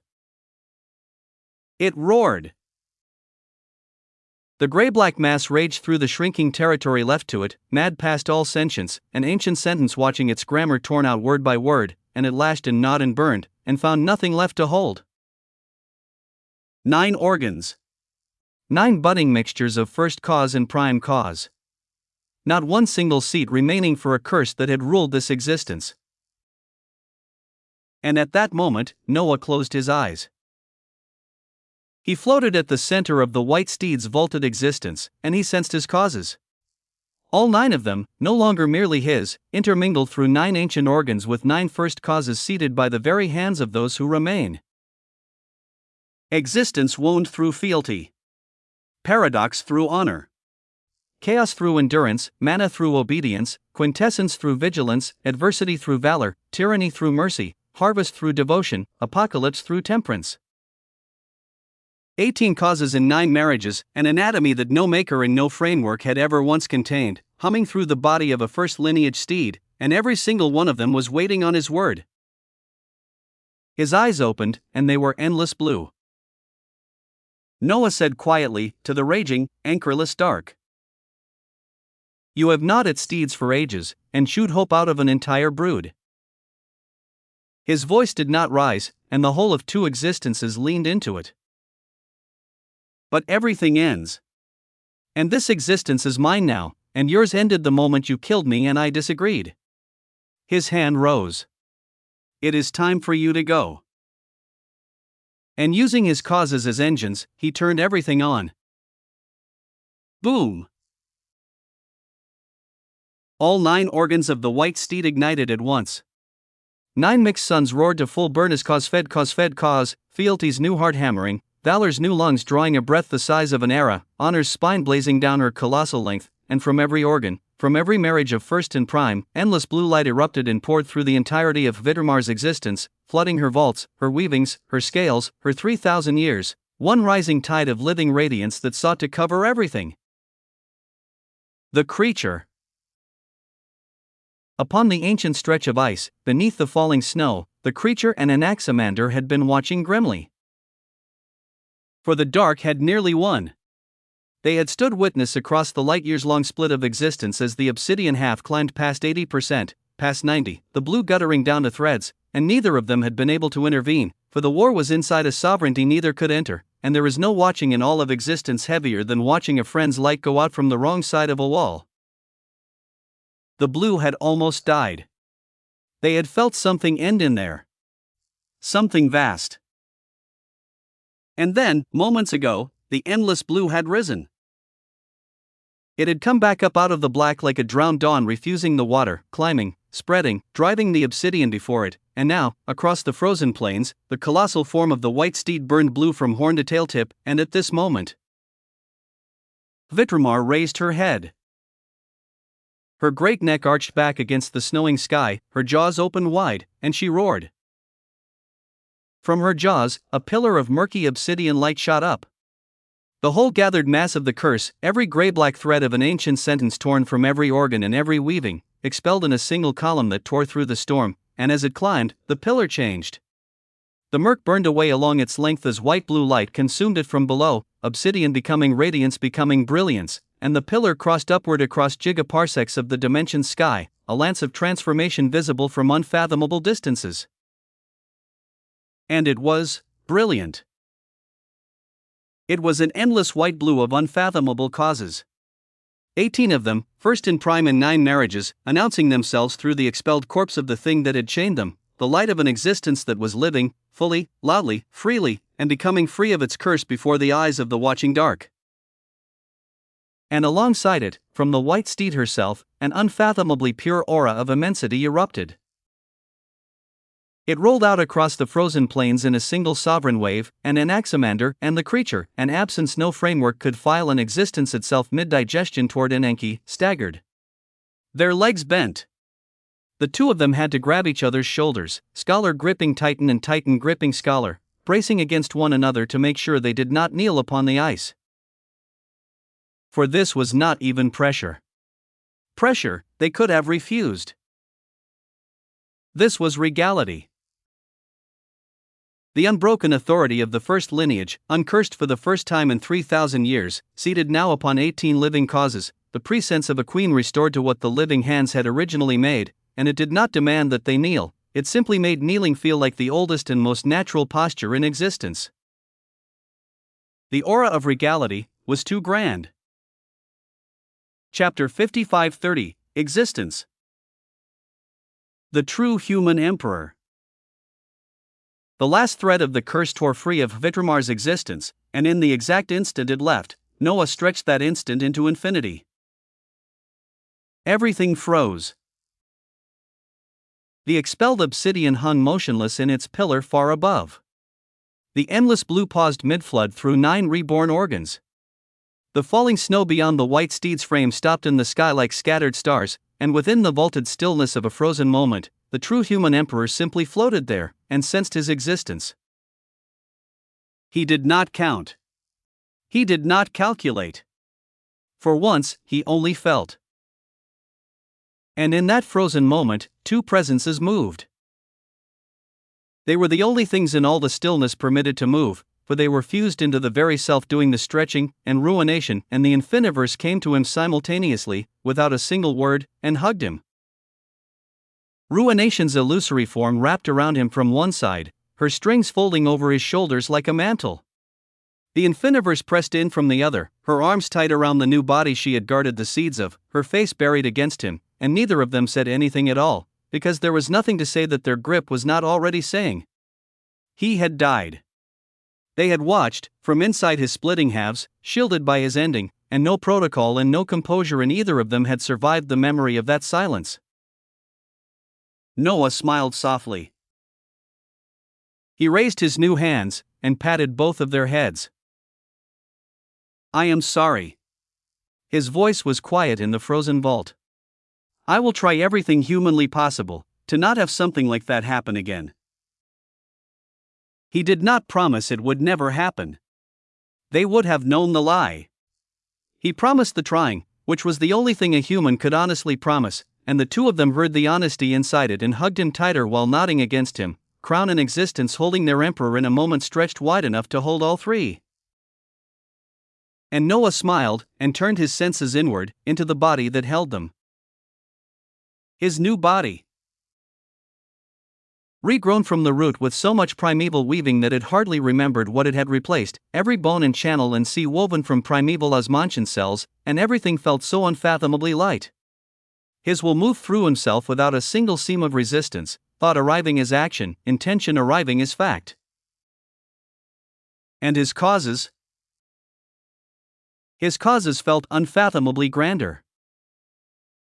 All 9 of them turned through his existence with a depth they had never carried, and he could feel why, for they were no longer only his. Each one was mixed now, married through 9 reborn organs to 9 first causes seated by the hands of those who remain, and through those marriages, something was flowing back. His prime cause of existence carried a new note of sworn permanence from its union with fealty. Adversity hummed with valor's charge-drawn breath. Tyranny had learned something from mercy's gentle claws, and apocalypse from temperance's discipline, and all 9 of them were visibly, actively undergoing a change, an evolution in slow glorious progress, growing grander with every moment they mingled with the first weavings of a steed. And when he looked at the whole of his existence together, he was shocked as the prompts began. For enduring tremendous adversity, for dying within it and returning through it, and for completing what you began at the cost of everything, plus 25 million Osmantian biomass has been gained. 25 million. All facets of your existence have been automatically upgraded to rank Beanjettle. Osmantian source infinity aside, your volume, your output, your trueness, and your foundations now stand at the rank of reach and pervasion as their floor. And above the floor, master, your second foundation, the tide that owes nothing, your intent, the Ananke intent of the quintessential Osmantian, and your Osmantian source infinity have elevated to rank Aitho. Near permanence. Authority over endings. The rank your fused peak could only pretend toward, now standing as your base. Your true appendages have also been reborn alongside your body, and further elevated. The estuary I, rank Aitho. The pinion vigil, rank Aitho. The hepatarch of the undying root, rank Aitho, exhausted but grander for its work. The primeval Osmantian marrow, rank Aitho. The amaranthine heart, the circlet, the quintessential pantheon of the infiniverse, rank Aitho. All of them stand at the rank of you, master. Every instrument you carry is now an authority over endings. For reference, as you will ask, elevation to rank Esibat is priced at 100 million Osmantian biomass per facet. The trembling shield tree does not come cheaply. Reserves currently stand above 25,500,000. Prompts of majesty and wonder pulsed. Noah floated in the stretched stillness with his crown and his observable existence in his arms, and took all of it in, and for a long moment of the infinite moment, he simply reflected. He had died. He had stood in a sea of his own dead and been asked the question that every ruler owes and almost none ever answer, and he had answered it honestly. He had felt fear, and it had not broken him. He had felt doubt, and climbed through it. The route that saved him was spent. The door behind him was closed, and death, for the first time in his existence, was again a thing with consequences. And somehow, that made all of it heavier, and all of it brighter at once. To climb without a net was simply to be human again. He had asked, once, on a golden island, whether immortality violated being human. Existence, apparently, had heard the question. And it was amidst this reflection that the prompts returned, and their tone had changed. Master. The tide that owes nothing has been triggered at rank Aitho for the first time. The tide has weighed what you have done. You have undertaken a tremendous act of giving, you have cleansed the curse of a steed whose lineage stems from those who remain, at the price of your own death. You gave existence itself back to a dying steed of the first clutch of makers, and the tide does not permit such giving to flow one way. An unfathomable wonder of unknown origins will be paid through this act of giving. The moment the prompts finished. Crack. Noah's stretched moment of infinity shattered. Time slammed back into motion around him, snow falling, blue flooding, the pillar climbing, and in the same heartbeat he felt something squeeze into existence directly above his palms, fold itself out of nothing with a small, dense, impossibly quiet weight, and drop into his hands. It was a simple white egg. Noah stared at it. There were no flashy lights. There were no terrifying bursts of power, no detonating skies, no light years of split heavens announcing a boon's arrival. The grandest foundation he possessed, at the rank of authority over endings, triggered by an act of giving priced at his own death, had produced a smooth, palm-sized, perfectly white egg, sitting in his hands.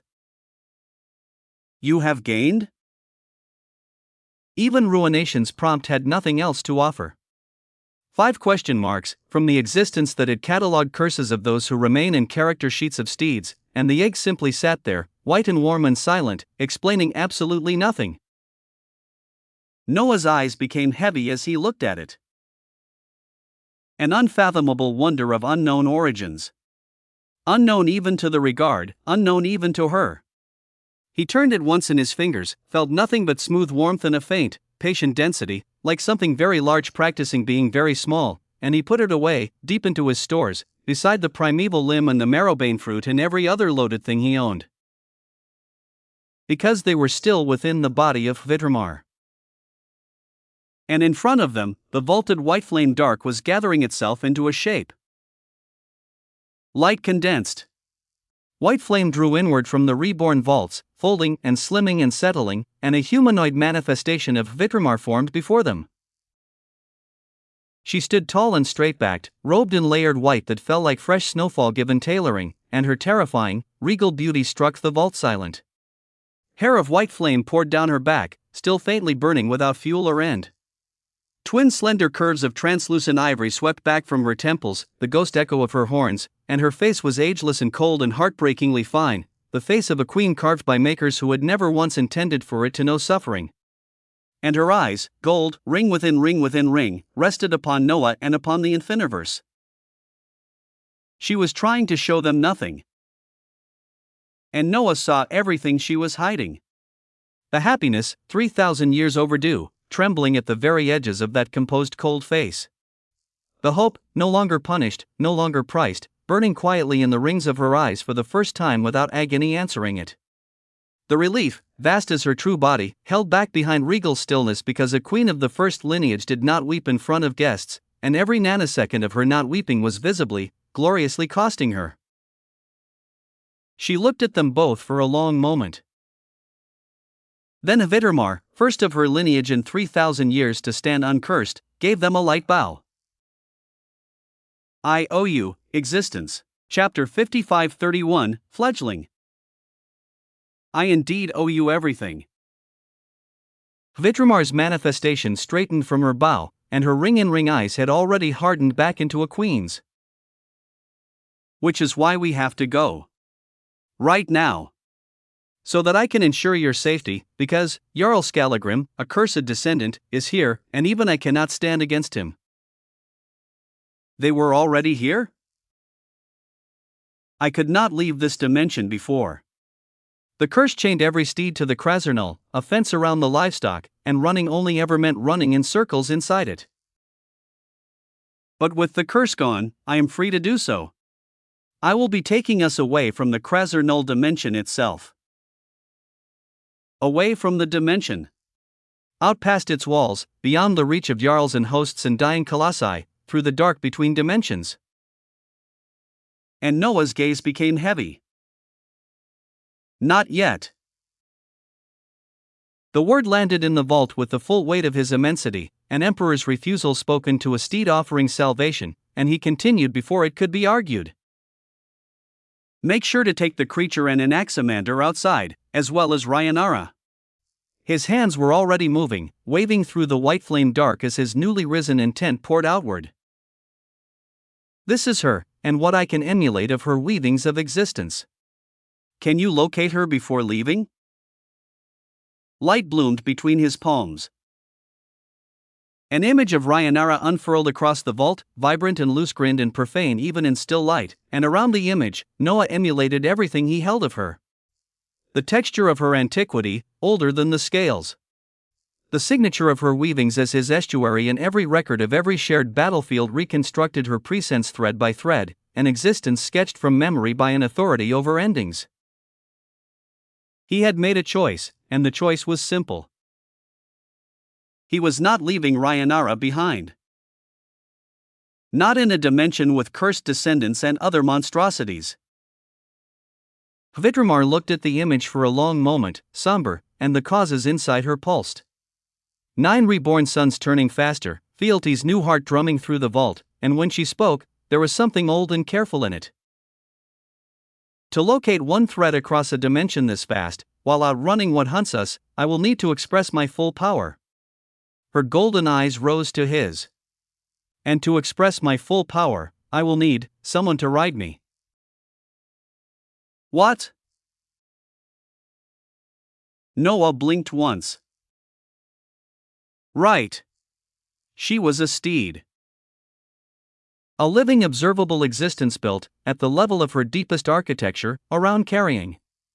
9 organs that tilted towards virtue, fealty, and obedience and devotion, an entire anatomy of virtues that all pointed at a saddle, and for 3,000 cursed years, that architecture had been chained to thrones and whips, and never once completed by a willing seat. Noah looked at her with shining eyes, and spoke grandly. "I will ride you. Let's go." The manifestation of Vitramar nodded once, and everything moved. The vault folded.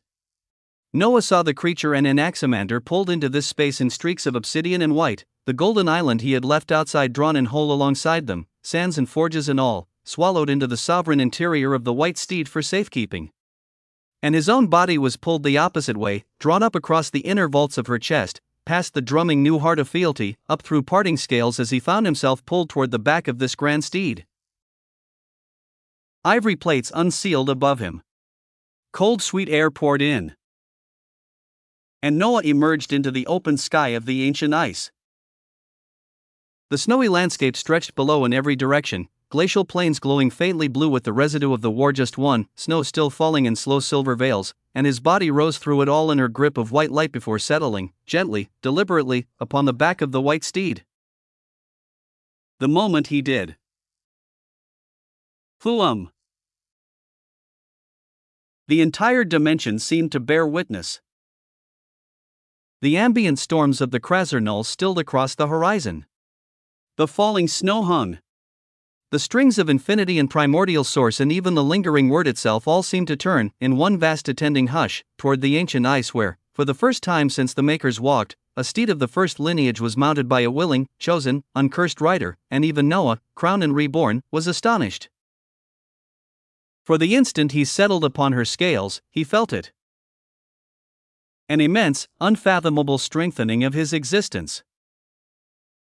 You are the first non-descendant of Naglfarithok, the sleepless fiend of those who remain, to ride one of the steeds born of his ingenuity. The steeds were his design. His craft and his cruelty both. Their saddles were cut for his bloodline alone, and for ages beyond counting, only cursed descendants have ever sat where you are sitting. The architecture of the first lineage has weighed you, and it has chosen to recognize your seat as sworn, not stolen. Designation gained, the fledgling liege of the first lineage. This is the beginner's distinction of a rider of these steeds. The word fledgling is doing heavy work in that title. What sits above it returns only. Starter boons of the fledgling liege, catalogued straight face. The bond of seat and sworn. A permanent channel now runs between rider and steed. Thought passes without words across any distance. Senses may be borrowed, her sight that reads weavings within weavings, her sovereignty sense that tastes dimensional law. And the reservoirs of both existences now stand open to one another. You may draw upon the power of her 18 causes, and she upon your seas. 2 existences, 1 account. The anchored seat. Nothing unseats you. No velocity, no force, no authority tears you from her back while the bond stands. Your position is now a fact of existence rather than a matter of grip.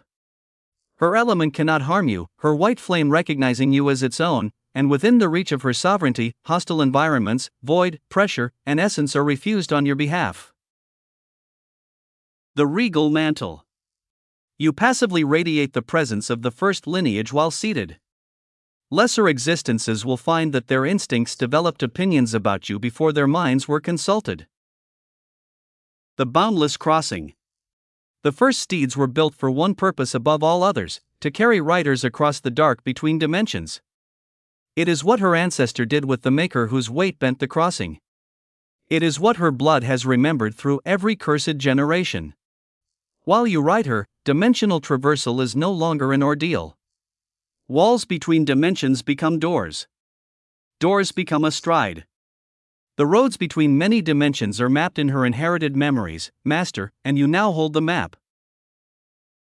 Deeper functions of the bond remain sealed behind the fledgling distinction. They return, and they are many.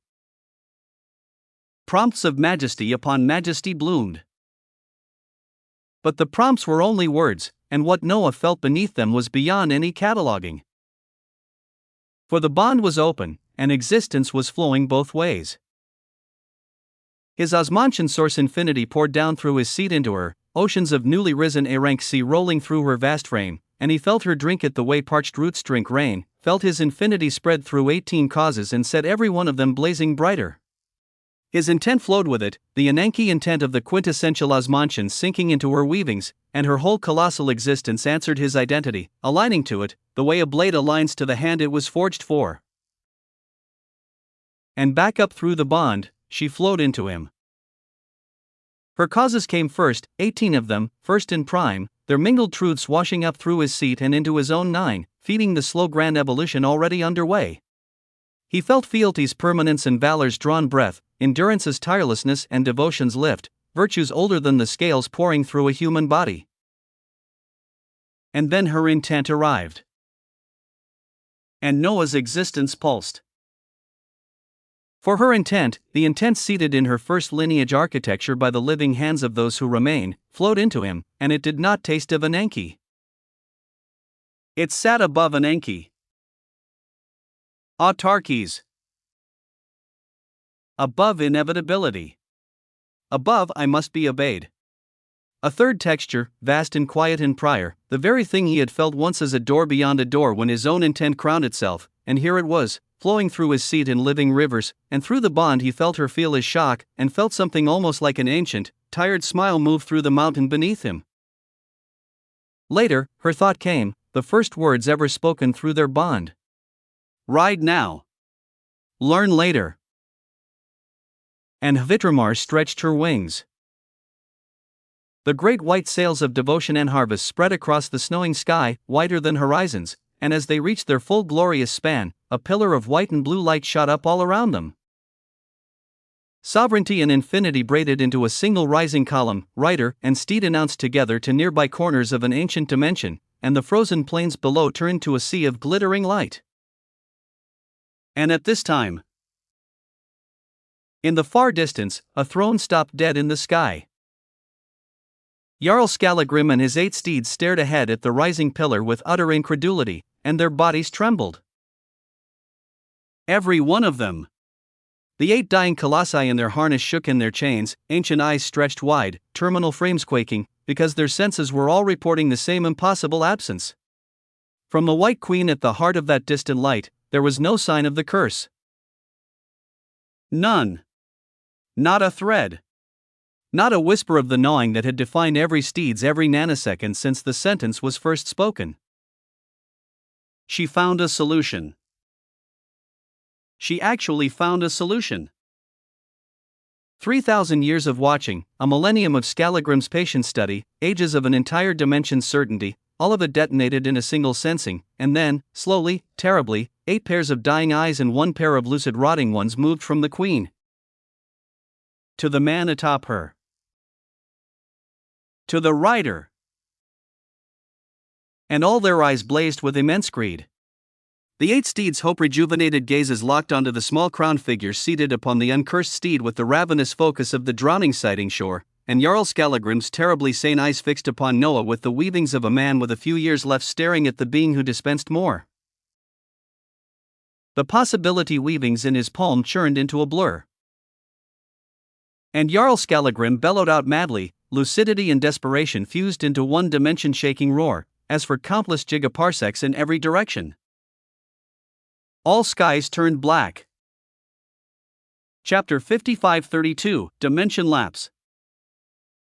Riding was a sensation Noah had to adapt to. Not the seat. The seat was effortless, anchored by boons into a fact of existence. What required adapting was everything flowing through the seat, the drumming of a fealty heart the size of a realm beneath him, the tidal rhythm of valor's lungs, 18 mixing causes turning under his palms like an engine of virtues, and his own seas pouring down into all of it while her ancient rivers poured back up. 2 existences breathing in each other's rhythm, and every breath of it settling deeper. It felt far, far too intimate than he expected. And with his reformed body, reborn light and sharp from the root, in addition to this ridiculous empowerment that came from mounting Hvitramar, Noah was able to very clearly sense the power that made this steed want to run away. His gaze rose across the blackened gigaparsecs, and he looked upon the maddened figure of the cursed descendant. Jarl Skallagrim burned against his own darkened skies, titanic and rotting and terribly awake, carried forward on his throne by 8 dying steeds whose eyes were all fixed on Noah, and from that distant lucid figure rolled a power that pressed against Noah's newly risen senses with a texture he had never once encountered. It was terrifying enough to give a sense of hopelessness. Even now. Even at A-rank Idho, even seated on a first lineage steed, even 25 million strong, the presence of the thing on that throne registered in his weavings as something his framework simply could not hold. It did not belong to the 5th scale. It did not belong to the 6th. It did not belong to any scale, and Noah realized, with the cold clarity of a man updating his maps mid-journey, that he would need to find entirely new rankings of power outside of Vakachev's scales altogether, because, damn. If Vidrmar, uncursed and 18 Khazdan sovereign, still chose to run away from this monstrous thing, then they ran. Go. Noah whispered it calmly while clasping the scale of Vidrmar below him, and in the next second, he and the massive white steed beneath him turned their gazes across the dark, glared coldly at Jarl Skallagrim, rider and mount, delivering one shared look of unhurried, imperial promise, and disappeared. The white-blue pillar collapsed inward on the empty ice, and where a queen and her liege had stood, there was only falling snow. And Jarl Skallagrim glared forth madly. His rotting face twisted around its terrible lucidity as he rose from his throne, and he whipped the reins of cursed lightning, and 8 rejuvenated steeds screamed against their harness and tore forward through the blackened sky, an entire hateful cluster hurling itself after the vanished point of its salvation as the chase began in earnest. In this snowy area, upon the emptied ice where 2 impossible things had just departed, a golden cloud drifted down through the falling silence, and upon it stood a shocked old woman. The Recorder of Wilds stared at the point where Noah and Vidrmar had just been, and her ancient eyes were shining. Who is he to actually dare to reverse an action of one of those who remain? Does he even know what he just did? Her voice was hushed, and for once, it was not narrating. And more than that, a cure for the curse of this cursed dimension. How does this affect things? She had been speaking to herself when, in the next moment, the ice shook. She turned. And behind her, descending through the storm on legs like dying mountain ranges, was the steed of oblivion. Grimist's colossal grey frame filled the snowing sky, chains screaming, its guttering ice stretched wide and fixed on the horizon where the pillar had stood, and shockingly, atop the burden-bearer's vast back, small against its enormity and burning with desperate power, was Jarl Erling. The dying titan himself, as he had seen the failure of his party through Grimist's senses, and he had used whatever unique power his steed possessed to cross the dimension himself. Now that he knew another Jarl was involved, there was no need for secrecy. The race was naked, and the prize was fleeing, and his titanic bronze face was filled with such regret and such pain that it had cracked new fissures beside the crimson ones. He may have even missed out. The cure had been here, and Jarl Erling roared with everything his remaining years could carry. Go! Go, go! Catch up to them! The steed of oblivion bellowed, and the mountain frame surged forward through the storm, keeper and burden-bearer tearing off after the same vanished point as the Jarl before them, and the Recorder of Wilds stood upon her cloud and watched them go, and slowly shook her head. A steed that was no longer cursed. So long as the fleeing ones were not stupid, they should not be caught. They would be far from this dimension soon. And the pursuit? It was impossible for the cursed steeds to leave this dimension, fenced by the sentence itself. And for the cursed descendants, leaving was merely hard. Not impossible, just very hard. And more than hard, it was priced. For she knew what few remaining beings knew. One of the promises made to the descendants for their sin was this: if they left this dimension, they would have no chance of salvation from their curse. The fence around the bloodline was not a wall. It was a wager. Stay, and hope. Leave, and be certain. And so for ages, dying generation after dying generation had stayed, orbiting the faint promise like moths deciding the lamp was a dawn. And now the dawn has run off, the old woman murmured. Words should be handled with the same care as eggs, but I will say this much. Among all the descendants of all of those who remain, the ones seated under the sleepless fiend have always hated their ancestor the most. But as the recorder was thinking all this, in the next moment, she was surprised. For off to the side, another aura arrived. It did not creep, and it did not announce. It was simply there, seated into the storm as if it had always been part of the weather, and it looked straight at her, through every fold of unsensibility she wore, and the old woman felt the rare, almost nostalgic pleasure of being seen. And she smiled. Out of the billowing snow walked a Titan. He was massive, a gorilla-like humanoid whose shoulders moved like hills deciding to travel, his whole vast body draped in fur of pure obsidian that drank the stormlight and gave back none of it. Waves of majesty rolled off of him with every unhurried step, the pressure of something earlier than frameworks, and in one enormous hand he carried a black bow taller than true lifeforms, its limbs burning along their length with a low, patient fire, and any being with the senses to read that flame would have understood instantly that it could scorch and melt an Enki in 10 effortlessly, the way morning melts frost. A primeval one. The Titan's deep-set eyes swept once across the emptied ice, across the residue of the pillar, and settled on the old woman upon her cloud, and he nodded. Recorder. His voice was the sound of a mountain being courteous. I have been waiting for you. Though I did not expect to find you at the scene of an incident. His gaze moved to the horizon where 2 hunts had vanished. Did you see what happened here? The recorder smiled at this. I saw. But that is the second thing I will talk about, as the first thing, the one that brought many of us to this dimension, has to be discussed before it. She settled her sleeves, ancient eyes twinkling. Haha, where are the other primevals? Oh, Doku? Doku, the obsidian archer, rolled his vast shoulders. The others are meeting with the Jarls. The ones who still have many years left to live, and thus still have manners left to spend. His deep voice carried a plain, unhidden distaste. But I do not really agree with our approach here. Just because cursed descendants are easier to deal with, does not mean we have to work with them. There are countless possibilities out there. We are reaching for the nearest branch and calling it the best fruit. The recorder smiled wider. And yet we are here. She poured herself tea without hurry, the storm bending politely around the ritual.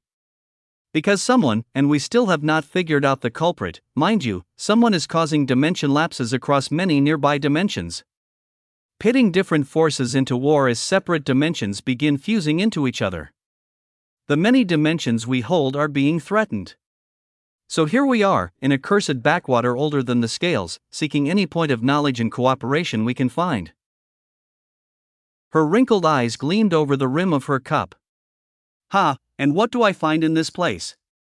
Someone curing a curse of the sleepless fiend.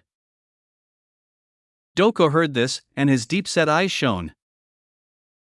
The black bow's fire flared along its limbs as the obsidian titan leaned toward her, majesty rippling off him in eager waves.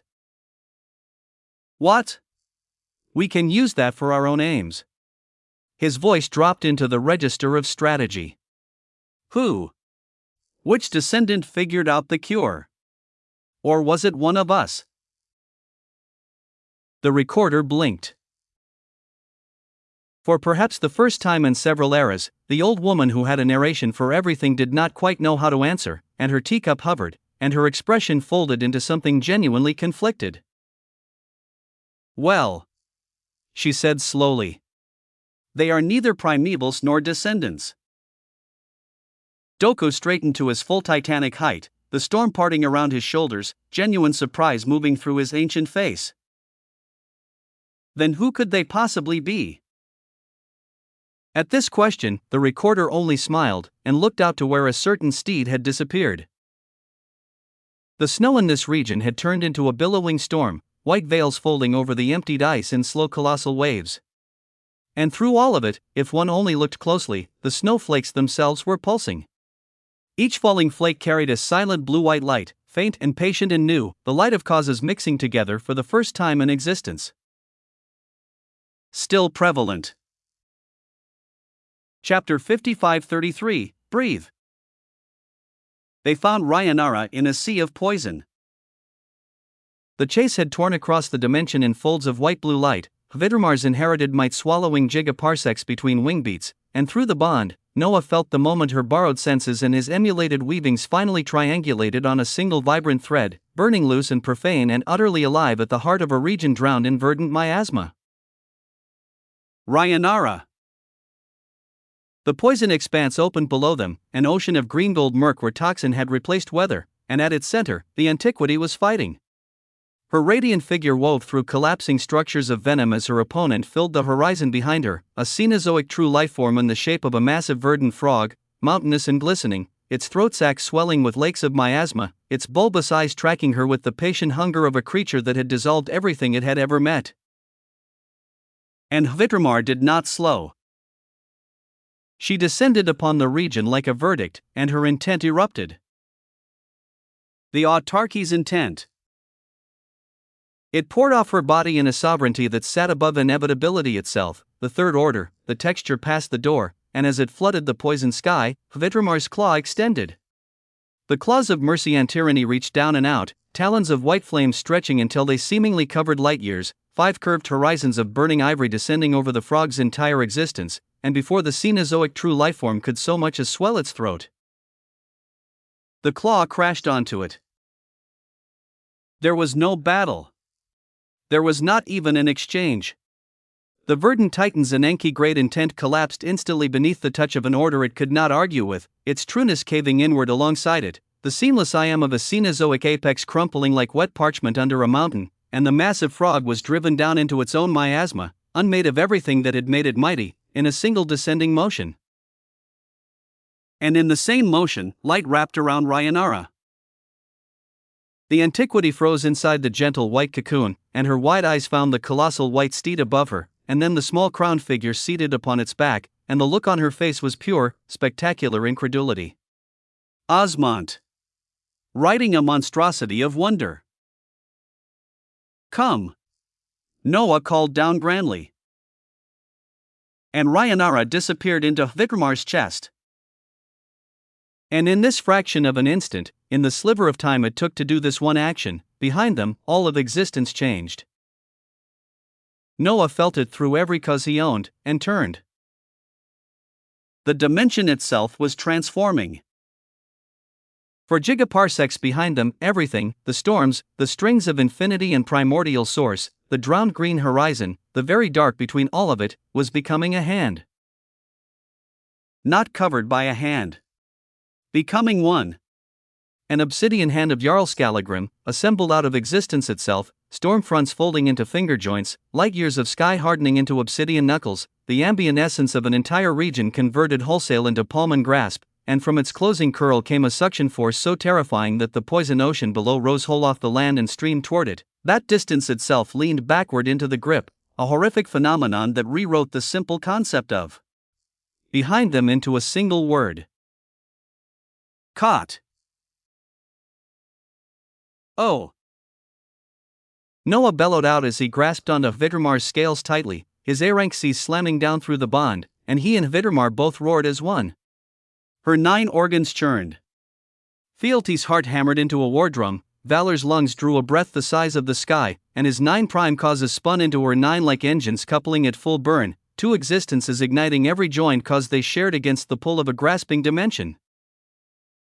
And gloriously, the truth revealed itself. Hvitramar had already begun slipping across dimensions the moment she acted to bring Rhayanara in. The catch in the crossing had been one maneuver, started before the hand ever formed, her first lineage blood threading them into the gaps between the dimensions' weavings even as her claw was still descending, and they were only completing the action now. This was the only reason they were not caught. The obsidian fingers closed. And in the next instant, rider and steed turned into pure white-blue light. The radiance pulled away from the obsidian hand like a thread drawn out of a closing fist, phasing into the gaps of this dimension, between its strings, beneath its laws, and out of it entirely, and against a suction that had swallowed a poison sea, the light of Noah and Hvitramar disappeared. The obsidian hand closed on nothing.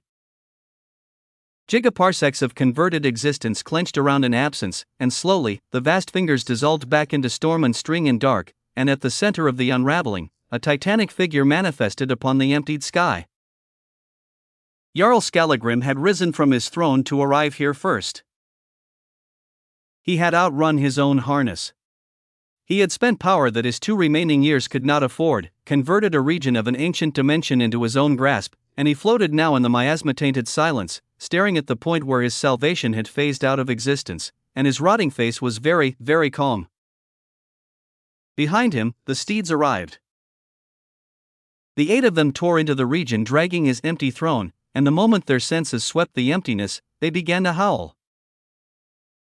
Long, cracking, terminal howls of pain, for the uncursed one was gone, the proof was gone, the first new hope in years had left the dimension they could never leave, and their dying causes screamed the loss through every chain channel. Jarl Skallagrim floated coldly amid the howling. Then he reached out, and grasped one of the 8. His obsidian hand, the small one, the merely titanic one, closed around the nearest steed's neckridge, and he began to calmly and brutally tear it apart. Squelch! There was no fury in the motion. He worked with the unhurried thoroughness of a man taking down a tent, peeling the dying colossus open along its chain weavings as it screamed, its terminal causes guttering out one by one in his grip, and the other 7 steeds watched in absolute frozen fear, hulls strangled into silence, an entire harness learning in real time what their keeper's calm was worth. Do you know what that was? Jarl Skallagrim asked, conversationally, to the thing coming apart in his hands. That was the answer. I chose lucidity in the dark while my brothers drowned themselves in feasts. I waited for her to move, and she moved, and the answer walked into this dimension and cured her and sat upon her back. The steed's last cause guttered. He let the ruin drift. And because you were so useless, such a chance disappeared. He looked at the 7 remaining, and they did not meet his eyes. The promise says that those who leave are abandoned by salvation. His fissures glowed dull red as he turned toward the far dark, toward the direction of a departure only he had been close enough to taste. But salvation has left first. The promise is now a fence around an empty field. He stepped back onto his throne, and took up the reins of cursed lightning. So now, I have to leave this dimension. And find them. The Krasr Null. The ancient dimension, for its part, barely noticed any of the wonders that just occurred. Across all their battles and forges and feasts in Cure, Noat and the creature and Ryanara had only ever been moving around its periphery. The outer shell of the Krasr Null. The thin cold rind of an existence that predated the scales, where lone Jarls kept lone mountains and lone steeds walked out their sentences. Deeper in, the dimension was inhabited. Deeper in, whole clans of cursed descendants held courts across continental thrones, generations of the bloodlines of those who remain living and scheming and dying on schedule. Deeper in, broods of steeds beyond counting walked their burdens across lands no outsider had ever mapped, and deeper still, in halls older than the sentence itself, some of those clans were, at this very moment, meeting with primeval ones, ancient guests speaking carefully of fusing dimensions and fusing borders. And some of the most powerful beings in those depths had sensed something, when a certain pivotal event took place upon the periphery. A pillar of obsidian turning white-blue. A texture of causes mixing that existence had never once tasted. So far, only 2 Jarls and 2 primevals knew exactly what had occurred, and just what had appeared. Only 2, and 2. How long would it take before more than 2 Jarls knew? And what would all those cursed do, when they learned there was a panacea in existence that could cure them of their misery? What indeed? The true human emperor. For the first time in what felt like several lifetimes, Noah breathed easy. He sat upon the back of Vidrmar as she crossed the region between dimensions and time, her great wings beating in long unhurried strokes through a dark that was not darkness. The foam boiled at the finest scales, possibility frothing in and out of definition wherever his attention was not pressing. The strings ran everywhere, undressed of matter and law, vibrating their sustained notes in directions that were neither ahead nor behind. And in the far unmeasurable distances hung the membranes, vast sheets of dimensions drifting through the black like islands through an ocean, each one wearing the dark around its shores. The last time he had crossed this place, he had done it inside a vessel, wrapped in his Pantheon stanchions, reading the grammar of the deep like a passenger pressed to a window. Now he rode through it on the back of a queen, and the dark parted for her like it remembered her lineage. And Noah, breathing easy, reflected seriously. The cursed descendant. Jarl Skallagrim. He turned the memory of that power over. It had not been a gap of ranks. It had been a gap of categories. His Erankidho facets, his 25 millions, his reborn body of primeval cells, all of it had not been much. To stand against something like that, he would need more than elevation. He would need power that lived far, far outside the scales entirely, the way the descendants did, the way her autarky's order did. And his estuary eye, his own anchor, had led him straight into such a terrifying place. If he used an analogy from his homeworld, it was like he had been a level 10 being who confidently opened a door and arrived in a zone filled with beings at level 100 and above. The Krasernul had been, by every honest measure, out of his depth. He had been a bit weak for it. And walking out of a zone like that alive, let alone walking out with a first lineage steed beneath him and a cure to his name, was a terrifying boon that he intended to respect properly. Especially because of what the boon made possible. It had now become unfathomably easy to cross from one dimension to another. The roads were mapped in the blood beneath his seat, walls had become doors, and entire unknown zones of existence sat one stride away in every direction. And he purposefully chose not to take a single one of them yet. He just wanted to breathe for a moment. You are quiet. Her voice came through the bond, a warm ancient current beneath his seat. I am thinking. Noah said aloud, smiling slightly. You gave me back my existence before you ever knew my full name. Her wing beats slowed into ceremony. I am Hvitramar, a remnant dimension steed. A progeny of the cursed mounts of those who remain, specifically, the sleepless fiend. The last unbroken thread of the first lineage his living hands seeded. And you must understand what follows you out. Her voice lowered. You have seen 2 Jarls. The Krasernul holds many. Many across its depths, each with its clan, its harness, its experiments, and its expiration date. Some have 1,000,000 years left and fear nothing yet. Some have less than a decade and fear everything. And every single one of them, from the patient to the desperate, wants exactly one thing more than they want their next breath. Her great head turned slightly, one goal lie finding him across her own horizon. The moment they find out what you can do, they will not send parties to capture merchandise. They will come themselves, as Erling came, as Skallagrim comes. They will seek to utilize you first, politely, richly, with every treasure their ages have hoarded.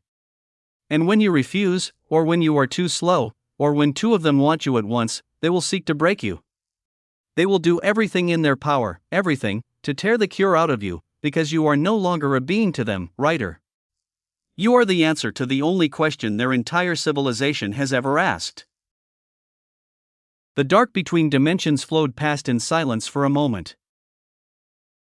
I sensed hope, and I ran toward it, and I pulled you into the center of all of that. Her ancient voice carried guilt. I feel as though I have doomed you. I reached for my salvation and hung a mark upon your existence that many dying tyrants will now hunt across all the dimensions. And Noah smiled. He leaned forward and set his palm flat against her scales, warm ancient ivory under a reborn hand, and his voice came easy and certain. I made my own choices. Every one of them. He patted the scale once. I chose to fly toward your cause when running was free. I chose to put my hands on a curse. I chose to step inside, and I chose to keep going after it killed me once. None of this is your fault. You did not doom me. And since we are doing introductions properly. He straightened upon his seat, and the dark itself seemed to attend. I am Noah Osmont. The quintessential Osmontian. The true human emperor. His eyes gleamed. I am still gradually forming the vision of what I want to do. But its shape is coming, and every version of it helps me gain more power. And with more power, I can defend what is mine against monstrous threats like the Jarls, instead of running from them. Hvitramar's organs pulsed beneath him. Then I vow it here, in the dark between all things. Her voice rang with the immensity of the spine of honor itself. Whatever that vision requires of me, I will do anything to aid in it. Noah nodded. Good. Because as the true human emperor, I may have to spread my rule across all dimensions. And across time. All that is human, wherever it stands, whenever it stands.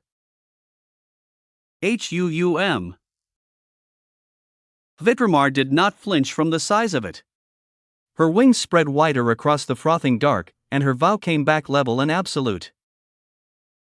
Then I will take you to every dimension you need. Many are mapped in my lineage, and they are yours now. You need only say where. Her voice settled into something older than the formality. I will repay the debt of my curse however I can, for however long the repaying takes. Noah's eyes shined brightly at this, and he nodded. And in the next moment, he sent his thoughts down through the bond, and an instant later. Whap! The creature, Anaximander, and Ryanara appeared upon the back of Hvitramar. A white platform formed below the three of them the moment they arrived, a disk of pale sovereign light holding them just above her scales, for they were not considered to be riding Hvitramar, and by every law of the saddle and the lineage, they shouldn't be able to. Shouldn't. But who knew what monsters like Anaximander were capable of? The scholar was already looking down at the white platform beneath his feet with the mild, curious expression. Ryanara's gaze swept from the naked strings of the dark, to the colossal uncursed queen beneath her, to the crowned figure seated at the head of it all.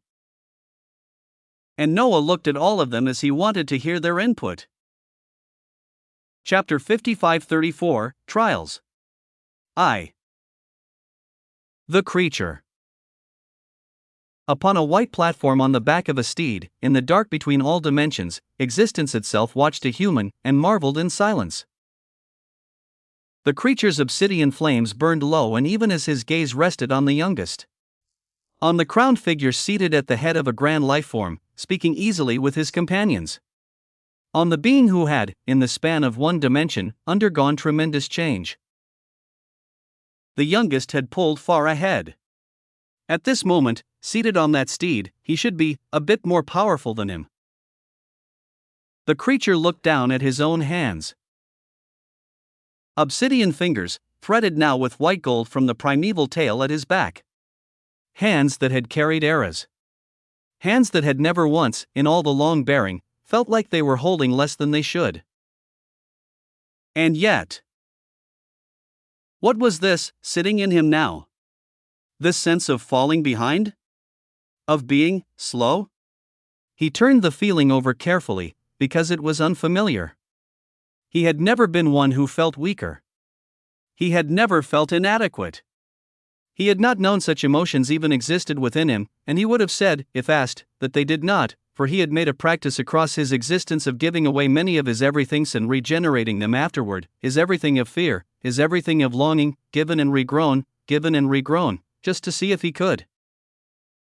He had treated his own depths like a demonstration. And here was a depth he had never demonstrated, arriving unasked. Was this what the youngest felt on all those climbs? The Jarls will hunt me now. Noah's voice moved easily through the dark, unhurried, addressed to all of them. I'm currently a target of the cursed descendants of the Krasr Null dimension. He shrugged slightly. It's not anything crazy. I should be able to continue moving without problems. I'll be following my own path regardless, and I know all of you have your own plans. His gaze passed across them. The sealed one is an enemy to take down in time. Others will fall in line after. But before any of that, what do you all wish to do? The question hung in the frothing dark. And the creature reflected. He looked at the feeling in his hands, this new weight called falling behind, and he looked at the road that had put it there. The youngest had not pulled ahead by waiting. He had pulled ahead by rushing in, and doing it rapidly at that. If he wanted to truly follow his path, he had to rush in without anything holding him back. The decision settled into him completely, and without ceremony. I will have to go, the creature spoke up, his flat voice carrying across the platform, and seek the power I need to truly begin my path of a great ruler. The conversation stilled. It is a path I must walk alone. For now, this should be my goodbye. His obsidian gaze was level. I thank you because the power gained from the Krasernal dimension will be of big help. And as he said it, he looked at his tail. The blank caudal of the unwritten primeval swayed slowly behind him, white-haired and patient, threading its light through his flames. He looked up at the youngest and Anaximander. The two of them stared at him silently. No protest. No negotiation, as after a moment, they simply nodded. And the creature showed a rare smile. It moved across his features, unfamiliar and unhurried, and when he spoke, his grand voice had the cadence of utter glory. I used to believe existence was a weight that things carried. That every being staggered beneath the fact of itself, and the strongest were merely the ones who staggered least. His flames burned low. I was wrong. I have watched all of you, and I was wrong. Existence is not the weight. Existence is the carrying. It is not the stone, it is the back that bends and does not break, it is the hand that lifts what it did not drop. His gaze passed slowly across all of them. What is born, and who bears it, and how they rise beneath it? That is all existence has ever been.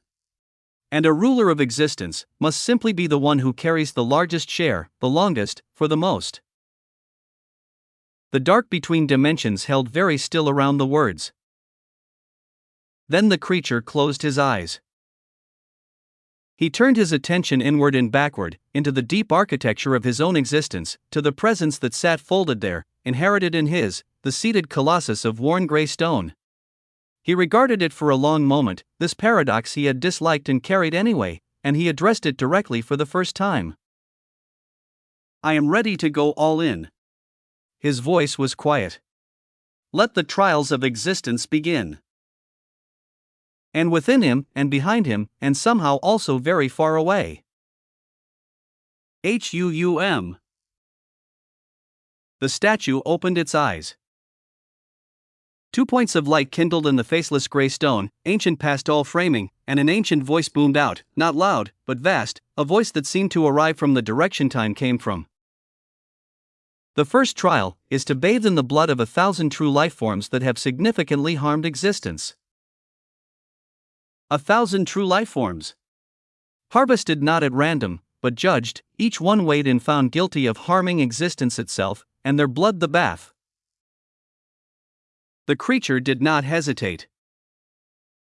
He gave a simple nod and opened his eyes, and began to float up off the back of Vidrmar as waves of scorching flames billowed around him. At the platform's edge, he paused, and looked at Anaximander. My friend. I will try not to call you for help again too quickly. But if I do, forgive me. And Anaximander smiled, tousled and plain amid the naked strings of the dark. Whenever you need me, call. The scholar's eyes were warm. Distance is a superstition, and so is too quickly. Existence can be very miserable alone, and we can make the conditions ourselves not to be miserable. With these words held, the creature turned last to Noah.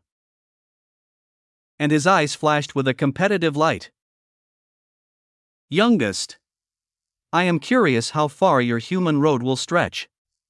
I am waiting to see which of us will become a great ruler. The rare smile returned, 1 degree sharper. We may be back together before you know it, soon. As, I will see if I can possibly pull ahead of you by then. The youngest smiled calmly at this, and nodded. The creature gave one last nod to Ryanara.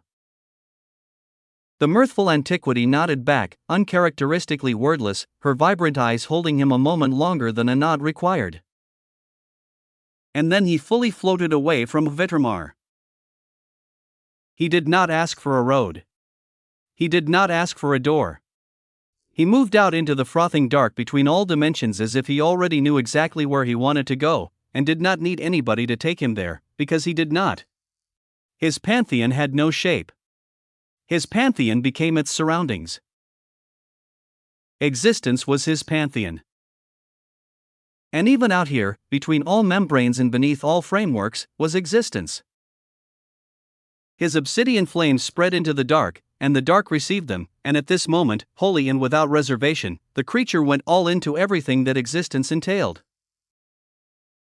Chapter 55-35, Trials. 2. He floated across boundless darkness for an indeterminate amount of time. Time did not press its claims out here, and the creature did not press his. He drifted through the frothing black with his body folded in upon itself, knees drawn up, obsidian flames banked low around his body, curled the way a thing is curled when it is newly born, and in a manner of speaking, he was. For around his folded form, roiling waves of a deep Ananke intent burned. The digestion had finished somewhere in the drifting dark. 2 gilded true lifeforms had rendered down to their last weavings within his depths, and their ascents had carried him across the threshold he had approached for so long, and the second order of intent now turned around him in slow tidal revolutions, inevitability wearing obsidian, and beneath it, his weight felt even more immense. As if everything he had ever carried had settled at last. He did not open his eyes for any of it. He only opened his eyes, and unfurled, when he felt himself slipping across the folds of a dimension. The dark parted. Membrane weavings slid across his flames like curtains of another existence's law, and as he passed through them, the statue spoke. Its voice came calm this time. Not the booming verdict of the trial's declaration, but something quieter and older. You stand within the Gorvazel. The ancient voice moved through him without hurry. Its masters call it the fields. Everything else that has ever learned its name calls it the cultivation farms. Here, source true life forms practice an external art of existence. You bear your adversity. They have decided bearing is inefficient. The calm of the voice made the words worse. They cultivate goo life forms, bred hungers, refined across generations, and they strengthen these goo through the sacrifice of cognizant life forms. Trillions of them. Across countless worlds and realms and domains of this dimension, life forms moving through existence carrying their own adversity are plucked from their lives, refined for flavor, sacrificed, and eaten, and the goo digest what those lives carried, and the masters harvest the goo, and progress arrives for them rapidly, externally, at no cost their own existence ever feels. The membrane folds thinned ahead. Light the color of old blood bled through. Trillions of lives are wiped out daily. It has been so for ages. Boundless suffering stretches across worlds and domains that appear in no records except as acreage. A pause, and the calm voice set down its last stone. Here, many true life forms who have significantly harmed existence can be found. That is why the first trial begins in this place. Begin whenever you wish. And rage coursed through the creature. It rose, the way floodwater rises, patient and total, filling every channel of a newly Ananke existence from the floor upward. Existence is the carrying. It is the back that bends and does not break. And here was an entire dimension built by beings who had heard that same truth somewhere in their long climbing, and had answered it with a ledger and a farm. Beings who did not carry. Beings who build to others. Who had turned the bearing of trillions into feed, and called the weaving an art.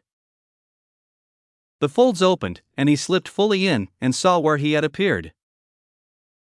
The skies were painted red. Butcher red. A vast crimson firmament stretched from horizon to horizon, stained by ages of what rose into it, and below, across a scorched land that had been walked flat by chained feet, rose the pyramids. They climbed in their dozens toward the red sky, colossal stepped mountains of black stone, each tier worn smooth and dark with use, and at the very top of every one of them, roiling, sat the goo life forms. Grotesque bread hungers the size of hills, no two alike, one a mass of mouths arranged in a wheel, one a bloated segmented thing whose shell wept, one a beautiful shimmering moth whose wings were made entirely of grasping hands, each of them squatting upon its pyramid's peak like an idol of appetite. And up the steps of every pyramid, in procession, climbed the chained. Millions of them. Humanoid lifeforms and beasts both, shackled throat to throat in lines that stretched back across the scorched land beyond sight, dragged upward tier by weavings that gave them no floor to fall to and no strength to resist, and at the top of each climbing line, at each peak, the processions ended in the mouths of the goo. Steadily. Rhythmically. An intake as constant and unremarkable, to this place, as breathing, the carrying of trillions rendered down into feet while the red sky drank the noise. And at a central point among the pyramids, upon a floating terrace of veined gold, multiple source true lifeforms were gathered together, laughing and talking. Lounging. Robed existences of the threshold, dense and patient and ancient, sharing refreshment above the machinery of their art, one of them gesturing lazily toward a distant pyramid as if comparing yields, another laughing at the remark, the sound of it drifting bright and easy across a landscape eating millions. The creature looked at this scene. He looked at the wheel of mouths taking its procession. He looked at the chains, and the climbing lines without end, and the laughter on the golden terrace, and somewhere behind his ribs, a statue's ancient eyes burned, and the floodwater reached the top of him. And the creature roared out with maddened grandeur. Oh!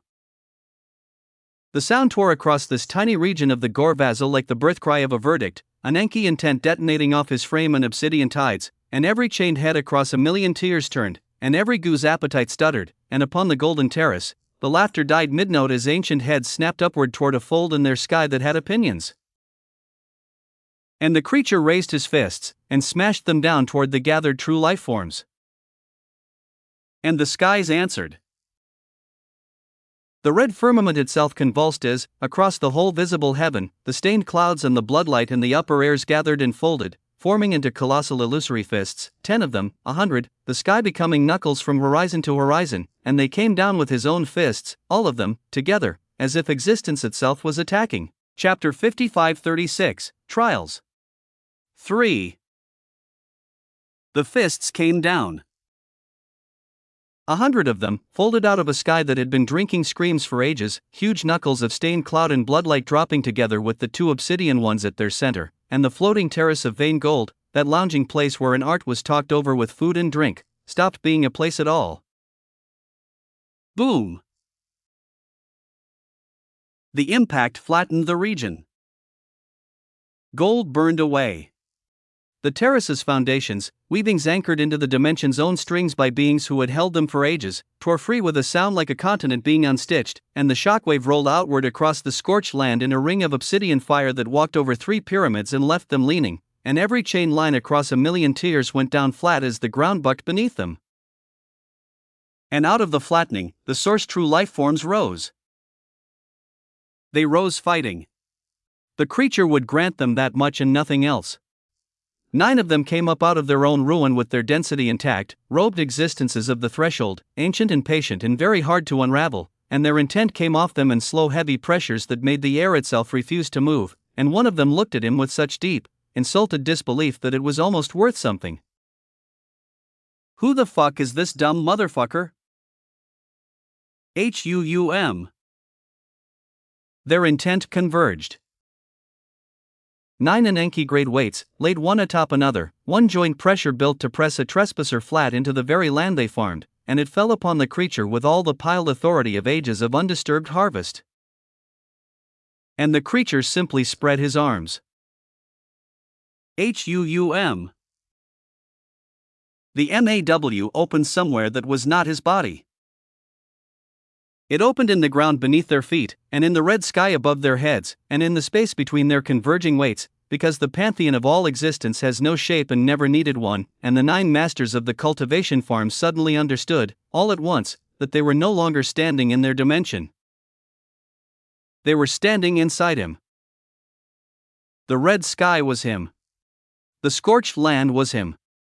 The leaning pyramids and the chains and the whole flat butchered horizon was him, and their 9 converging intents poured into a throat that had been swallowing adversity since before the scales were drawn, and vanished, and did not come back. Their weights guttered and their pressure broke. And the one who had spoken first took 1 step backward. That step was the only warning any of them received. Wah! The creature moved. His obsidian flames tore across the emptied sky in a single black stroke, and behind him, unfurling long and white and patient, came the tail. The blank caudal of the unwritten primeval. White hair threaded with the gold of a thing older than every framework these beings had ever climbed, it whipped out across gigaparsecs of ruined farmland and took the nearest master around the throat, and the source true lifeform's dense and patient existence, that thing so famously hard to unravel, was hauled off its feet and driven down through 9 tiers of its own pyramid at a speed that turned black stone into black powder. Crash! And it kept going. It went down through the pyramid's root, and through the crust beneath, and the tail did not release, it constricted, white coils tightening in the dark under the world while the master's trueness bled out of it in sheets of wasted light. At the peak of that same pyramid, the goo began to react. The wheel of mouths, hill-sized and grotesque, shook itself off its perch as ages of training told it that something had entered the land, and it turned all of its mouths toward the creature at once and screamed a scream made of every intake it had ever performed. The creature looked at it. He looked at the bred hunger, the trained appetite, the generations of careful breeding that had produced a thing whose entire purpose was to receive what other beings had carried and hand the profit upward, and his rage found a new floor to flood. He reached out with his hand. And the tail came up out of the ground behind the goo. Shirring! It punched through the wheel from beneath and burst out of the top of it, and then it opened, white coil splaying like a hand inside a fist, and the creature closed his fingers, and his tail tore the goo apart from the inside out. The hill-sized thing came apart in the red air. And what spilled out of it was not guts. It was the corpses. Ages of it, uncounted, the piled weight of every life that had climbed those steps and been sacrificed into that wheel, released all at once into a sky that had no idea what to do with it, and for one moment the whole region was full of the weight of trillions, their labors, their endurances, their small stubborn bearings, hanging in the butcher red light with nowhere left to go. And across 1,000,000 tiers, the chained looked up and saw it. The creature's flames burned white gold at their edges, and he went to work. What followed was not a battle. It had the shape of one for a while, because the masters of the fields were mighty, and they fought with all the art of ages, and 2 of them managed to wound him. One split his shoulder open with a lance of packed sacrificial essence, and the creature did not so much as look at the wound. One anchored a weaving into his flames that should have cut him off from his own pantheon, which was a genuinely excellent idea, and would have worked on almost anything else in existence, and did nothing at all to a being whose pantheon was the ground the weaving was anchored in. He took that one in his hands and laid the burden of existence upon it. Hong! The appendage settled onto the master's back, and it gave that ancient patient thing exactly what it had spent its ages avoiding. The bearing.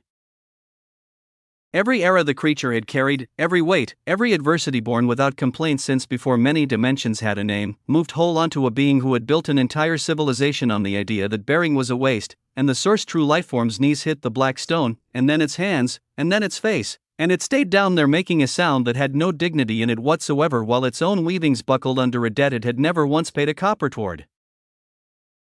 And then he crushed its skull with his heel. Squelch! Across the region, the pyramids were coming down. He walked through the fields and unmade them. The tail whipped and coiled and strangled, taking goo and master alike, smashing bread hungers into those that had fed them, and where his flames touched the black stone the stone forgot it had ever been stacked. The moth with wings of grasping hands tried to rise off its peak and got half a wing beat before white coils took it around the thorax and folded it in half the wrong way. The bloated segmented thing burst and rained ages of stolen carrying across 3 continents of scorched land. 6 pyramids. 9. 14. An entire district of the cultivation farms turned into rubble and rising weight while the red sky churned overhead, and behind his ribs, an ancient creature kept a calm and terrible tally. And the last of the 9 true life forms, the one who had spoken first, finally stopped retreating and turned to face him with its trueness burning down to its final reserves. It roared at him. Do you know what you are doing? What force we belong to? We stem from dash. The tail was already moving. It came across the red sky wearing the full weight of a newly seated Enki intent, white and gold and utterly without hurry, and it cleaved the master's skull apart mid-sentence, and the great and ancient existence that had been about to call on its lineage came apart in 2 clean falling halves. I don't give a damn. Silence took the fields. The last of the ruins settled. The rubble stopped moving. Across a landscape that had been eating millions daily since before the scales were laid out, nothing was eating anything at all, and the only sound left in the whole butchered region was the wind pulling at loose chain. The creature floated up into the red sky. He rose slowly, obsidian flames burning low and even around his frame, until he hung high above the broken pyramids, and from up there he could see all of them. The chained. Millions of them, still shackled throat to throat in lines that stretched past the horizon, humanoid lifeforms and beasts both, lying where the shockwaves had thrown them and staring upward at the thing in their sky. He looked down into their faces. He saw what was in them. There was no gratitude. Not yet, and maybe not ever, because gratitude needs a future and these beings had been raised in a place that issued none. What he saw was rage. Old rage, buried so deep beneath the climbing and the chains that most of them had probably forgotten they were carrying it, surfacing now in 10 million upturned faces at once. Good.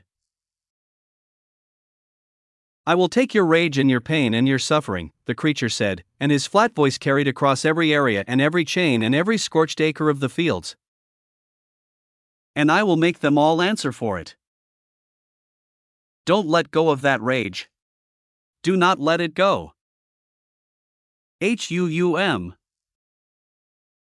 And then he turned in the red sky and shot out toward another direction, obsidian fire tearing a line across the sky, because this had been one district, one region, one flat butchered corner of a dimension that stretched much further than that, and out there across the Gorvazal the other pyramids were still standing and the other goo were still swallowing and the chain lines had not stopped climbing for so much as a heartbeat. Decillions. The number moved through him and would not settle.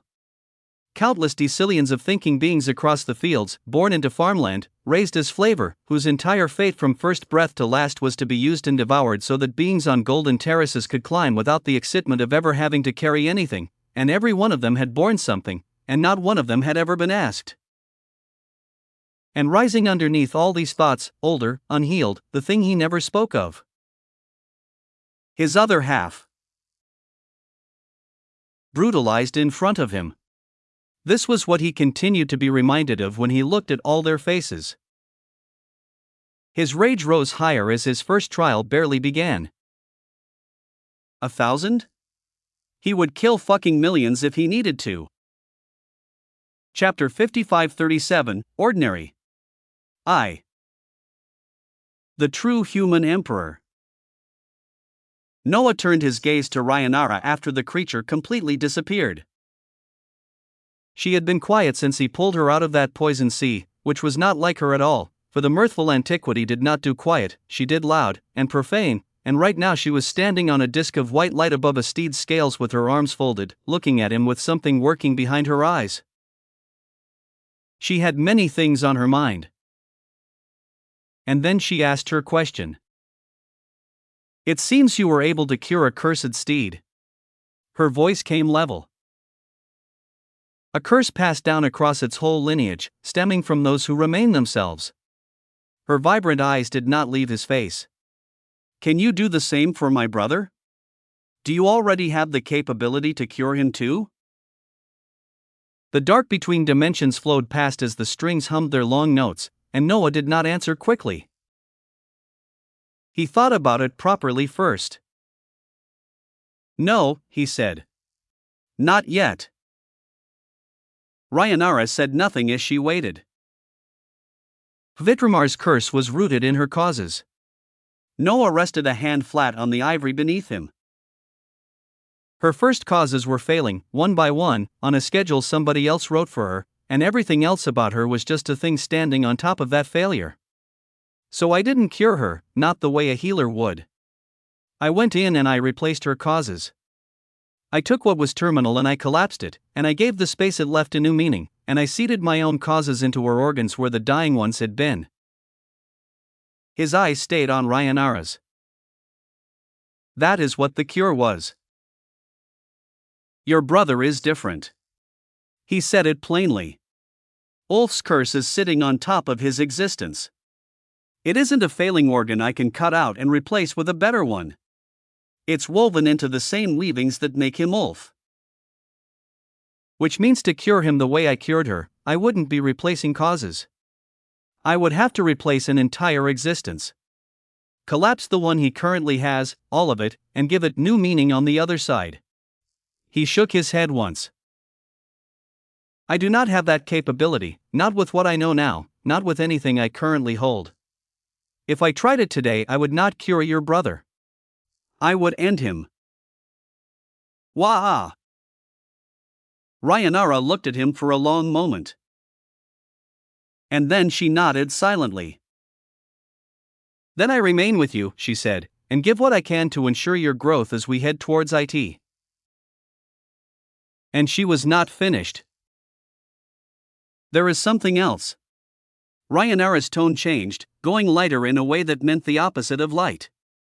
After we left the Krasernul, messages from the Sealed One reached out across my existence, asking for updates on you. The name moved through the little gathering on Vitramar's back. Anaximander's head came up slightly, and Noah felt a slow cold interest settle in his chest. Rhayanara held his gaze without apology. What shall I tell him? Noah thought about it. He thought about the shape of the answer, because say too little and the thing gets suspicious, and say too much and you have handed a monster a weapon. Say something true, but small, and slightly boring. Tell him I begun skipping across dimensions, Noah said thoughtfully. That I'm trying to establish myself. Nothing more specific than that. He smiled slightly. And tell him you're getting close to me, but keeping your distance.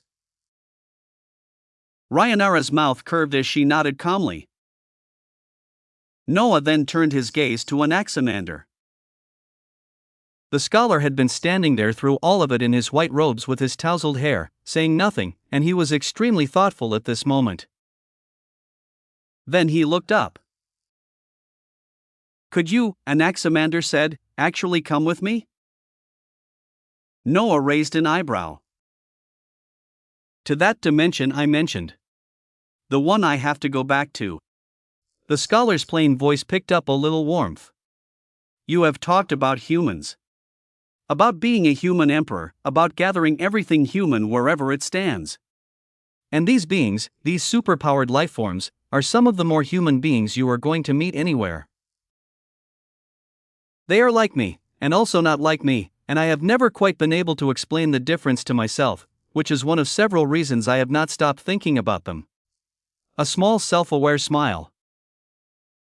I think you would benefit from meeting them. And from seeing what they have built. He paused.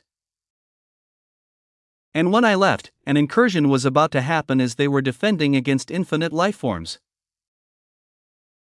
What do you think? Noah considered it. He genuinely did not have a preference, because the Krasernul had been chosen for him by his own anchor, and the Krasernul had been far too heavy. Cursed descendants who converted gigaparsecs into a fist. Steeds whose ambient presence stopped his pantheon from unfurling. He had walked out of it alive and crowned and riding a steed, and he had walked out of it knowing exactly how close the whole thing was, and he had even died in there. So, would this place be more his speed? Beings without authority, whose identity made existence conform, a whole society of them, defending their own borders against many enemies. And there was the other thing. Anaximander had mentioned a panacea. A cluster of observable existences producing something that source and infinite true lifeforms would wage war to take, that they had been waging war to take, for long enough that the defense had become a civilization. A panacea. Noah, who currently had a dimension full of dying tyrants preparing to hunt him for exactly that kind of thing, felt his interest sharpen. Okay. His eyes shined as he looked at the scholar. What is this place called? And Anaximander smiled. The Amnaros, he said. It is an old word, older than the beings living there now, and as far as I have been able to trace it, it means something close to ordinary. They named it that themselves. I have never worked out whether it was a joke. Noah smiled lightly. He turned toward the great white head at the front of it all. Vitramar. I have this dimension within my internal map, she answered before he finished asking, her ancient voice warm through the bond and through the dark both. I will take you there. And her wings began to beat. Woo! The long strokes shortened and quickened and gathered as Vitramar banked across the naked strings of the deep, turning them onto a new heading, and Noah felt her capability wake beneath him. It was the same one that had saved them from a closing obsidian hand. He felt it come up through her scales into his seat, the first lineage blood in her threading them into the gaps between things, laws and membranes and distances all agreeing to step aside for a lineage that had been crossing this dark since those who remained designed it, and the frothing black stretched and folded and HUUM. In a matter of seconds, they arrived. They appeared before a shimmering endless boundary. She was that quick. A steed was that grand. Noah looked at it, and it was unique. It hung across the whole of his vision and past it, a vast surface of soft shifting light, and it was not a wall and not a door and not a membrane like the ones he had watched drift past out here. It moved like the surface of water seen from underneath, and it had a warmth to it.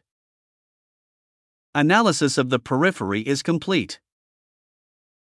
Ruination's voice came clean and immediate. The outer boundary of this dimension carries an active drawing authority. Its function is not to repel. Its function is to route.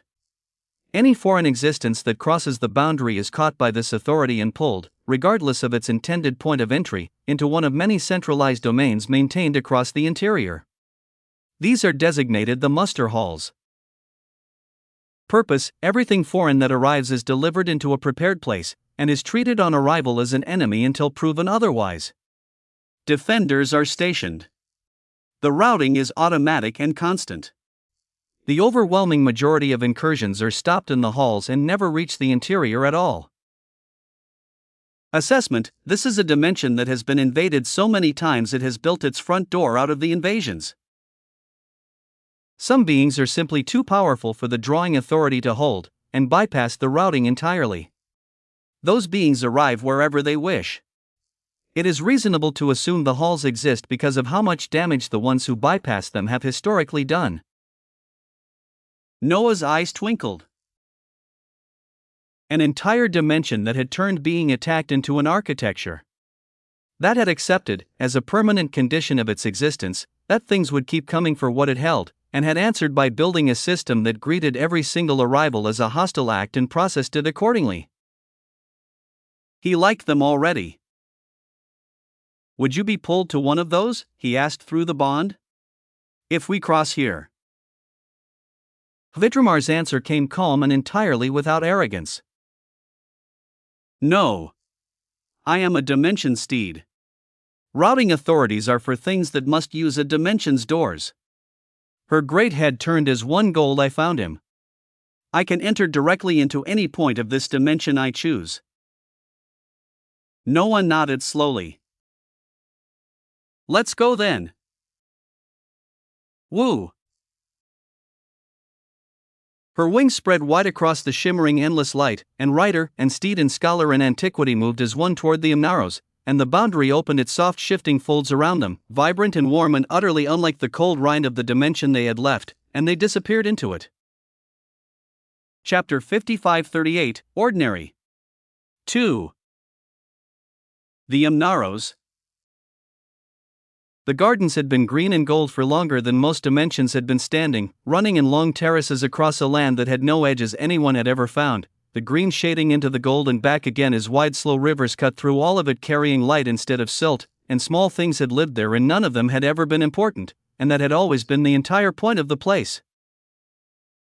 Now the terraces were burning.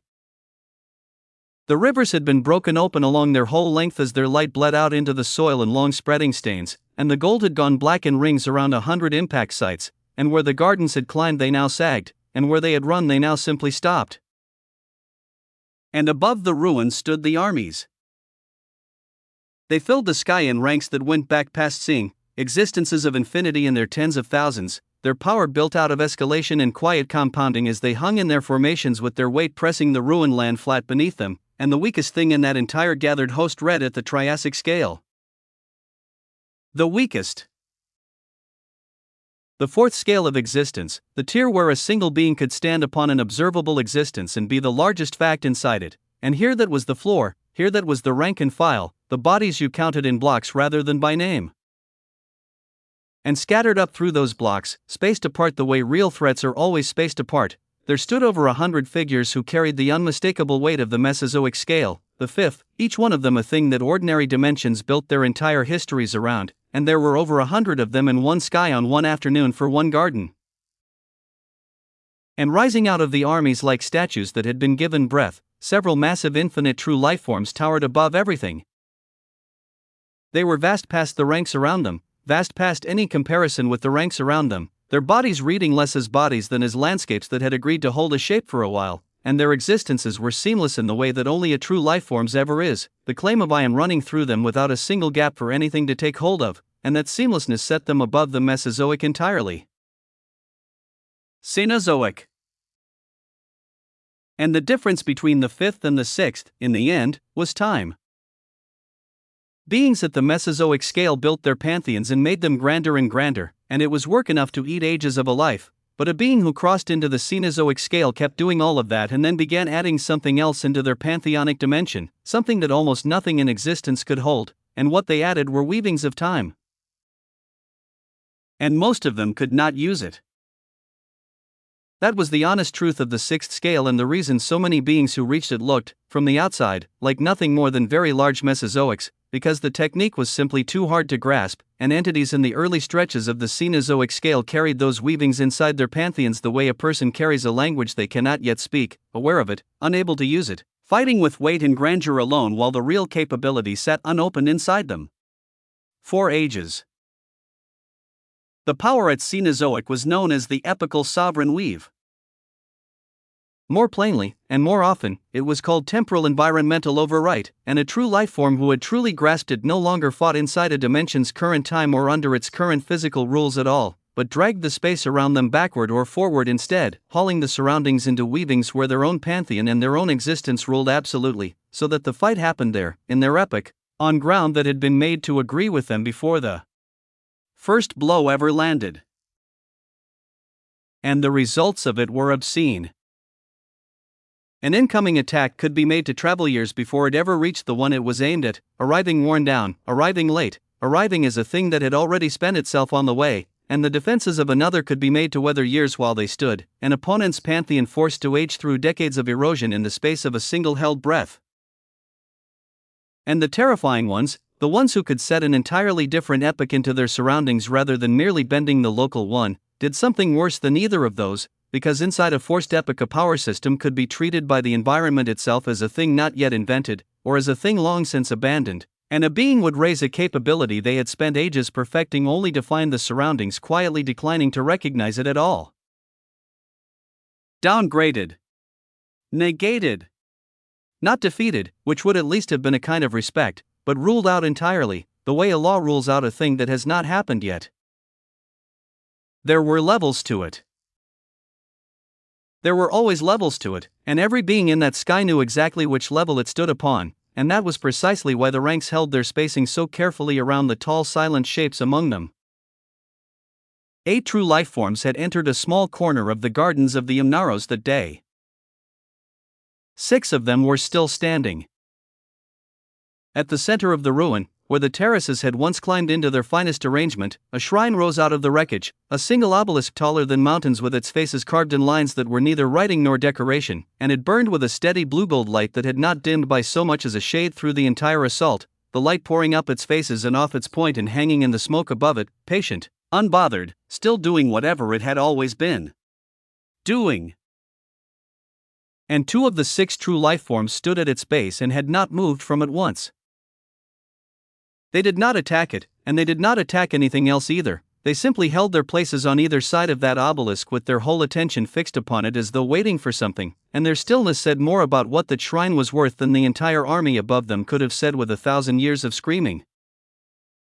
And the gardens around the shrine were decimated. For in that destruction lay 2 corpses. Infinite true life forms, both of them, split wide open, and there was no other way to describe what had been done to them, their landscape bodies lying across the ruined terraces in halves, open from the top down along a line so clean that it looked considered, their pantheons collapsed inside them and still collapsing even now, and out of those openings ran rivers of infinity. Actual rivers of it. Bright and endless and pouring, escalation with nothing left to escalate through, spilling down the broken terraces and mixing with the light of the murdered gardens, a wealth of power that a Mesozoic being would have wept simply to touch, running out across the dirt because there was no longer any existence attached to it that could hold on to it. 2 true life forms of the infinite variety, killed, here, in this garden. And gathered around those enormous corpses, small as scattered seeds against them, there lay the bodies of unique humanoid life forms all adorned in white and blue suits.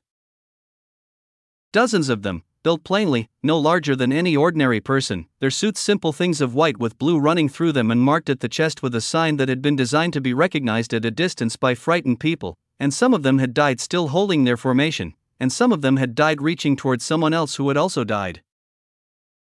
They were superpowered life forms. Chapter 5539, Ordinary. 3. Dead superpowered life forms. And in the middle of all of it, on his knees in the wreck of a garden, one of them was still alive. A golden-haired man. He was built like something that had been made on purpose, enormous through the shoulders and the chest, heavy with a muscle that did not look decorative in the slightest, his arms thick enough that the chains upon them had needed to be thick as well, and he wore the same white and blue as the dead around him with the sleeves gone and the chest sign burned half away, his hair golden short and matted dark down one side, his jaw set, his mouth bleeding. And he was staring hatefully up at the army.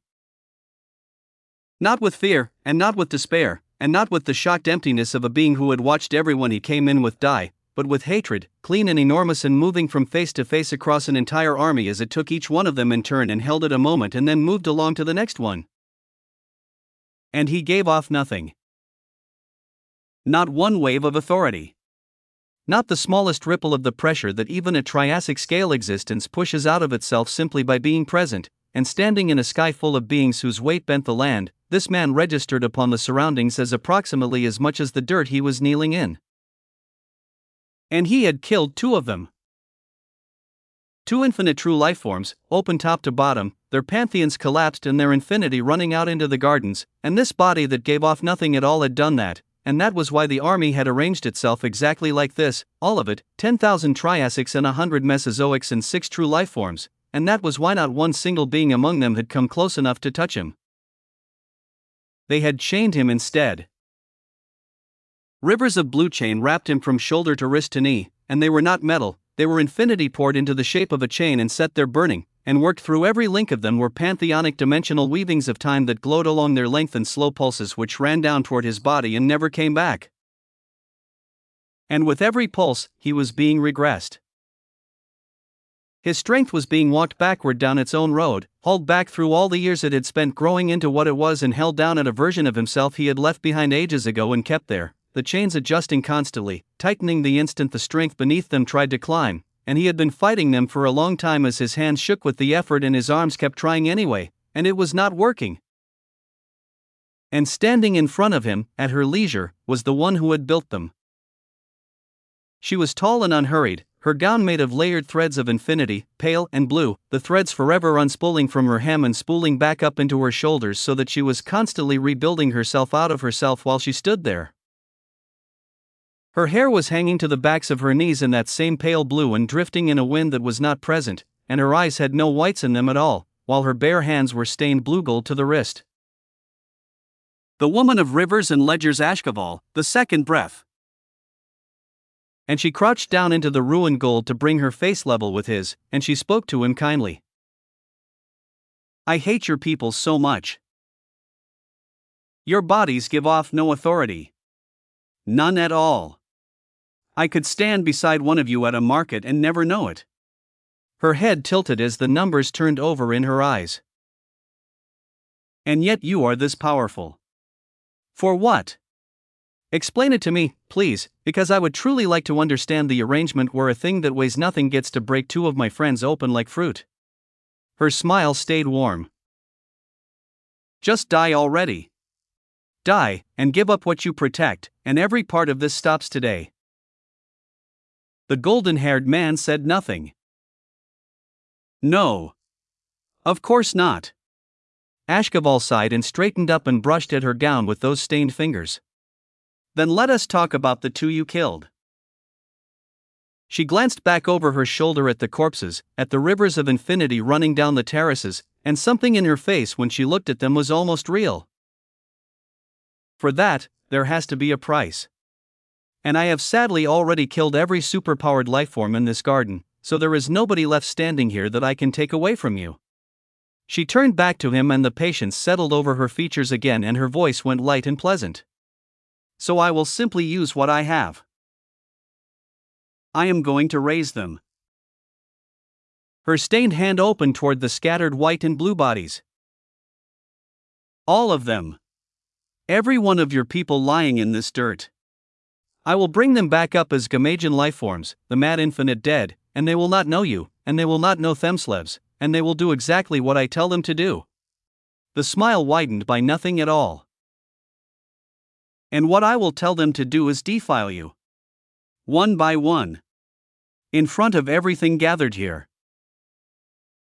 And after I have grown bored of that, Ashkeval said, I will do the very same thing for every single superpowered lifeform I meet in this dimension, every one of them, in every garden, for as long as it takes me. She leaned down toward him once more. Are you ready? And the golden-haired man looked up at her.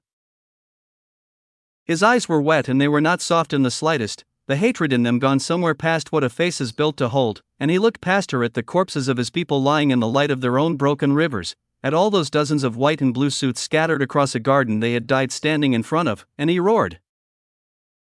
Oh!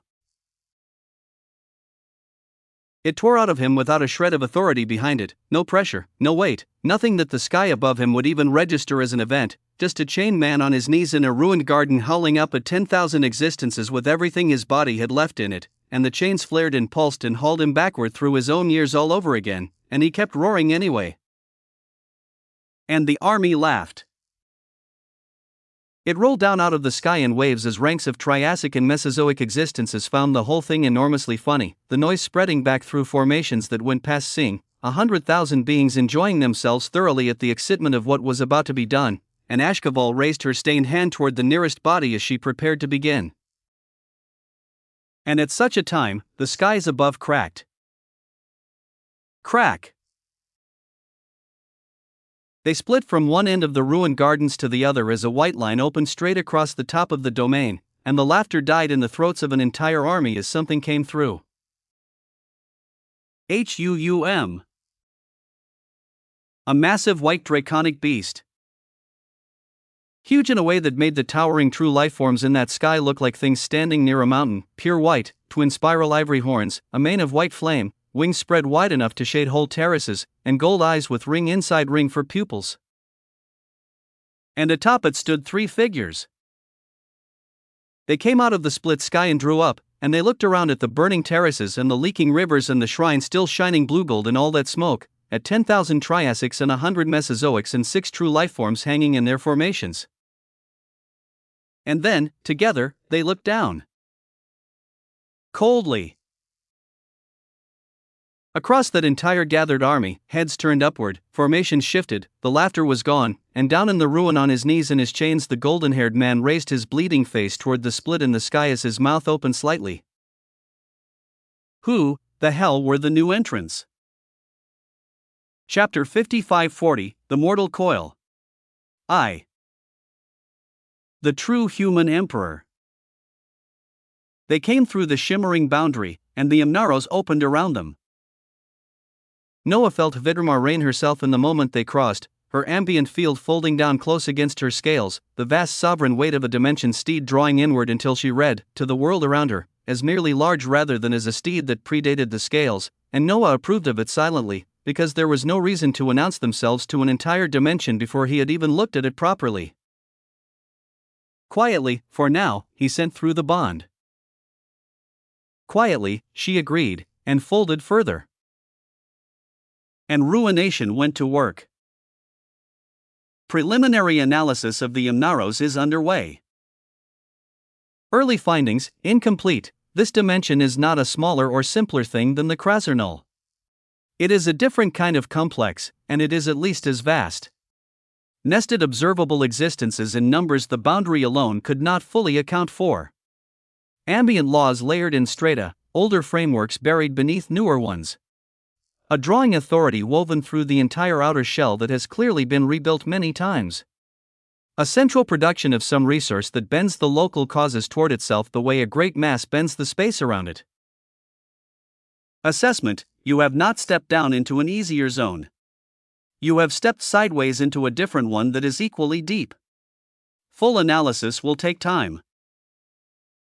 Noah took that in without surprise. Of course it was as vast. Anaximander did not call a place the largest and most complex dimension he had found and mean it lightly. This was going to be another deep place, but not as packed with monsters so far above him, hopefully. And below him, spread across the ruin, was the war. He saw the armies first, because they filled the sky, infinite lifeforms in their tens of thousands with the weakest of them reading at the Triassic scale and the tall silent shapes among them reading far past it. He saw the broken gardens and the leaking rivers of light. He saw the 2 enormous corpses split open top to bottom with infinity pouring out of them, and the scattered white and blue bodies around a blue-gold obelisk that was still, somehow, shining. And then he saw the one who did not fit. A single chained figure on his knees in the wreckage. Golden-haired, built like something made on purpose, and emanating nothing. Not one wave of authority, not the faintest pressure, standing in a sky full of beings whose weight bent the land, and yet they had not simply killed him. They had wrapped him in rivers of burning blue chain and pinned him there, which told Noah, before he read a single detail, that the thing giving off nothing was the most dangerous thing in the garden. They were powerful, all of them. And as Noah gazed down at them, and as thousands of them began to gaze up at him, he did not feel an ounce of fear. He had watched a curse descend in full gigaparsecs of a dimension into a fist. He had died, once, inside a steed, and come back. This was an army, and an army was a large thing, but a large thing was still just that.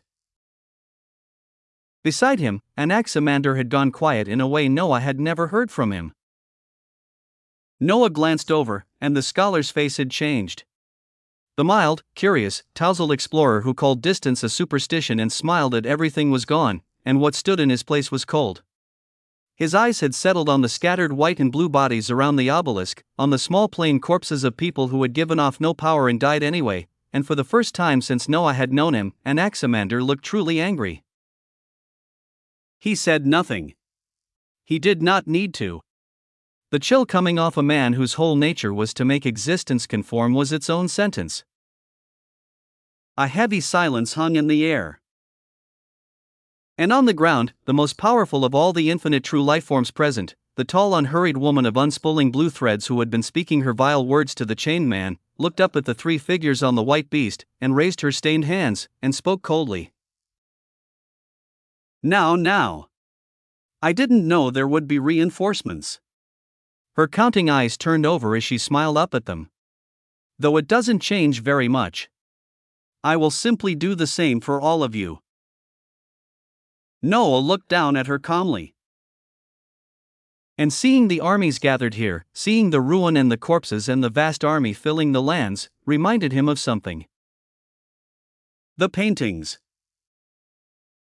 Ulf's paintings, the prophecy hung in oils, the ones Rhaenyra's dying brother had made of things that had not happened yet. Armies. Ruin. He was standing inside a scene that carried the same weight those paintings had carried. But the creature was not here. And he did not have emotive out either.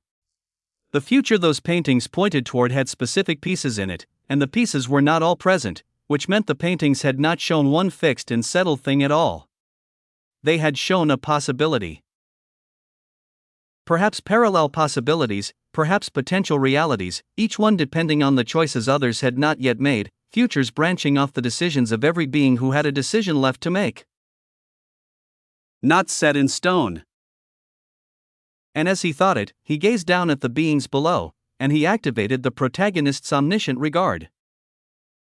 His fifth letter answered, and the regard settled over the garden, and the sheets bloomed in his sight. He looked at the woman first. Character sheet. Designation, Ashkaval, the second breath. An infinite true life form. Scale, the Cenozoic scale, the sixth. She has not merely reached the sixth scale, she has grasped the weavings of time within her pantheon, where the overwhelming majority who reach the scale never do. Her chains regress. Her defenses age their attackers. Within a set epoch she can rule a capability out of existence entirely, but she is still learning how to do this. Disposition, cruel by preference, patient by training, bored by the ease of most of her work. Enjoys the ones who resist. Hates the superpowered lifeforms specifically, and does not know why the hatred runs as deep as it does. Motivation, to take what the Imnaros protects. To deliver it upward. She is not the top of the thing she serves. Fears? Notable thread, her infinity does not read as her own. It runs upward out of her, always, in a thin constant thread, toward somewhere she does not seem aware she is feeding. She draws, and she is drawn from, and she does not know it. She is not the only one here of whom this is true. Across the entire army, the same thread runs, thousands of them, all pulling from a well none of them can see and all leaking back toward it, an army that believes its power is its own and has never once been told whose cup it is actually filling. Sits at the other end of every thread. Is very patient.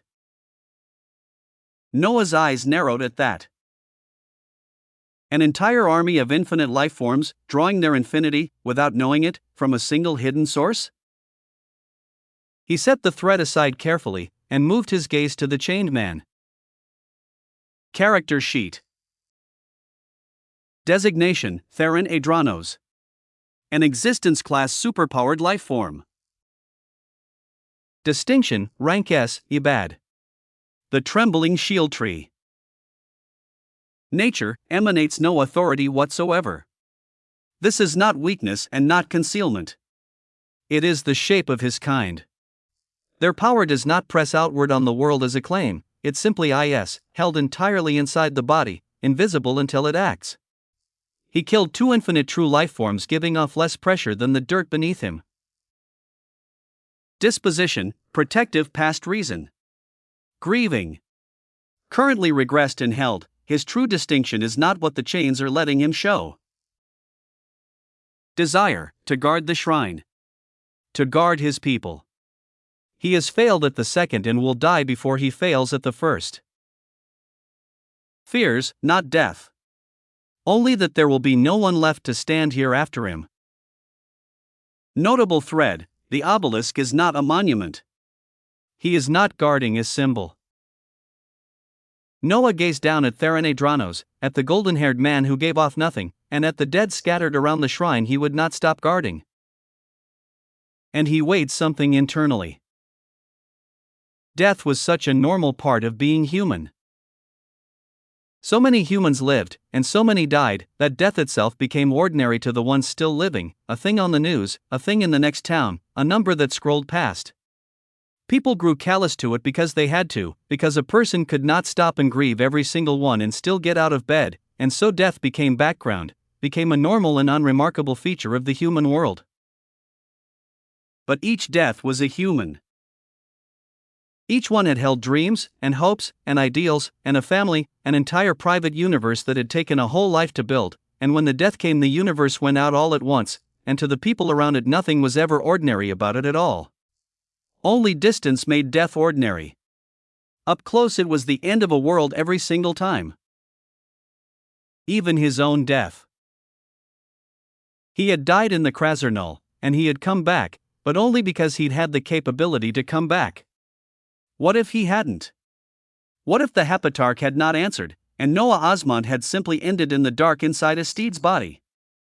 Amelia would have a sun-shaped hole in her forever. Henry, Sioyun, Adelaide, Barbados, every person inside the Infiniverse waiting for him, would have a critical pillar missing from the center of their lives, a pillar gone, the whole structure left standing crooked around the gap where he had been. That was death. That was what it took, every time, from someone. This was human. And as he thought it, standing in the sky above a garden full of the human dead, something opened in him. An epiphany, profound and complete, the kind that did not arrive as information but as a door swinging wide onto a room he had always owned and never entered. He had 5 letters. I am. Osmont. Quintessential. Human. Protagonist. And the tongue's growth from here was not more letters, it was words, and he had known that for a while and had not yet spoken a single one, because a word had to mean something true enough to carry, and he had been waiting, without knowing he was waiting, for a truth exactly this size. The human experience. And death. That was the word. Not a word for power, or conquest, or dominion. A word for the thing that made the dead in that garden matter, the thing that made his own near-ending matter, the plain unbearable truth that a human life was a whole world and a human death was the ending of one, and that no amount of authority stacked on top of a person changed the naked human thing underneath it, the small mortal creature that dreamed and hoped and could be ended. He would speak it. And in speaking it, he would impose it. Not on himself alone but on an entire domain, everyone inside it made to stand as what they truly were underneath the power they wore, all authority stripped away, everyone designated as having none at all, so that in this one place the human experience could finally be exactly and only human. The first word shall be, the mortal coil. HUUM. The domain of the mortal coil. A word of the Osmontian tongue is forming. Analysis of the forming word straight face. The domain of the mortal coil. Function, within its bounds, all authority is nullified. Every scale, every intent, every pantheon, every cause, every claim of power a being has ever stacked upon itself is designated absent. Inside this domain no one has authority, because inside this domain everyone is only what a human is beneath it all, a life that can dream, and hope, and end. Effect on the wielder, as the true human emperor, you alone hold a single privilege inside the absolute leveling. You are permitted the standing of an F-rank hunter. The weakest a striding human begins as. Not nothing, a human's beginning. In a domain where no one has any power at all, the beginning of a human's road is a throne. The Infiniverse and those within are among exclusions if contained within you. If any lifeforms within come out, they will face the same human experience. The cost of bearing the Infiniverse is paid by the uttered word itself while in effect. All redundancies and conflicts will be actively corrected by the word itself while active. Cost, duration, and reach scale with the truth you speak it upon. Speak it fully. Noah looked at the terrible thing he had just made, and he understood exactly what it would do to the garden below, and he did not hesitate. He gazed down at the army, at Ashkaval with her stained hands raised, at the thousands of infinite lifeforms who wore their power like a birthright and had never once in their long lives been asked to stand without it. And he opened his mouth, and the aura of the protagonist bloomed around him as he did, Osmantian biomass beginning to pour into his reserves in a rising golden tide, generated off the sheer adversity of an entire army arrayed beneath him, breakthrough weight gathering as he faced down odds that should have crushed him, the numbers climbing and climbing as he drew the breath. The Mortal Coil. Huum. He spoke the first word of the Osmantian tongue. Huum. It did not sound like a word. It sounded like a fact the world had always known and been waiting to hear said out loud, and it rolled out from him across the ruined gardens of the Imnaros and kept rolling, and where it passed, the domain came down. And below, the infinite true lifeforms ran out of patience at the worst possible moment. Two of the tall shapes among the army began to rise, done with waiting, lifting off the ruined terraces to come and end the reinforcements themselves. And moments later, they felt their flight falter. The vibrant, terrible waves of authority and power they had carried since before their first memory, the pressure that was so much a part of them that they had never once thought about it any more than a person thinks about the weight of their own hand. It began to fade, and thin, and go out, and the two great existences felt themselves growing lighter in the exact way nothing that mighty should ever grow lighter, and their rising stalled, and their bodies began to fall. Done. Across the whole vast reach of the domain, every being was about to learn what it meant to be human. Chapter 5541, The Mortal Coil. 2. The two rising true lifeforms fell out of the sky. They had lifted off the ruined terraces at the very moment the mortal coil came down, as they were done with waiting and coming up to end the reinforcements themselves, and so they were the highest things in the sky when their power went out, and there was nothing beneath them but air and a very long way down. They fell. And they were enormous, mountains given the shape of bodies, and even stripped down to nothing they were still that big, still that heavy, and mass falling from that height did what mass falling from that height does to anything at all, no matter how mighty it had been a breath ago. Boom! The first one hit the scorched land and the ground came up around it in a crater, and Noah heard the sound its body made, and it was not the sound of a titan striking earth, it was the sound of bones snapping. In their dozens. A giant made human and then dropped, and every part of it that had been holding a mountain's worth of weight came apart under that weight the instant the authority that had carried it so lightly for ages was simply gone, and the second one came down a heartbeat later in its own crater with its own long chorus of breaking, and then the gardens of the Imnaros filled with a sound that this dimension had, in all its ages of war, quite possibly never heard once. Ah! Awah! Two infinite true lifeforms, screaming. Screaming, high and ragged and utterly without dignity, the raw animal sound of a living thing in more pain than it had ever been built to feel, because pain was a human thing and these two had never in their long existences been human until right now, and it had found them all at once, and they had no idea what to do with it. They writhed in their craters and they wailed, and they bled. And Noah gazed out at the rest of the army. Their faces had gone ashen. Thousands of them, tens of thousands, the whole vast army that had filled the sky with its weight, and across every single face was the same dawning horror as the infinity they had felt inside themselves since before their first memory, the constant private river of power that was more theirs than their own names, simply was not there anymore. They reached for it the way a person reaches for a step that is not where they left it, and found nothing, and the nothing was worse than any blow Noah could have struck, because a blow they would have understood. Even beside him, it expressed itself. Ryanara, the mirthful antiquity, made a small startled sound and pressed both hands flat to her own chest, and her eyes went wide, because she did not feel an ounce of power inside herself either. And the high winds of the Imnaros caught at a body that suddenly had nothing anchoring it to anything and nearly took her clean off the platform, until Anaximander's hand closed on her shoulder and held her down. The scholar himself stood steady, because he was simply built different, but even he had gone quiet with the strangeness of it.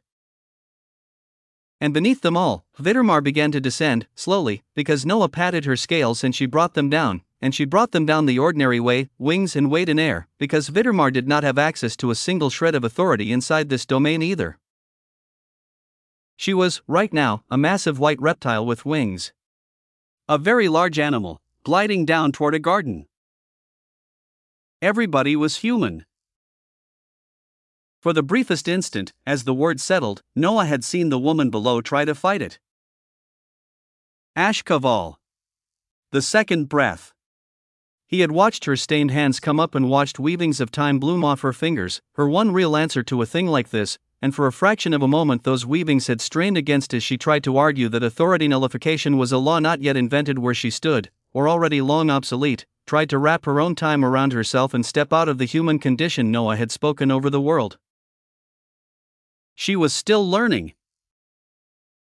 But Noah's word was a truth, and truth did not negotiate with a technique that hadn't finished growing in, and so the domain settled over her weavings with a plain and total finality.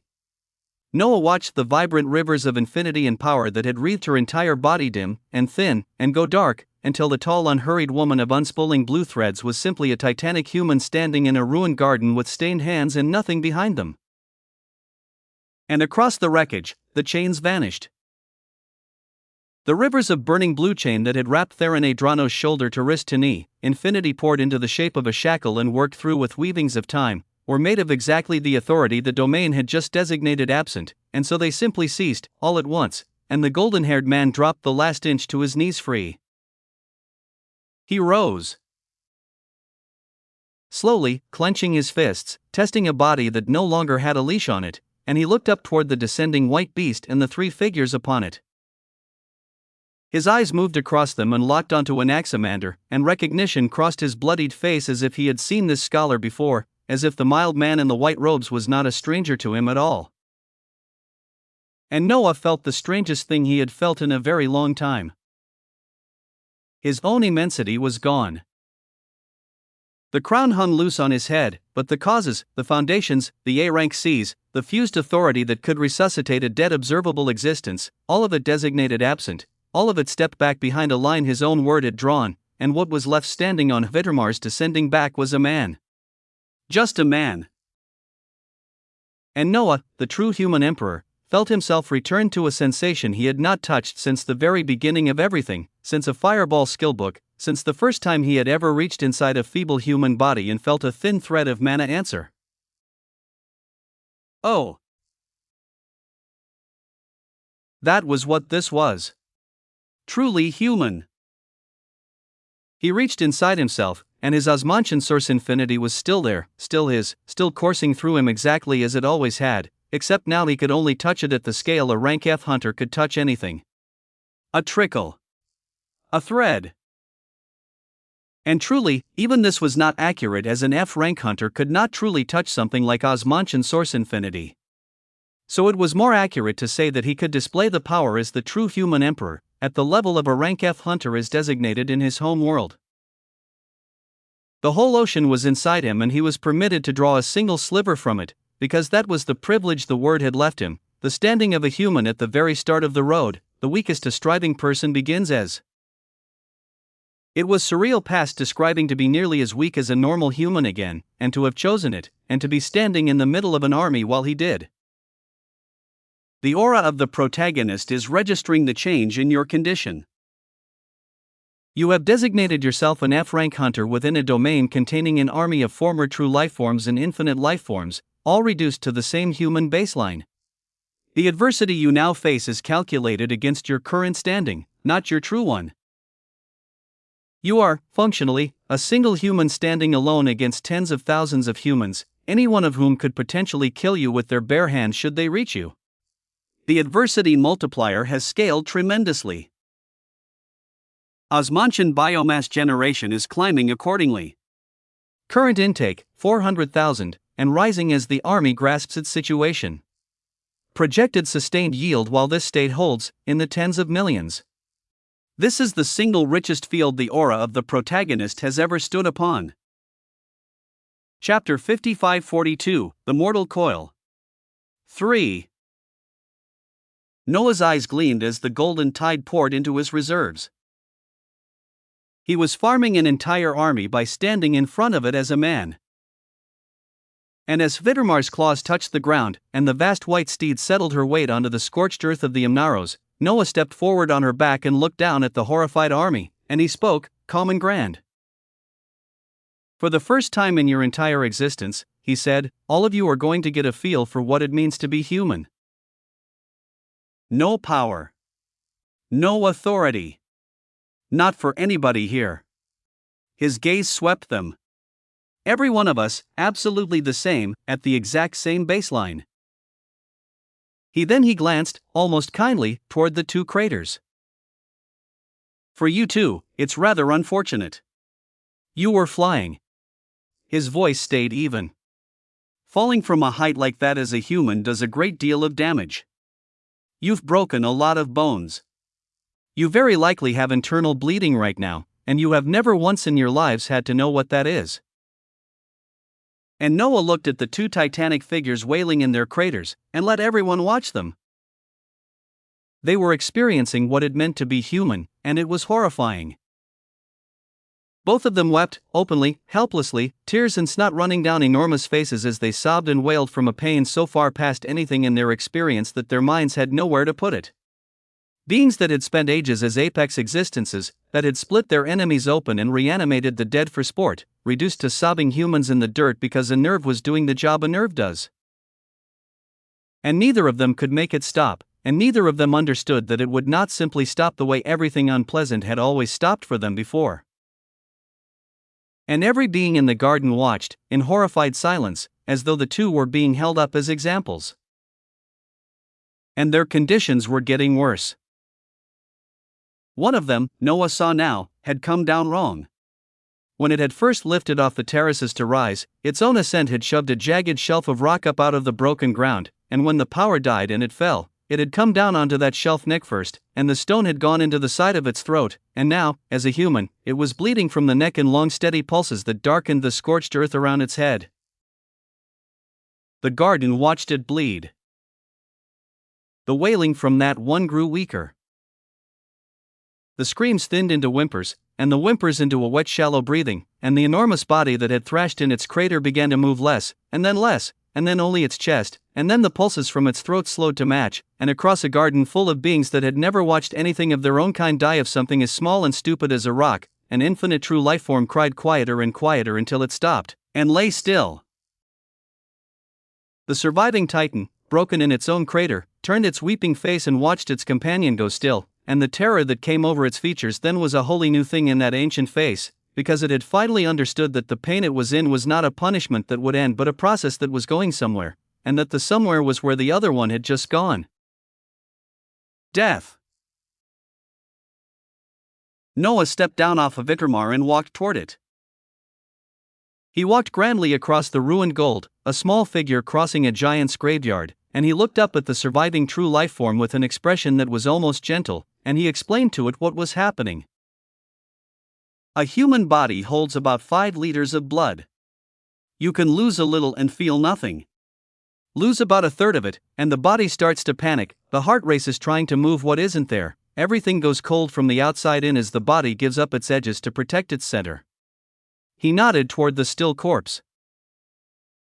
Your friend lost it out of the neck, which is fast. Past about half, the center can't be protected either, and the whole thing simply shuts down, one system at a time, while you stay awake for most of it. He let the silence hold. The pain you're feeling right now, the pain that's so big you can't think around it, a human feels a version of that from a broken arm. One arm. You have broken most of what you have, and you're bleeding on the inside where nothing can reach it, and your body is going to spend the next while shutting its own doors one by one while you feel every single one close. His voice did not rise. That's what you are, underneath. That's what all of you always were, underneath.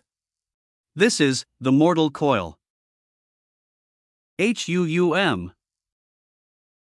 And around him, the infinite lifeforms of the host moved backwards. They stepped away from him, thousands of them, the small unarmed human walking through their ruined battlefield describing death like a thing he had studied. But a certain infinite true life form was not finished. Wah! Ashkaval moved. She jumped from where she stood at the base of the obelisk and crossed the whole ruined distance in a single human leap of a giant's body, and she came down in front of Noah and rose to her full height. She was titanic, more than 5 times the height of the man standing in front of her, a mountain in the shape of a woman even with every river of infinity dimmed off her skin, and she looked down at him with her stained hands and her somber cold face. "You said we are all human here." Her voice came low and level. "For you to lay a domain like this over reality with your own pantheon, you must be bound by it too. That is how it works. That is how it always works. So, we may all be humans here." Her dimmed eyes fixed on the small figure below her. "But we are not all equal. You are still a bug compared to me. A human bug in front of a human mountain." Her stained fingers curled. "Let me give you a taste of your own medicine." A titanic infinite lifeform stripped of every shred of her power, and still a giant, still a mountain of a body that could close one hand around Noah entirely, glaring down at the true human emperor who stood barely a fraction of her size in the ruined gold. And Noah, small, human, smiled coldly. Behind him, larger than the infinite lifeforms and larger than the corpses, the white steed did not move a single muscle as she stared down at Ashkaval over the top of Noah's head, one goal lay fixed on the giant who had just made a decision. In a domain where all of existence had been brought down to the human condition, to the mortal. Someone wanted to step on the true human emperor? Chapter 5543, The Mortal Coil. 4. Ashkaval's hand came down to squish him. It was the size of a small mountain and it moved with the full unhurried confidence of a being who had just done the math and found a human at the bottom of it, and it reached for Noah to close around him and be done with the whole ridiculous afternoon. And Noah calmly read out a skill he had used years ago in dungeons. Fireball. HUUM. A ball of deeply cerulean flame formed in the air in front of him. It was small, the humble first spell of a rank F hunter who did not yet know he would one day bring back observable existences in steeds, except the mana feeding it now was Osmantian source infinity drawn through the narrow straw the domain allowed him, and even a single river of that ocean was not the same thing as a beginner's mana at all. The cerulean fireball smashed into Ashkaval's descending palm and flung the titanic hand away, scorched black across its whole surface, the giant's arm knocked wide. And Noah moved brutally. More cerulean fireballs erupted in the air in front of him like bullets leaving a barrel, one after another, a stream of them, and they slammed upward into Ashkaval's chest and her body was shockingly thrown up into the air by the impacts, a mountain of a woman lifted clean off her feet. And while she hung there, more of them came in from other angles, fireballs curving in on separate trajectories that Noah's narrow trickle of infinity guided true, each one landing with a heavy wet impact that burst skin and blew muscle apart in cerulean flashes. She could not scream in time. She could barely fall in time. By the time the second breath came back down, she was no longer recognizable as a woman or as anything, only a spinning mass of ruined flesh turning over in the air, and it smashed down onto the scorched land seconds later and did not move, and there was no sign of life left in it at all. Oh! The most powerful infinite true life form in the garden. Dead. Killed by the first spell Noah had ever learned. A heavy silence spread across the whole ruin. Noah stood in the middle of it, and he turned slowly and let his gaze move across all of them, every ashen face in the army. "Kneel," he said, "and your deaths will be quick." HUUM. The words were heavy. Then one of the infinite true lifeforms reined in its fear, and threw back its head, and roared. "He is only one man," it bellowed across the army with fear and rage. "There are tens of thousands of us. Swarm this motherfucker." And the army came. And Noah waded into it. What followed was not a battle so much as a demonstration, brutal and one-sided and moving, a single human body crossing an army and unmaking it as it went. He reinforced himself where he needed to, pulling his narrow rivers of Osmantian source infinity across his skin an instant before impact so that a giant's fist that should have pulped him instead broke itself on him. Then he punched back, and where his fist landed the body of an infinite lifeform simply exploded, ages of existence blown apart by a jab. He moved through them and they died.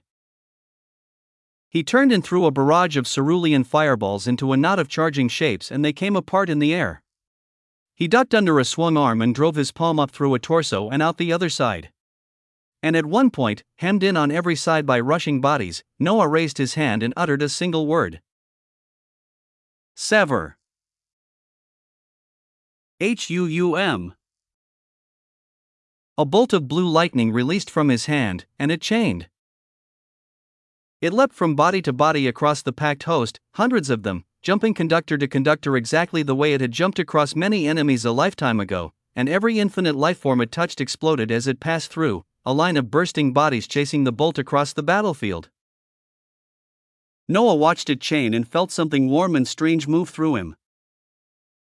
Nostalgia. He had loved this spell. So he cast it again. Sever. H-U-U-M. And again the blue lightning chained across the rushing army, and again hundreds of them burst apart along its path, and it was pure one-sided brutality, a man walking through an army of humans. And after a certain point, it broke them. Noah cut down the last surviving infinite true lifeform, and he cut down more than 80% of the entire army. The rushing tide that had been trying to swarm him simply stopped and reversed, and the beings who had come to end the reinforcements began to back away, and then to run, terror finally beating out fury as they fled across the ruined gardens in every direction. Noah gazed at all of them coldly. Anaximander came to stand beside him in the sudden quiet, stepping over scorched corpses, his anger cooled back into the mild watchful thing Noah knew. I didn't jump in because... the scholar said, looking out at the fleeing remnants. It seemed like you wanted to experience something. Thank you for intervening. Noah nodded calmly. He turned away from the scattering army, following the direction of Anaximander's gaze, toward the obelisk that still shone its steady blue glow through all the ruin. Toward Theron Adranos. The golden-haired man stood before the shrine, in the midst of the corpses of his own people, and he was looking at Noah with a heavy gaze. He nodded once to Anaximander, an acknowledgement between two who clearly knew each other, and then he spoke toward Noah. I cannot thank you enough for the intervention. His voice was low and worn. I wish to take a moment to bury my brethren here. We are born ordinary in these lands, and we die ordinary in these lands. He looked down at the white and blue bodies scattered around the obelisk's base. Sir Anaximander, could you lend me a hand? Chapter 55-44, Extinction I. Anaximander crossed to the dead and looked down at them, and began to help. Noah stood in the middle of a field of corpses and took one more breath of it. There was a human satisfaction in standing in the aftermath of a thing he had done with almost no effort, and he let himself have it a moment longer. Brutal as the field was, it was human too. Humans were bloody. Humans were not always pretty. Hvitramar walked over to him the ordinary way, on four legs across the ruin. Without her authority she was still enormous, and she crushed corpse after corpse flat beneath her without noticing she did it. On the ridge of her spine Ryanara held on and did everything she could not to be thrown off a moving reptile, looking down at Noah and shaking her head at the whole scene. The grand prompts bloomed in front of him. Adversity resolved. The aura of the protagonist final tally for the engagement straight face.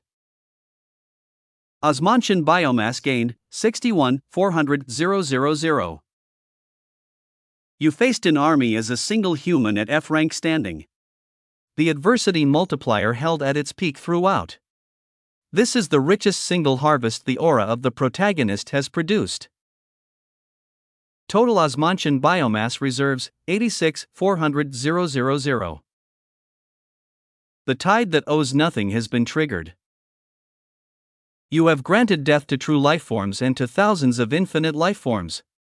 Death, cleanly given to those who had earned an ending, is its own kind of giving, and the tide answers giving of every kind.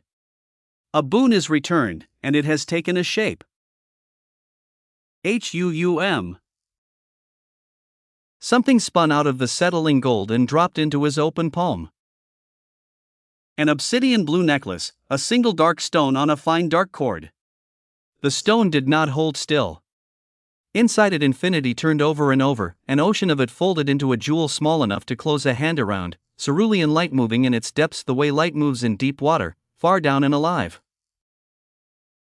The woven return, the tessellated heart of the borrowed flame. A necklace holding a contained thread of infinity. It arrives interlinked with the knowledge of what you just witnessed. Every infinite lifeform you faced drew their infinity, without knowing it, from a single distant being. A descendant of those who remain, whose entire existence is infinity that it lends outward across multitudes who mistake the loan for a possession. Its designation, carried to you along this necklace's own borrowed thread, the Infinity Eater. Infinity is not something it has. Infinity is something it is. It has spread thin threads of itself into every wielder who draws infinity without a source of their own, and it feels through each one, and what it lends it owns, and what it owns it may reclaim, or wear, or drown from the inside, at any moment it chooses. Any being who wields infinity without a well of their own is a mouth the Infinity Eater has not yet decided to close. The necklace is itself a strand of that borrowed flame, contained in yours. Through it, one who holds sufficient infinity of their own may reach along the threads to their far end and send a message to the Infinity Eater directly. Should you even send a message though? Why would you? Noah went still, turning the stone over in his fingers. His own infinity had a source. It came from his infinite cause, seated inside him. It had never occurred to him that this was a defense. But it was. A power he had made himself had no thread running out of it, and a thing with no thread could not be reached down and reclaimed. There was no loan. There was no lender. He owned himself completely. The thing at the far end of 10,000 borrowed threads was another matter. Noah frowned at the stone, and set the problem down as he let the mortal coil go. The word drew back into him like a tide pulling off a shore. Across the gardens the weight of the world returned. Power welled up again in everything still alive to hold it, in Rhayanara, who drew a sharp breath as her existence came back to her, in Avitarmar, whose reined weight settled once more against her scales, in Noah himself, his ocean widening back from a single river to the full crown depth of the quintessential Osmantian. And as it did, something buzzed. Oh! Noah paused, surprised as he felt a small insistent vibration, from something he had put away. He waved a hand and took it out. The tiny egg. The tide's reward for the resuscitation of Avitarmar, the strange small thing he had tucked away. It sat trembling in his palm at a high frequency, and an utterly despotic and ancient aura began to rise off it. The egg cracked. The shell split along a seam that had not been there a moment before, and a beam of grey light shot up out of it, straight up past Avitarmar's height and higher, until it stopped at a point in the sky.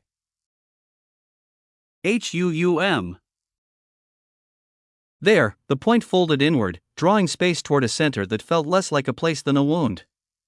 Grey threads thick as rivers pulled in from everywhere at once and lashed themselves around it, layer over crossing layer, until a webbed cocoon hung over the gardens of the Imnaros like a second sky, and the ancient weight that had leaked from the egg now poured off the cocoon in a steady tide. Everything below went still.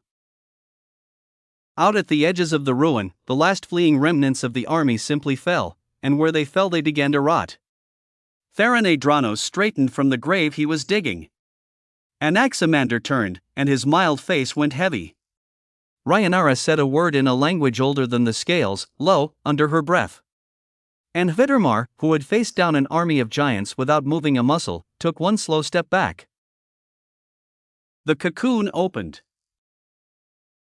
The webbing unwound itself strand by strand, without hurry, as though the thing inside had waited long enough that a few moments more costed nothing. What came out of it was enormous, and it was old the way the bottom of the sea is old. It unfolded against the sky in a body built for a war by an age that had lost the war anyway. Gray flesh like weathered stone, scarred in places where the scars had scars. Plates that had grown across it rather than been forged onto it. Too many limbs, each too long. Hanging off it and swaying were chains and cords and rags of materials no one living could have named, the wreckage of old bindings it had broken or simply outlasted. Across its eyes was a blindfold made of hands. Small ones, mummified and gray, hundreds of them layered palm over palm around the Titan's head, fingers laced into fingers in a pattern nothing sane had arranged. Whether the hands were there to keep existence out of its eyes or to keep its eyes off existence was not a question the sight of it invited anyone to ask. It matched no taxonomy. It looked foreign down to the bone, ancient and wrong. Even Noah was shaken. He stood in his field of corpses with the cracked egg still warm in his palm and looked up at the thing, and for a moment did nothing else. Then the Titan moved. It lowered itself out of the sky with the same slow dignity, and came down before Noah with a weight the ground took in silence because the ground had no other option. And without a sound, it knelt. It folded its too many limbs and brought the blindfolded head low, down, until the band of gray hands hung level with the small human standing in the ruined gold, and there it held, kneeling, silent as the deep. The tide that owes nothing has completed a woven return long held in reserve. The reward, an extinct life form. At the core of its existence sit 36 causes. They are not the causes as you know them. They are blighted causes and calcified causes. It is loyal only to you. It can come whenever it is called, from wherever it is, across whatever stands between. How this return was woven: when you resuscitated Vidrmar, you resuscitated a cursed lifeform bound to those who remain, and you did it through replacement, collapsing terminal causes and seeding new ones. That act altered cause and effect across existence and time. Weavings of that shape had not moved through existence since the age this lifeform died in. The tide followed them back to the only thing they still resembled, found this, and began the long work of returning it to you. The egg was that work. It has been maturing since the moment she was cured. What is known of its history, it, and all others like it, were driven to extinction by the direct order of those who remain. Any further information has been blocked. The extinct lifeform has closed the record with its own will, and has given a single reason for doing so. It wishes to introduce itself to you. Chapter 5545, Extinction 2. Noah looked up at the thing that had knelt to him, and gave it an order. Introduce yourself to me. Hum. The hands moved. The band of small gray palms laced across the Titan's eyes unlaced itself finger from finger, slow and deliberate, and where it parted a gray light began to leak, thin at first and then steady, spilling down the ruined gardens like water finding its level. Behind him, Ryanara made no sound. When Noah caught her face at the edge of his vision, the humor had gone out of it, and under the stillness sat something he would have called fear on anyone else. At the foot of the obelisk, Anaximander had stopped working. Theron Adranos stood beside him, and both men had gone gray in the face. The light reached Noah, and everything stopped. Existence caught and held around him, the way it did when he stretched an instant thin to think inside it, except he had not done this.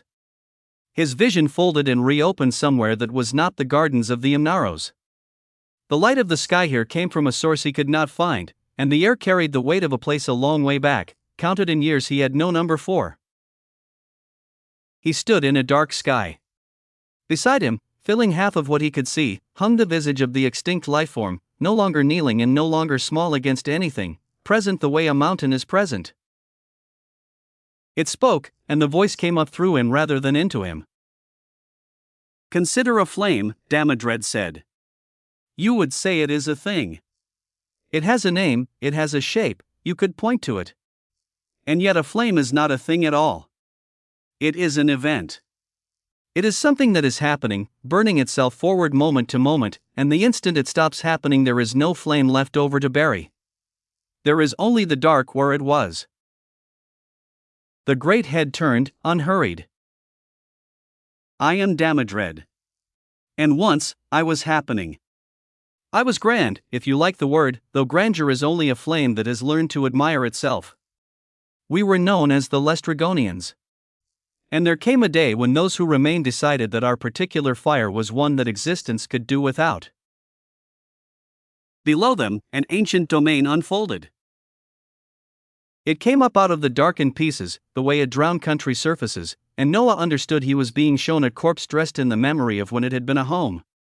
Cities in whole dimensions at once, climbing across a black plain in tiers built to outlast the ground beneath them, towers of dark seamed stone that had been grown rather than cut, each rooted downward into the plain by structures that ran out of sight. Roads worn to a shine by feet no longer present ran between them. Rivers carried the same gray light the Titan bled. And over all of it hung a sky crowded with more cities, hung upside down from nothing, their lights answering the lights below.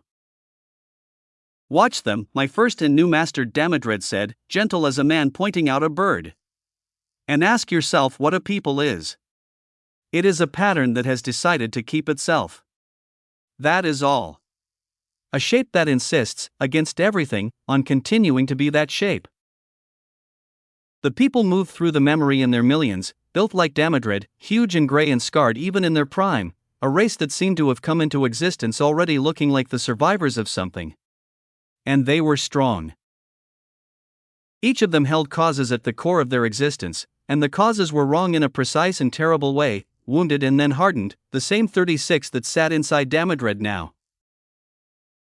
The memory showed what that meant when it was tested. A primeval life form came down on one of the hanging dimensions, apex because earliest, its weavings sitting beneath every framework these people climbed. And the Lestrygonians met it in their thousands and took it apart, their calcified causes refusing to yield to a thing that expected all younger things to yield as a matter of course. The oldest things in existence assume the young will bow, Damodred said. It is a reasonable assumption. It is almost always correct. We were the place the assumption went to die. Whatever came for them, they came out on top. They prospered. Their dimensions climbed and hung and shone, and for an age no power in existence could make them kneel. Then the memory changed its light, and Noah knew, before it showed him, that he was about to watch it end. Armies of descendants veiled in shifting many-colored light descended. They came in numbers the memory did not trouble to count, filling the crowded sky between the upside-down dimensions, and at their head moved something the Lestrygonians had no name for beyond the one it was given. The memory could render it only as an absence, a place in the sky where the light declined to go, and out of that place a voice reached down across the whole domain. Your life form is vile, and not conducive to existence. Perish. H-U-U-M. That was the first time we heard that voice, and the last. You will notice, Damodred said, and here for the first time the calm thinned, not into rage but into something more precise beneath it, that it did not threaten us. A threat is a kind of respect. A threat admits you are real enough to be argued with. It's simply announced. Noah watched the extinction the way Damodred needed him to watch it, without looking away. The calcified causes that had thrown down primevals held, at first. The dimensions that had stood longer than their own ground held. And then, one by one, they stopped holding, because the thing in the sky was not fighting them. It was overruling them. It unmade the sentence of their existence with the flat authority of a lineage that believed existence was theirs. The hanging dimensions came down into the standing ones. The gray light in the rivers went dark. The millions who had never once knelt were made to stop, ended, and struck out of the record of what was permitted to be. Death. Damodred said over the ruin, softly, almost no one who fears it understands it, because fear is a poor teacher. Death is not the enemy of life. Death is the shape life makes at its edge, the way the shore is the shape the sea makes where it stops. To live is to be the kind of thing that ends. We knew this. We had made our peace with the shore. The voice cooled by a single degree. What was done to us was not death. Death would have been ours. This was a hand reaching in from outside the whole arrangement to declare that our particular wave was not allowed to have broken in the first place. That is not an ending as much as it is an erasure of the beginning. And that, I have never made peace with. The memory slowed. It showed a last work, carried out in the dark while the domain came down around it. The Lestrygonians reaching into their own dying causes and laying something inside them, a marking, a seed, the memory of themselves written into the one part of existence that might outlast everything. We laid our existential genetic markers into our causes, Damodred said. Think of a message placed not in a bottle but in the tide itself. We could not choose when it would wash up, or where, or into whose hands. We could only trust that existence is fond of repeating its rare accidents, and that one day, somewhere far ahead, causes strange enough would meet and mingle in just the way ours once had, and stir what we had left sleeping. The uncovered gray eyes found Noah at last. You, the master, have grasped the markers of our causes. What you did to the steed sent that old shape back through existence, like a note struck once, long ago, sounding again. I am the first to wake to it. The dark sky held around them, and the ruined domain hung below, and the Titan told him what it wanted. I place myself at your service. And I ask one thing in return. It need not be soon. I know the weight of what I ask. The dissolution of the one who put out the flame of my people. The sleepless fiend, and every progeny it fathered. Root and line. This is what I seek. Boom. Noah stood in the memory of a murdered people, and the extinct thing beside him waited on his answer. Does the master believe such a thing is possible? Can it be done? Chapter 55:46. What is a cause? Did he believe it was possible? To move against the progeny of one of those who remain, and against the very ancient entity that had fathered them across the dark of epochs. The sleepless fiend of those who remain. As the fiendish ancient aura of the primeval Osmantian marrow rippled softly across his hair, Noah evaluated everything, knowing he was already hunted by the cursed descendants of the Krasernal dimension and realizing the fiend's lineage ran through that exact same cursed blood. He had already made an enemy of one branch of those who remained simply by existing well. The question was never whether adding another branch was dangerous, but what it actually cost when stacked atop an active war he was already fighting, and as he weighed the outcome in the quiet depths of his mind, the added weight was smaller than it looked. His existence answered before his mouth ever opened, his intent leaning forward without hesitation as he looked down at the enormous scarred Titan. In existence, Noah said, anything is possible. I won't make you a definitive promise. But this is something we can work toward. HUUM. The veil of severed hands twitched as Damodred bowed heavily, his colossal frame of petrified muscle and calcified scars folding down further than any kneel, sending a tremor through the ruined strata of the domain.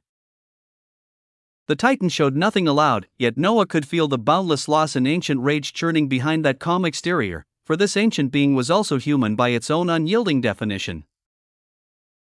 Noah let him have the moment, standing composed amidst the falling ochre dust before asking what he truly sought from this antiquity. Tell me about causes, Noah said, his eyes glowing with the fiendish light of the protagonist's omniscient regard as he looked up into the uncovered gray eyes. I know first causes, and the prime causes seated under them. I know miniature causes. Now I am hearing of calcified causes and blighted ones. Enlighten me. The veil twitched again as Damodred nodded, waving one massive, scarred hand as the dark sky and ruined basalt domain thinned away into a clean gray space of absolute nothingness, a realm constructed purely for showing rather than remembering. You already know more than most, Damodred spoke, his voice carrying the deep, melancholic resonance of an ancient being. So let me begin where the question truly begins. As the giant opened his great hand, a single point of pristine light ignited in the empty gray space, hovering between them like a living star. Before a dimension or observable existence can hold so much as one beam of light, before space can even trouble itself to stretch across the void, there must first be a reason that space is permitted to exist at all. A reason. That reason is what we name a cause. The point of light held firm, small and certain amidst the gray expanse. In the low realms this is easy to miss, for down there crude matter and crude energy are enough to hold a realm together on their own, allowing a life form to spend a whole existence believing power is only a matter of how much primordial source or energy it has managed to gather. But climb high enough into higher dimensionality, and you find that physical law is far too thin to bear the weight it is asked to carry. As Damodred spoke, the point of light swelled into a small, turning realm, and Noah watched as a hairline crack ran through its fragile physics. An observable existence carries a staggering conceptual weight, not merely of mass but of meaning, so immense it ought to fall to nameless foam the instant it forms. It does not fall apart only because a cause holds it. A cause is the origin point, the true beginning underneath the beginning, the anchor that grants all that weight its permission to stand. The hairline crack sealed instantly, and the small realm steadied and shone with declared grandeur. As life forms rise, they learn this truth in stages. First, they think power is only pulling on mana, on infinity, or on the primordial source. Then, higher, they learn to weave a cause into their pulses, their infinity, their source, and their intent, swinging it like an absolute blade to force reality into compliance. The gray eyes held steady on Noah, reflecting ages of witnessed war. And then there are the existences who go past merely using a cause. Beings whose bones and blood and organs are forged out of these anchors themselves. Noah thought of the colossal white dragon whose back he rode across dimensional gaps. Steeds, Noah said. Steeds, Damodred agreed, and the word carried the heavy weight of an ancient ossuary. I know this because Master's curing of one is the very reason the tide that owes nothing pulled me across existence to your side. A living observable existence, seated out of pure causes at the root of its lineage, shaped from the first moment to bear a burden that would turn any ordinary entity to vapor. You ride the proof of it even now. And now. The Titan raised a second finger as three more points of light ignited beside the shining realm, hovering in the gray space like patient beacons. To understand how existence truly moves, you must know that a cause is not one fixed thing. It can take 4 states or more. The first point brightened into a clean, cold, unwavering illumination. First, causes. The pristine anchors, seated at the very beginning of a lineage or a framework, carrying the pure and uncorrupted intent of the ones who first carved existence into being. A first cause does not easily degrade. Its authority is immutable, the original blueprint, untouched by time, holding forever the full weight of the moment it was carved. The second point began to pulse with a warm, living rhythm, its light shifting from moment to moment like a burning heart. Prime causes. The living anchors seated beneath the first. Where a first cause is a legacy handed down from ancestors, a prime cause is a present will, active and evolving, able to steer its own progression. If the first cause is the legacy, the prime cause is the wielder alive now, still deciding what it will become. Noah nodded slowly, understanding his own 9 cause weavings with Hvitramar with greater clarity. Then the third point of light changed, and Noah's attention sharpened as the illumination did not brighten, but sickened into an ochre hue. A dark, corruptive thread wound through its center, and where the thread passed, the light frayed and wept like an open wound. Blighted causes. A blighted cause is not some clean anchor that was later dirted. It is born to its nature, a kind of cause the same as any other, save that its nature is rot. It does not stop working. It goes on holding weight, and all the while it leaks rot and agony into the existence built atop it, consuming that existence slowly from the anchor outward while never once failing at its task.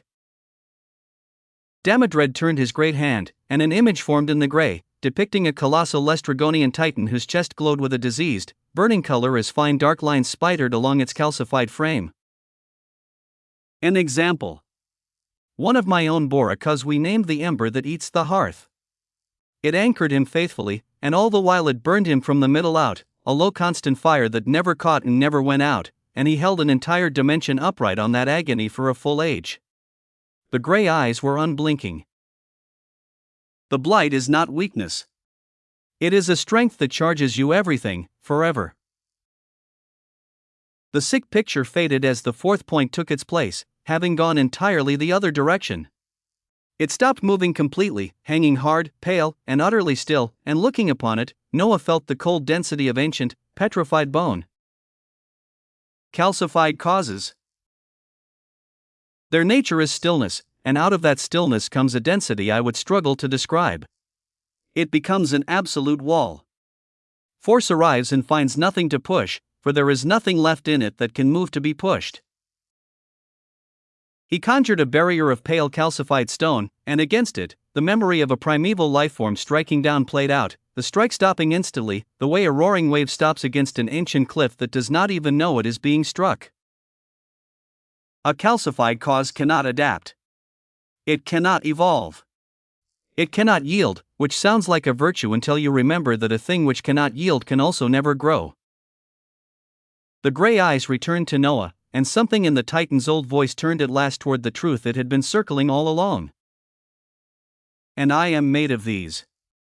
Many of them. By every law you know, Master, I have no business standing here speaking with you at all, for a being built of calcified causes is a being that cannot progress. I ought to be static. Immense, unkillable at my own tier, and frozen, a mountain that will never be anything but the same mountain until existence itself forgets it. Damodred opened both his great hands, and the two dark images returned side by side, the weeping blighted light and the pale frozen stone. My calcified causes are stone.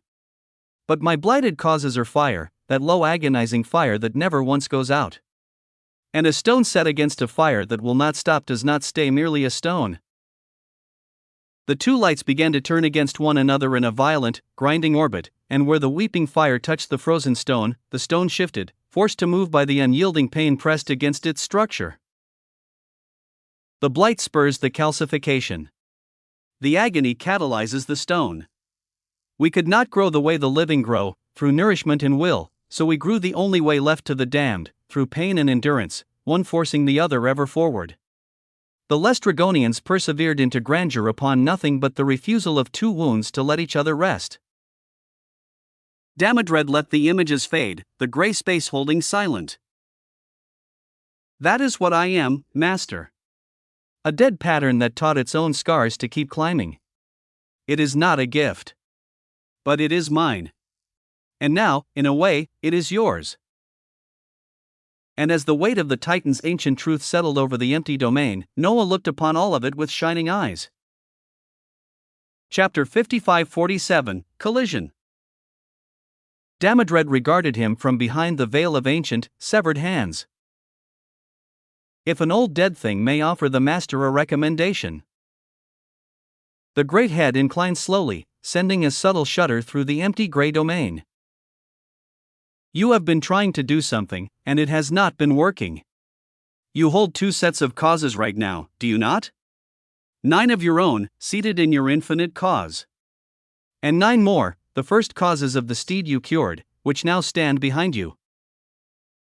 The gray eyes held Noah with unblinking, ancient focus. You have been trying to mix them. To fuse the two sets into one. And they will not fuse, Master, no matter how you press them, because they cannot. They are not the same kind, and no amount of will makes a stone into a fire. Noah said nothing, for the Titan was right. He had felt that exact conceptual resistance within his own existence. But Damodred spoke, opening one massive, scarred palm as the atmospheric density of the gray space deepened. My own causes could never fuse either. Yet I taught them to collide instead, to strike against one another forever, and out of that endless collision came all our grandeur. You could do the same. Not fuse your 9 prime causes and the steed's 9 first causes. Collide them. set them crashing into each other without end, so that the push and pull of the impact pours their benefit straight into your existence, elevating you endlessly and feeding you adversity from the inside for as long as you live. The old voice carried a terrible, unyielding calm that resonated through the strata of the void. Give yourself an eternal wound that heals into strength. You could climb higher than the Lestrygonians ever did. You have living causes where mine were only wounds in stone. You could become grander than we were at our height. Noah's lemniscate-ringed eyes sharpened, his gaze locking onto the Titan with sudden, predatory intensity. How? To collide your own causes, you must command them. And causes do not answer just any voice. They answer only the voice of the existence they belong to, spoken in that existence's own tongue. He waved a colossal hand, and in the empty gray space, a shape of pure, resonant sound seemed to hang, vibrating with the ancient authority of an uncarved script. There are many kinds of tongue across existence. But a true tongue is a particular thing, master, and a simple one once you see it plainly. A true tongue is nothing more than your own personal language of your own existence. It is you, saying yourself. Those who have raised their pantheons and begun to lay down their weavings of time speak it most easily, because by then their existence has already learned to repeat itself, and a true tongue is only your existence repeating itself out loud, on purpose. The gray eyes did not blink as the giant continued, delivering the mechanics of an extinct epoch without hesitation. Speak your own tongue. Fill the words with the intent to steer your causes toward collision. That is all the command is. Damodred paused, his voice hardening without softening the truth. And it will hurt. At first it will feel as though your existence is detonating inside you, because in a way it is. But acclimate to it, endure the first shock and do not flinch away, and when it settles you will hold many causes that empower you every moment you draw breath. This is the very art that got my people extinguished. It made us too grand to be permitted. He raised a single, scarred finger, teacherly once more.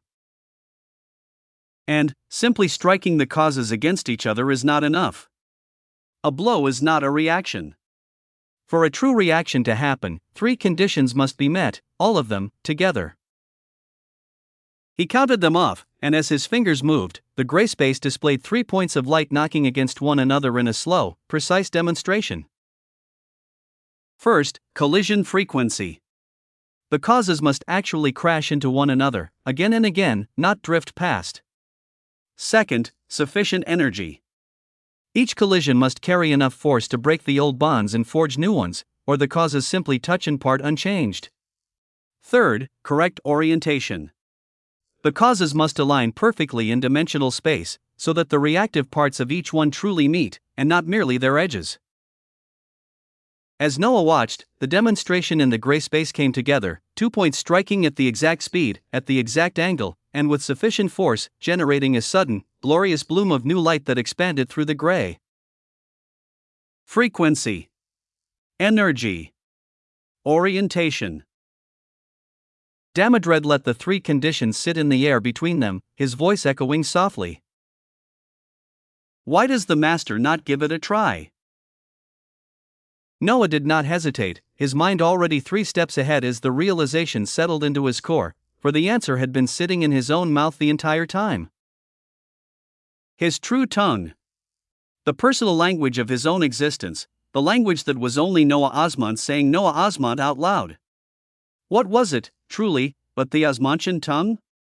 5 letters and 1 word. He had spent this entire journey learning to speak himself into reality. Was this also the gibberish he heard from Rhaenyra when he first met her? It was simply her speaking with her own tongue? Noah closed his eyes and he began. He uttered the letters low and grand, a rising mantra of absolute sovereignty echoing through the empty domain. I am Osmond.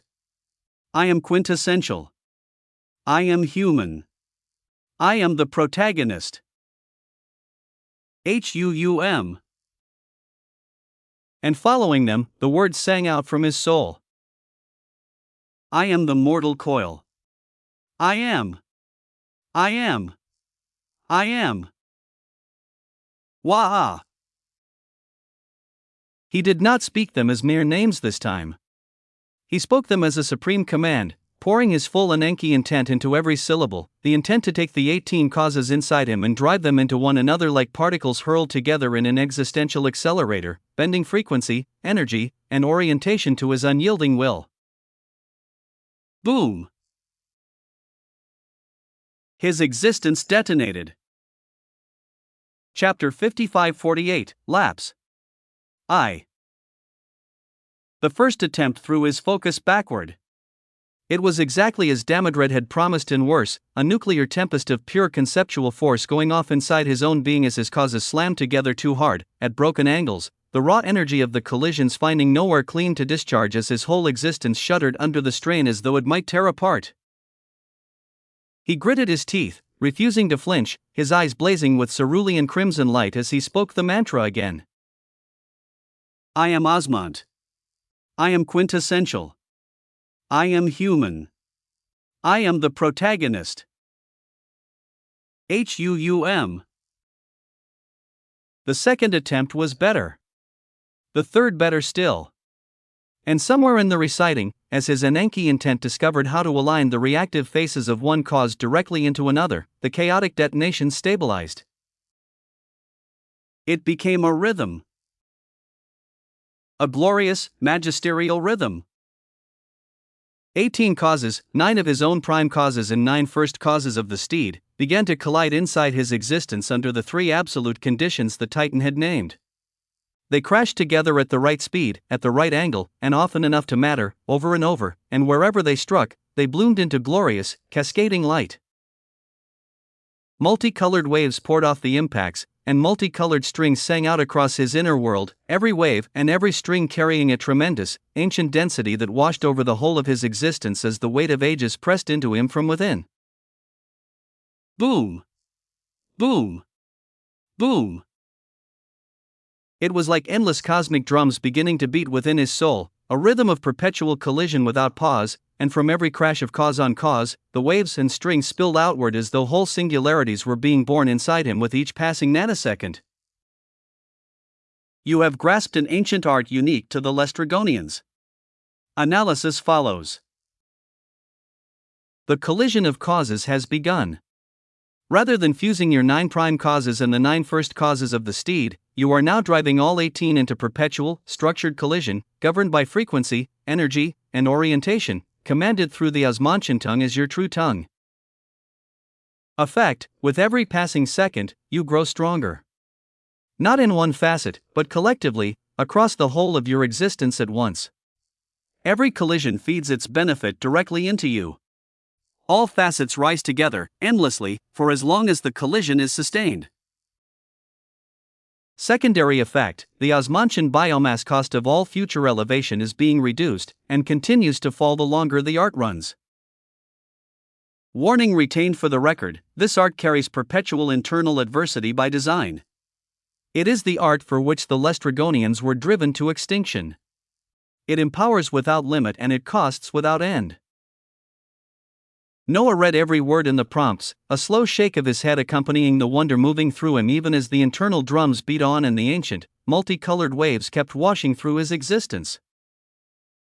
He looked up at Damodred, his eyes gleaming with quiet, imperial dominance. Just where are you sitting, currently? Noah asked, his voice ringing with declared power. Show me your power. HUUM. Noah activated the protagonist's omniscient regard. Damodred bowed, the veil of severed hands dipping low toward the gray floor. Gladly, master. Though I would have you understand, I hold but a fraction of what I wielded at my peak. Still, it is not nothing. The regard settled over the Titan, and the character sheet bloomed in Noah's vision like a monument of calcified history. Character sheet. Designation, Damodred. Last of the Lestrygonians. The first to return. Standing, a fraction of his living peak, and still immense. Facets of existence, SS rank, OIR. Across the board. Finished craft, exact making, seated in a being that should by every law be frozen. Intent, SS rank. The autarky's intent. The third order, sovereignty above inevitability. Pantheon, the sepulchre of the unyielding dead, SS rank. A pantheon that is not a realm one enters but a graveyard that enters you, seating an opponent inside the accumulated stillness and agony of an extinct people. Core, 36 causes, blighted and calcified both, held in perpetual collision every moment of his existence. The very art he has just taught you, run without pause across ages. Disposition, absolutely loyal to the master. Grieving, patient, and certain. He does not hurry, because he has already waited longer than most things have existed. Notable thread, he waits, quietly, for the master to call forth more of his kind from extinction. He is the first to return. He does not believe he will be the last. He is content to serve, and to wait, and to see how many Lestrygonians the master's tide might yet pull back into the light. It was something utterly surreal to see, and it made Noah take a moment to truly evaluate the wonder that landed on his lap. But as causes collided more and more in his existence, new prompts bloomed in Noah's vision, and these were different, for they were not describing what was, but what was beginning to be. Notice. A unique capability is forming at the meeting point of three things: the Ananke intent of the quintessential Osmantian, your Osmantian source infinity, and the collision of causes now running perpetually within you. The 18 causes crashing inside your existence do not only elevate you, they produce. Every collision births raw power, waves and strings and newborn singularities, and until now that power has poured inward, feeding your ascent. It need not only pour inward.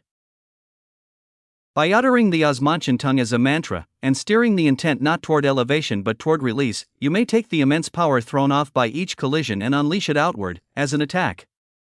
The particular causes you drive together determine the shape of what emerges. No two collisions yield the same weapon. This capability is now yours to wield. Designation: the cataclysm of colliding causes. Noah read it, and a slow, imperial smile touched his mouth. An engine that made him grander with every breath, and now a weapon fired from the same furnace. He raised one hand toward the empty gray expanse of Damodred's showing place, and he spoke the mantra again, low and grand, but this time he bent the intent outward, toward release. I am Osmant. I am quintessential. I am human. I am the protagonist. HUUM. And inside him, he chose. He reached into the churning 18 and seized two, driving them together on purpose, aiming their reactive faces into one another with the frequency and the energy and the orientation the Titan had named. His prime cause of tyranny, and one of Vidremar's first causes, the ancient anchor of valor. They collided. Boom! And from Noah's open palm erupted a lance of layered cerulean and gold, a spear of pure dominance shot through with a steed's unbreakable courage, and it tore across the gray space and struck the far nothing with a weight that made the whole domain shudder, a strike that did not merely destroy but commanded the space it hit to break, valor lending the tyranny a fearlessness that would not be refused. Noah's eyes gleamed. Chapter 55-49, Lapse. 2. On those who remain. We are accustomed to viewing existence as a reality where living beings enter from different doorways, distinct and separate from the stage beneath their feet. Yet this is the primary illusion. An ocean does not construct waves the way a mason builds a wall, the ocean simply waves, and in doing so, it expresses its own nature. So it was with those who remain. They were not merely builders standing outside the halls of reality, but the very impulse that caused the dark to tremble and take shape. Among those who remain, only a few distinct identities survived the erosion of ages to be remembered by name. Among these few, the sleepless fiend was noted as a particularly eccentric existence. Where others of its kind sought static absolute authority or spoke final decrees, the sleepless fiend was consumed by a curious, playful fascination with the nature of causes. Rumors across ancient epics whisper that it treated causes as living experiments, grafting first causes into living marrow and weaving foundational anchors into organic forms merely to see what burdens those existences could bear. It is a narrow view to believe that only those explicitly known as descendants carry the legacy of those who remain. Look closely at the staggering spectrum of lifeforms moving across dimensions and time. They are not mere accidents of ambient density. In truth, many are the lingering, self-sustaining ripples of those ancient trials, existences whose bodies, instincts, and very identities were carved out of manipulated causes eons ago, still acting out a play designed by a weaver who refused to sleep. Among the descendants of those who remain, many carry names that make epics tremble, but a rare few sit upon heights so grand that their legends threaten to eclipse the progenitors themselves. The Infinity Eater was such an existence. It spun thin, imperceptible threads of itself outward across the weavings of space and time. Across untold multitudes, lifeforms tapped into these delicate threads of infinity, foolishly mistaking the borrowed tide for their own awakened power. They knew nothing of the weaver. Through every thread of infinity woven across the dark, the Infinity Eater felt every breath, every intent, and every pulse of energy. Whatever it lent, it could reclaim at a whim. It could wear another's existence like a fitted garment or drown their soul from the inside without casting a single spell.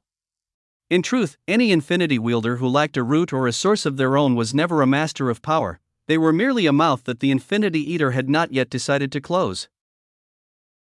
There is the record of the fall of the Pale Dimension, where a colossal alliance of primeval ones and true lifeforms gathered to erase the Infinity Eater from existence. Thousands of sovereign entities unfurled their immensity, their weapons shining with endless, infinite energy as they encircled him. The Infinity Eater stood alone upon a ruined escarpment of petrified earth, silent and unmoving. He did not summon an army. He did not draw a blade. He merely reached out and plucked the threads. In that singular, terrifying instant, more than half of the opposing army gasped as their own infinity revolted. Their trueness caved inward, their intent shattered in their throats, and their bodies moved against their will as the borrowed force reclaimed its master. With hollow, silent eyes, more than half of those ancient lords lost control of their existences, turned around, and came to stand beside the Infinity Eater, drawing their weapons against their former allies. Let this be the standing lesson for those who seek the heights. Power is never ownerless, and force without a true, personal origin is merely a collar worn by the blind. Be relentlessly careful to understand the exact root from which your strength springs, and trace the stream back to its source before you drink too deeply. Otherwise, you may lose your existence before you even know it has been claimed. The true human emperor. After getting a feel of his existence and its ongoing processes in that space, Noah nodded to the massive visage of Damodred.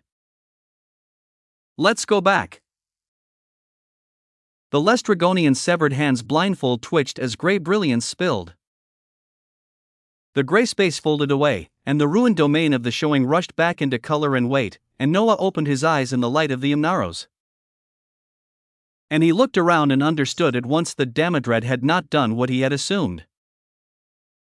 The Titan had not stretched a single moment into infinity the way Noah stretched instants to think inside them. Time had passed out here, the whole long teaching unspooling at its true length while existence went on around them. The dead were buried. Therandranos and Anaximander had finished the work, the small white and blue bodies laid into the scorched ground beneath rows of low mounds, and Rhayanara stood among them. All of them were simply waiting for him now. And Anaximander wore a conflicted expression. The scholar looked as though he wanted to ask something and could not make himself do it, the mild curious face caught on a hesitation. Noah smiled, and looked at the mounds a moment, and then at his friend. There shouldn't be hesitation between friends, he said. What's up? Anaximander sighed and opened his mouth. And Therandranos put a hand on the scholar's shoulder, and stepped forward instead. I put Sir Anaximander in a difficult position, the golden-haired man said, by asking a heavy request of him. He drew a breath and told him. The Imnaros is facing an invasion we have not faced before these past days. Our dimension is colliding, fusing, slowly, into another dimension entirely, one filled with infinite lifeforms, the same kind you cut down in this garden. His jaw tightened. Our defenses were built for enemies who come through the doors. They do not work against this, because the two dimensions are becoming one, and where they overlap, the enemy can appear anywhere at all. Inside our strongholds. Beneath our feet. In a garden that should have been 100 layers deep in safety. He gestured faintly at the ruin around them. The way they appeared here. We call it the dimension lapse, Theron said. And from what I saw here today, that capability of yours. The one that strips the power from all those nearby. He looked down at his own hands then, and turned them over. When you imposed it, I did not feel any different. I felt like me. Whole. Myself. The same strength I have always carried, untouched, while others fell out of the sky around me. Noah's attention sharpened. Our toughest battles are occurring or already coming, Theron went on. Against the mightiest of the invaders, in the places the dimension lapse has fused most deeply. If your power leaves the superpowered lifeforms standing at the height of their strength while it strips our enemies bare, then it may be the very thing that lets us overcome an invasion that has been grinding us down. His voice steadied into something formal. I do not ask it for free. Existence is give and take. Nothing in it is free. He half-turned and looked at the obelisk behind him, the tall stone still pouring its steady blue gold light up into the smoke. The shrine his people had died and rose to keep. This is one of many, Theron said quietly. Doorways, all of them. They open onto the place the invaders have bled us for, generation after generation. What grows there is the thing every infinite and source lifeform in reach has spent ages trying to take from us. He looked back at Noah. A panacea. It grew in our lands on its own, and it is what made us the superpowered lifeforms that we are. And to others, they say, it can do something stranger still. They say it can cause the emergence of a purpose. The emergence and nurturing of a cause. Boom! I can bring you through, Theron finished. You are the allies of Sir Anaximander, so that you may confirm all of it with your own eyes rather than take a desperate man's word. And if existence deems it fitting, then afterward, we could work together. Noah's eyes shone. He looked at the obelisk that so many had died to protect. He thought of dimensions fusing and colliding into one another. Dimension lapse. That did not sound natural to him at all, not remotely. The infinite true lifeforms had besieged this place for ages and failed to break it. Had they stopped trying to break it, then, and started trying to merge it instead, to fold the Imnaros into a dimension of their own so that no wall or door could keep them out any longer? And laid over all of it, the last thing Theron had said, the thing that mattered most of all. A panacea that could cause the emergence and nurturing of a cause. He looked at Theron, and then at Anaximander, and his decision was already made. It is only human to help each other. Let's go in and see. Yes. It was human to help. But it was also human to make gains while helping, and Noah had never once in his life been able to deny himself an unfathomable treasure when one was laid in front of him. A dimension besieged for ages by infinite and source lifeforms both. A panacea everyone in reach wanted badly enough to grind a whole people down for it. And a thought rose in him, quiet and enormous, as he looked at the doorway. What if this was the place? What if the Imnaros became the first ground he claimed, the first stake driven for the rule of the true human emperor, a unique dimension full of the more human beings he had come to meet, defended by people his power left standing while it stripped their enemies bare? Maybe. Maybe. Chapter 5550, Find Her. Outside the Krazer Knoll.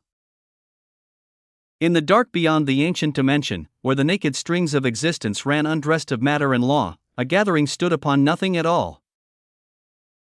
Jarl Erling was among them, and he was not the largest. The titanic bronze descendant with the bone-braided beard and the crimson fissures running molten through his body stood shoulder to shoulder with others of his kind, and there were several, and every one of them wore the same sentence written into their blood. Cursed descendants of those who remain. Lords of continental thrones and lone floating mountains, keepers of harnessed steeds and generations of failed experiments, each of them dying on a schedule no one had ever managed to argue with. Every single one of them had shining eyes. They looked out across the darkness together, and the light in those eyes was not the light of power, for they all had power beyond measuring. It was worse than that.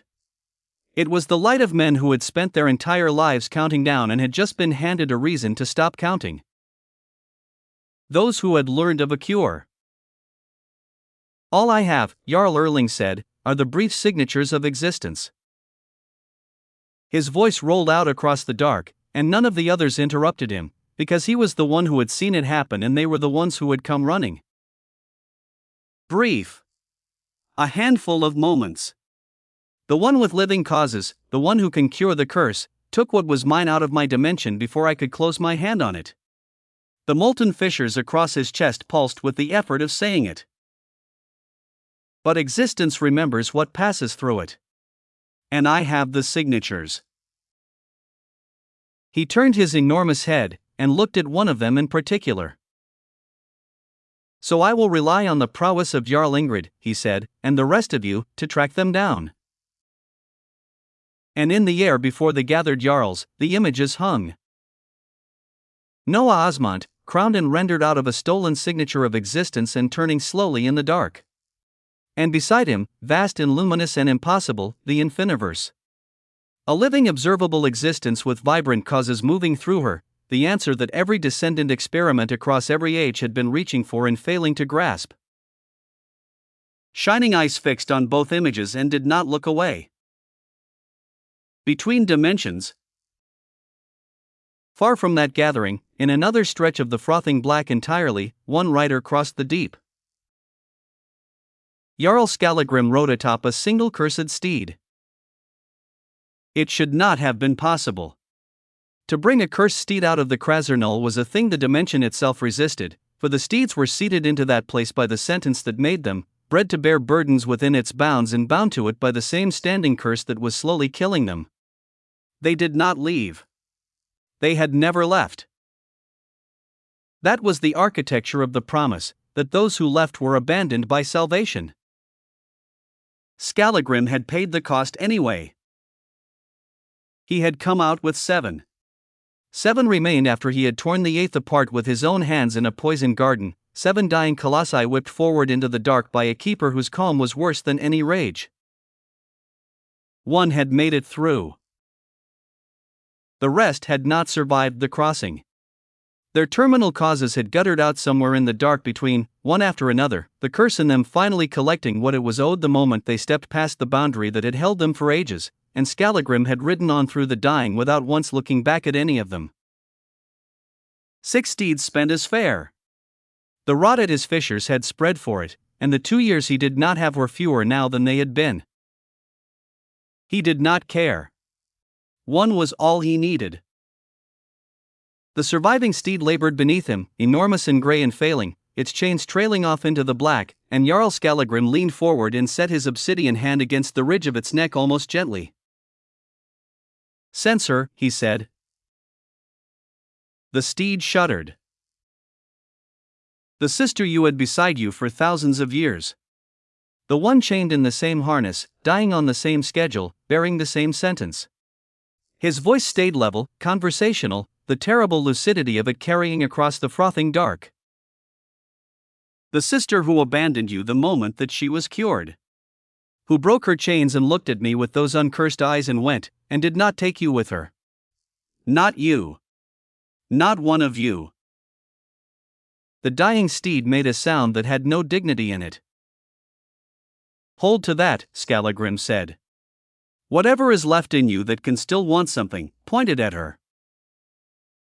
He straightened on its back and looked out into the endless dark ahead, at the drifting membranes of dimensions hanging in the black like islands in an ocean, every one of them a place she might have gone. Follow her scent, and we shall have our own cure. The rot glowed dull red along his fissures. Across dimensions in time. Find them. Find Vidramar. The creature. The 9th district of the cultivation farms had taken longer than the 8 before it. They had learned. That was the thing about beings who would spend ages perfecting an art of harvest. They were not stupid, they were only comfortable, and comfort was a thing that could be burned off a lifeform quickly enough if you burned hard enough. By the 7th district, the masters had stopped lounging. By the 9th, they had stopped meeting him in the open altogether, and instead they had rigged the whole domain he crossed, sinking their weavings into the pyramids themselves so that when the creature came down through the butcher-red sky, the ground rose to fight him alongside its owners. It had worked, for a while. 11 of them. Source true lifeforms, 3 of them Cenozoic, and they had fought together properly for the first time since he entered this dimension, drawing on their goo, spending their stored burdens like coin, feeding ages of stolen bearing into weavings meant to break a single trespasser apart at the anchors. Now they were dead, and the creature stood in the crater of what had been their stratum, and he was heaving.